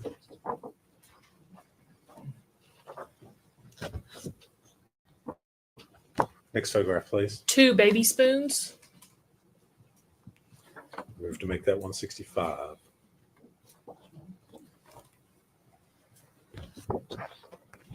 Next photo. This is going to be a diaper bag that is unzipped, but all the items are still inside untouched. And it appears to be some medicine, a Mountain Dew can, some diapers, and just various things that I can see so far. We have to make that exhibit 166. Next photo. This is going to be the medicine inside the diaper bag. It looks like it's going to be children's Tylenol. Have to make that 167.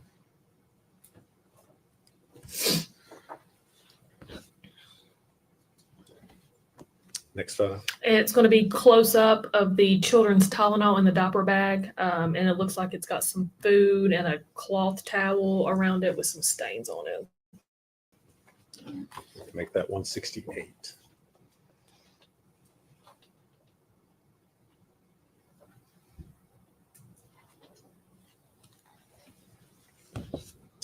Next photo. This is going to be another picture of the inside of the diaper bag showing the same thing, the Mountain Dew can with the cloth towel. We have to make that 169.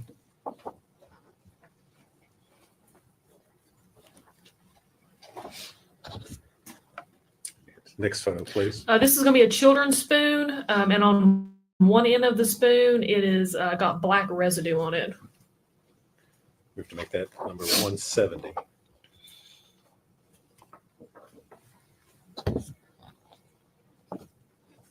Next photo. Mac and cheese baby food. Move that as exhibit 171.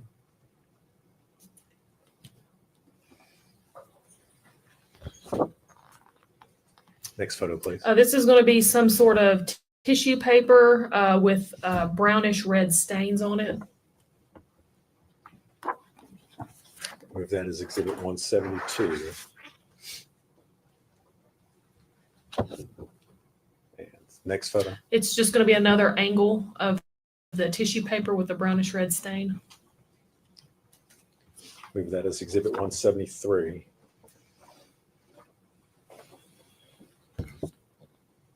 Next photo. It's going to be a suitcase with various clothing items inside. Move that as exhibit 174.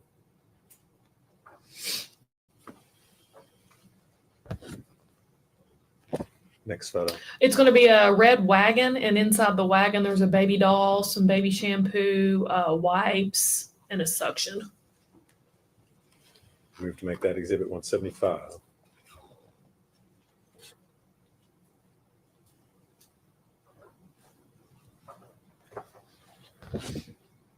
Next photo. This is going to be a picture of the items beside the wagon inside. And it's got clothing, a car seat, It looks like a little bunny rabbit, teddy bear type thing. Move that as Exhibit 176.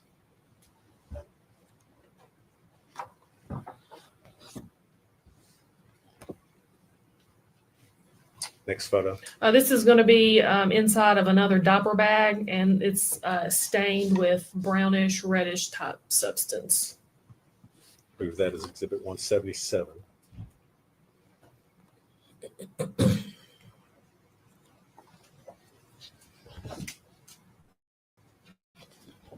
Next photo. This is a cardboard box, and inside the box is several white bags. Move that as Exhibit 178.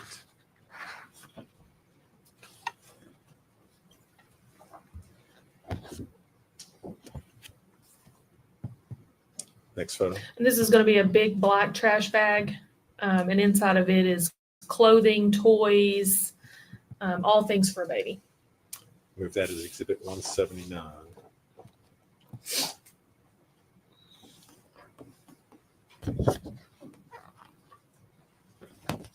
Next photo. It's going to be 5 tubes of diaper rash cream. Make that Exhibit 180.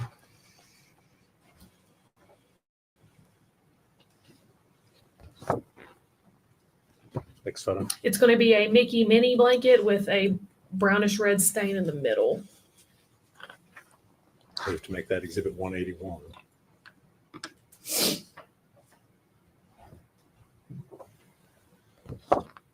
That's it. All right. Judge, I think they've all been admitted at this point. I would move to publish them to the jury.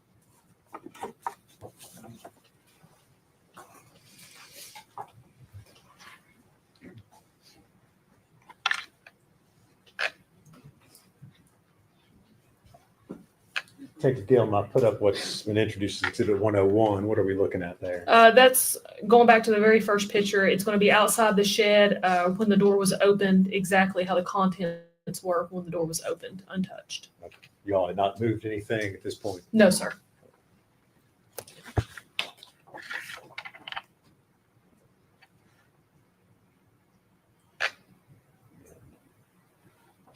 (102). Contents inside the shed. I believe that's a swing type thing and some various clothing items.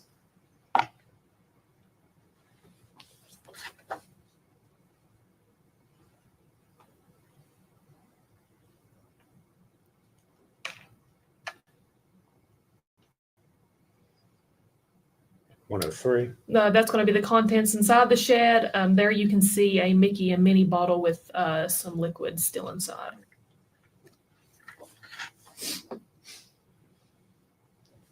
104. And that's going to be a cardboard box with clothes and a bag on top. 105. That's just going to be a close-up of that cardboard box, and it's kind of showing you there the top of a bottle.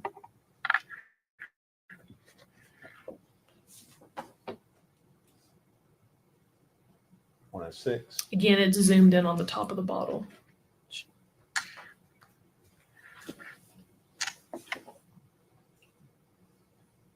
That's going to be 107. Sorry, that's going to be the suction thing that we removed from the shed.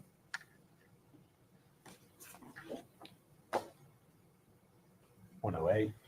That's going to be a bottle that we located inside the shed.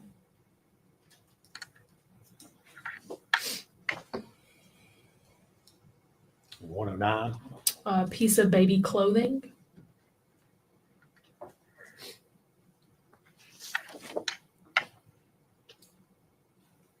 110. And that's going to be a onesie on the floor of the shed, along with a pillow there on the left-hand side. Are those the items that are sitting below the pillow? Can you tell what those are there? Looks like diapers. Or are you talking about right below the pillow? Yes. Yeah, those are diapers. And I think you have a laser pointer sitting beside you there on the stand. It looks like a. Oh, yes. Sorry. If you could, on the screen up there, point out where we're talking about.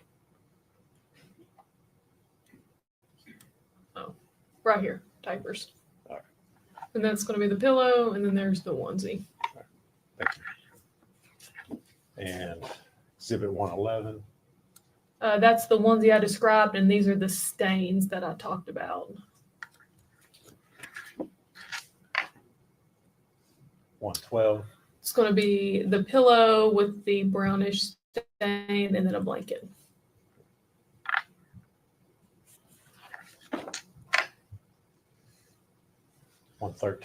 Again, it's the same picture, just a little bit closer up to show you that pillow and blanket.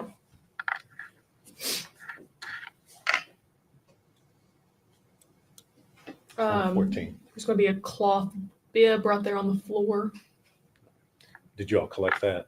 We did. 115. Again, just showing you the contents there on the floor of that shed. And for the items that you collected, did you collect all the items that were identified as, or how did you make a decision as far as what you collected? No, we collected the cloth bib and then this little article of child's clothing. Pretty much anything baby related went. Exhibit 116.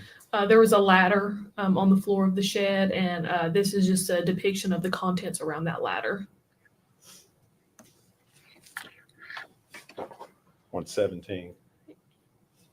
It zoomed in a little bit, but you'll see right here is a medical syringe. And you're indicating an area just inside the metal ladder that's depicted. Yes, The there should be a closer up photo of it next. 118. Can you see it better there? It's right there. Sorry, I'm a little shaky. All right. Is it the syringe? As we're looking at the photograph, it's kind of on the left-hand side. Is it slightly pinkish color? Is that what we're looking at? It is. There's a blue, what I think is a wipe case, and then it sits directly to the left of that blue wipe case. And I'm going to show you 119, which I think might give you a little better. Yes. Right there. Is that a close-up image of that syringe? It is. Exhibit 120. That's going to be the child swing that was taken from inside the shed. 121. And then this is what I was talking about, if you recall, where I said it shows the stain went through the entire swing. You can see right there what I'm talking about. All right. So we're looking at the bottom. We're looking at the photograph. That's the bottom, the base of the. Yes. Okay.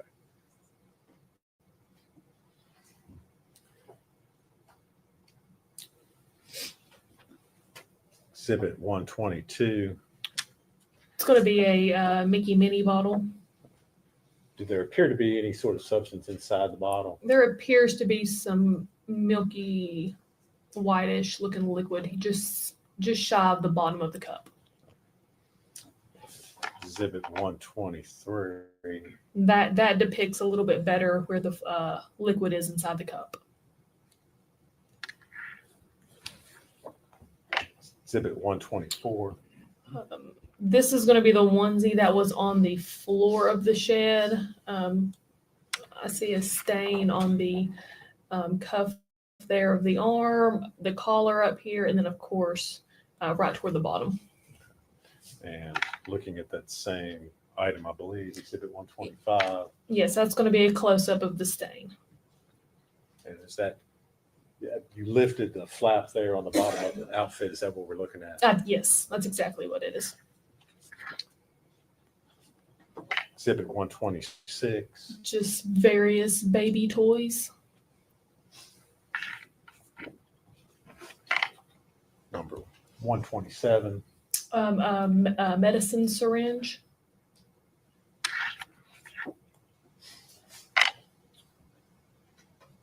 $128. A bottle.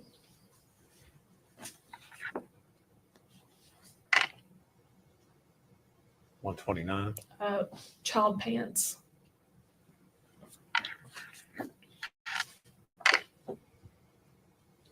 130. A cloth bib.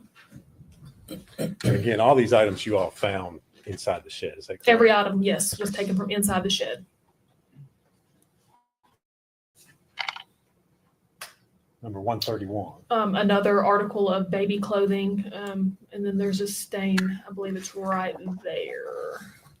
Let me show you 132, which may give a little better view. Yes, Is that that's the that exact same article of clothing where the stain is right there.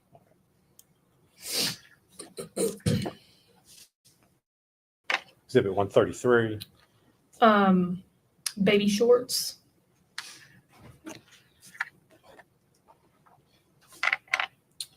Number 134. The top of a bottle. 135. A baby's suction.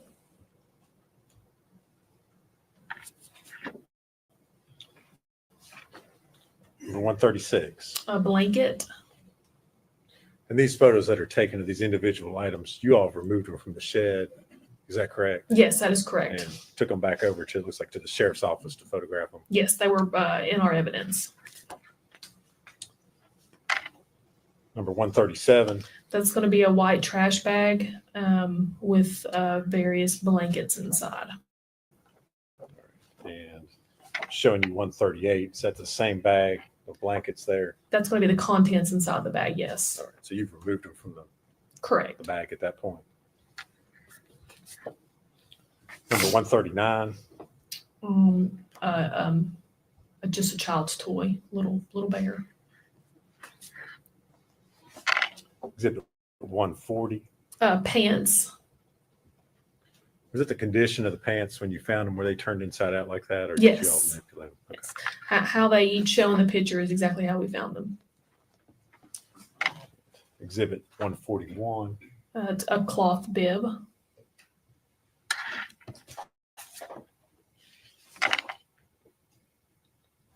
Number 142. A red blanket.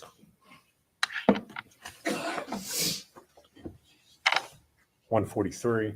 Another medicine syringe.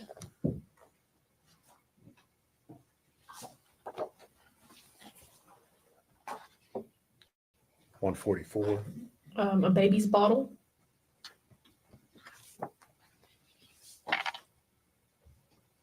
Number 145.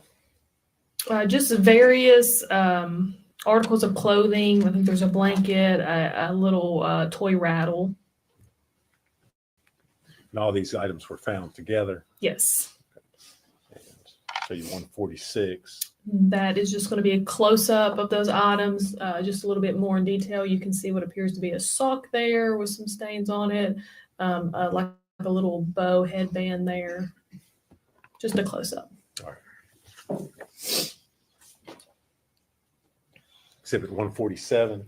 Various bottles and their lids. 148. A Mickey Minnie sweatshirt for a baby. Number 149. Looks like a type of a measuring cup for some sort of medicine liquid.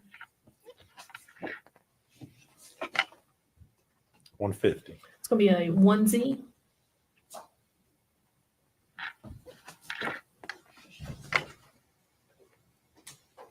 $151. That is going to be the pillow from inside the shed once it was removed.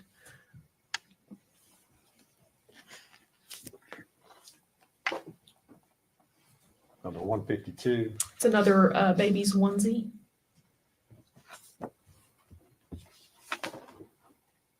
And 153. Another onesie.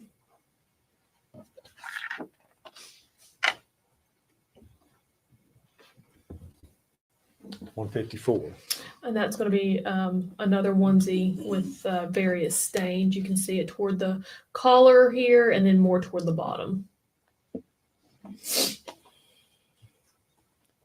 Number 155. Medicine syringe.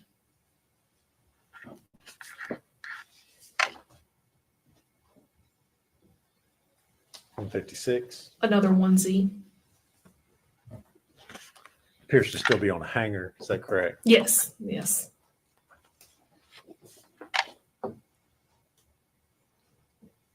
Exhibit 157. That's going to be the eye ointment. 158. The ointment removed from the box. 159. A close up of the ointment tube. All right. It looks like it says it's erythromycin Yes. ophthalmic ointment. Yes.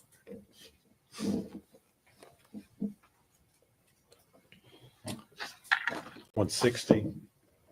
A sippy cup.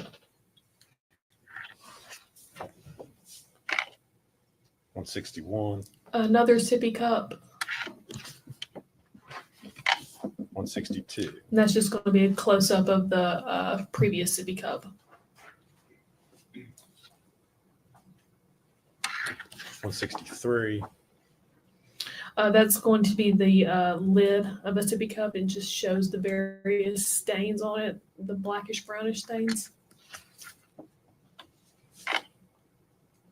164. A passy.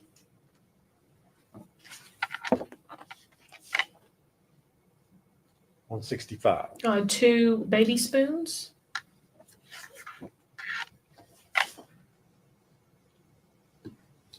166. It looks to be a diaper bag, and that's the contents inside the diaper bag. Is that before you removed any of the items from the diaper bag? Yes, sir. 167. That's going to be the bottle of children's Tylenol that was inside the diaper bag. So that was found in the diaper bag that was shown in the previous. Yes, sir. exhibit. 168. There it is in the diaper bag beside the baby's food and the cloth.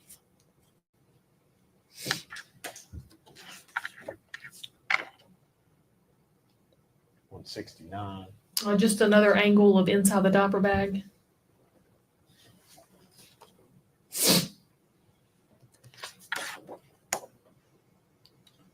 Exhibit 170. That's going to be a children's spoon with some sort of black residue substance there on the end of the spoon. Exhibit 171. That's going to be the mac and cheese. Had it been opened or was it unopened? I can't. It looks like it's been an end has been opened. Just the way the packaging was.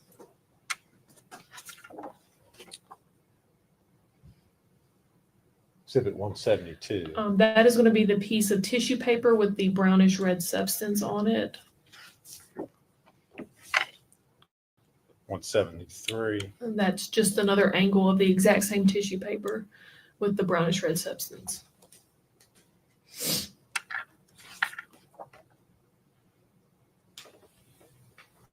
Number 174. A suitcase with just various clothing items inside.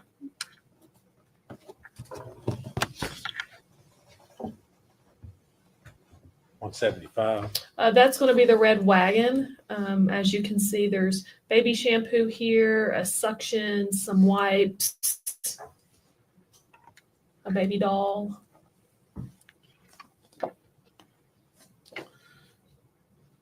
For 176. There's going to be a car seat and just some various clothing items.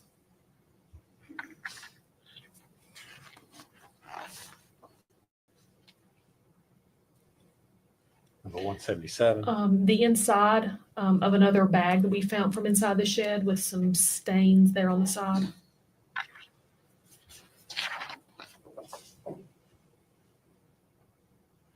Exhibit 178.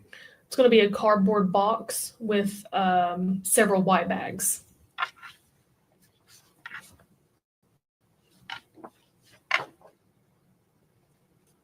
Exhibit 179. A black trash bag with various clothing and toys for a baby inside.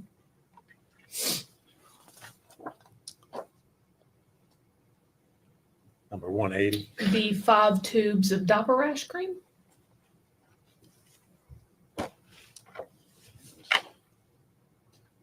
Number 181. Appears to be a child's blanket with a brownish red stain on it.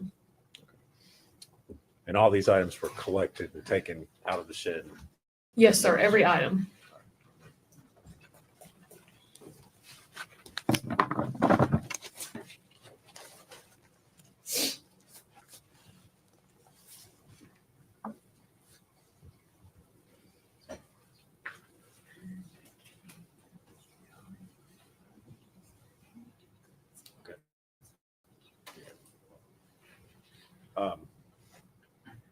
Detective Gillum, you testified earlier about the interview that you did with Ms. Boswell over the sheriff's office.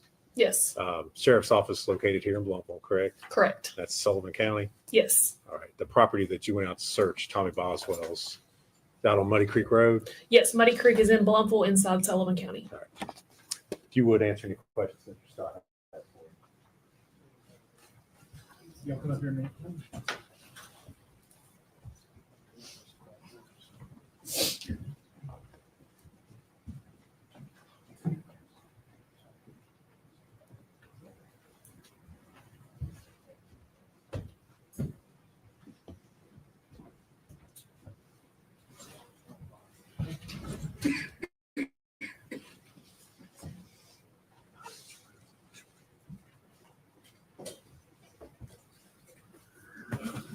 Detective Gilliam, the items you collected, all these photographs were admitted. Were any of those items since TBI lab for testing? I'm not sure if they were or not. You weren't involved in that? No, I was not. You just collected them? Correct. Okay. Let's go back an hour and a half or so to the interview we watched. Uh-huh. You talked to Megan on February the 18th, is that correct? Yes, sir. What time of day was that? It was in the evening. It was after working hours. Okay, if you could help me narrow it down a little bit more than that. So when did working hours end? Between 4 and 5. That interview probably took place around 6:30, maybe even 7. Okay. She had an earlier interview with Tracy Haraz and a DCS worker. I think you seemed to reference that in your interview. Yes, sir. Okay. What kind of time gap between those two interviews? I know when the referral first came out was right at 4 to 5 that day. And that's when Tracy and the DCS worker went to the residence and brought Megan back to the sheriff's office and had their interview. So I would say their interview might have took place around 5:36. Okay. And your interview was basically just a follow-up on their interview? Yes, sir. Continuation, so to speak? Yes. All right. All the questions I have? Redirect. Nothing from the judge. Will she still be under the subpoena? Or can she be released?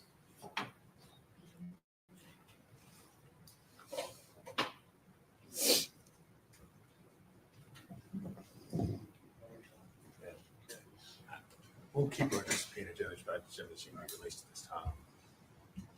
You'll still be subject to subpoena.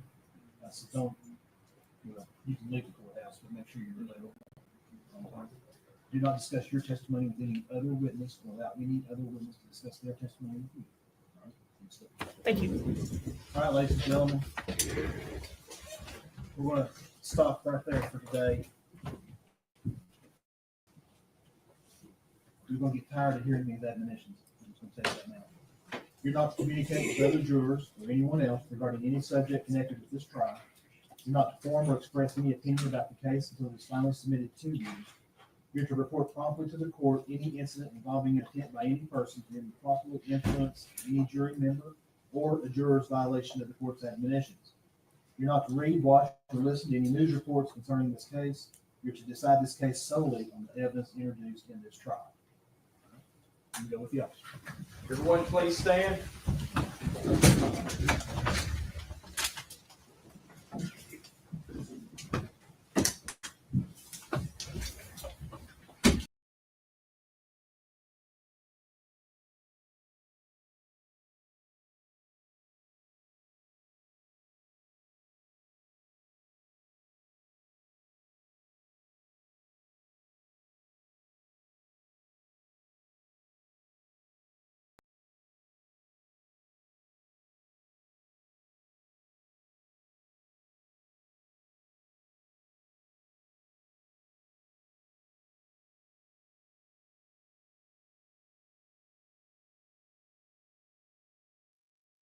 Okay.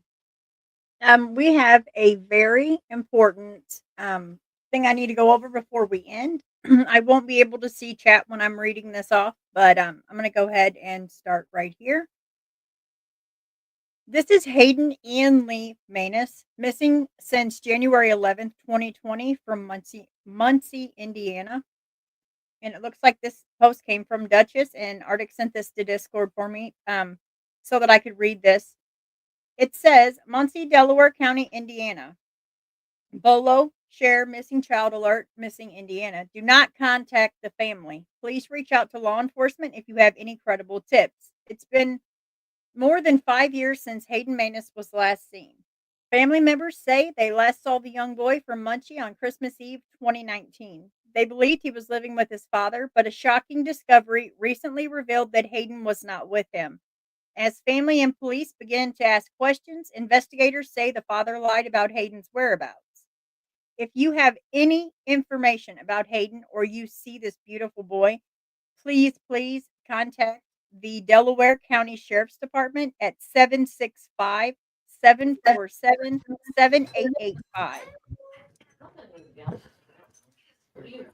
Can you send that to me in Discord as well? Poor baby. Yes, I can. Thank you. That's so sad. It's So how very, long very sad. Do they have any idea how long the 5 father's years. been lying? The father, I mean, how long he's been lying? Let's go back to it. It just says family members say they last saw the young boy on Christmas Eve 2019. They believed he was living with his father, but a shocking discovery recently revealed that Hayden was not with him. As family began to ask questions, investigators say the father had lied about Hayden's whereabouts. So he was last seen January 11th, 2020. Take a good look at his little face, his little smile. My God. Yep. Yeah, right. I'm gonna be looking into this a little deeper than just a flyer. Yeah, definitely. Okay, guys. Well, I want to thank Good each and luck. every one of you. Because Indiana's hard to get records out of. I know.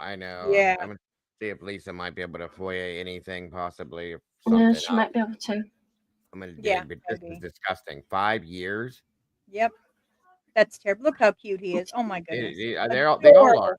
They're I know, all every adorable. single one. I know. Well, guys, I He's- want to thank each and every one of you for joining us today. I know it's a long day. We've been live 8 hours and 23 minutes, but I can't thank you all enough for sticking in there with me. And I don't think they'll have court over the weekend. If they do, I'll be live, but I think it'll probably be Monday. But I just wanted to say thank you to everyone. Please, if you will, hit like and share this out. And I hope that everyone has a wonderful evening. And Doodle, thank you for hosting this again. You have absolutely no idea how much it's appreciated. Oh no, it's fine. By all of us. I'll be You're live welcome. tonight. Okay. For sure. So if anybody's Okay. bored, flop on over. And you guys are all amazing for supporting this and supporting justice for baby Evelyn. I appreciate you all so very much. Oh, guys, you're so welcome. Really. All right, guys. Well, have a wonderful evening and look for Dago to go live sometime this evening. You guys have And a great I'll day. see you guys probably Saturday. Bye-bye. Bye, guys. Talk to Bye. you later. Bye. Does anyone understand? Does anyone lend a hand? When the silence starts to bite, will you join me in this fight? Can you see them in your dreams? Can you hear their desperate screams? A heartbeat lost in the night. Oh, will you help me be their voice? In the darkness, let's rejoice. 'Cause together we can shine a light. We'll raise our hands, we'll raise our hearts.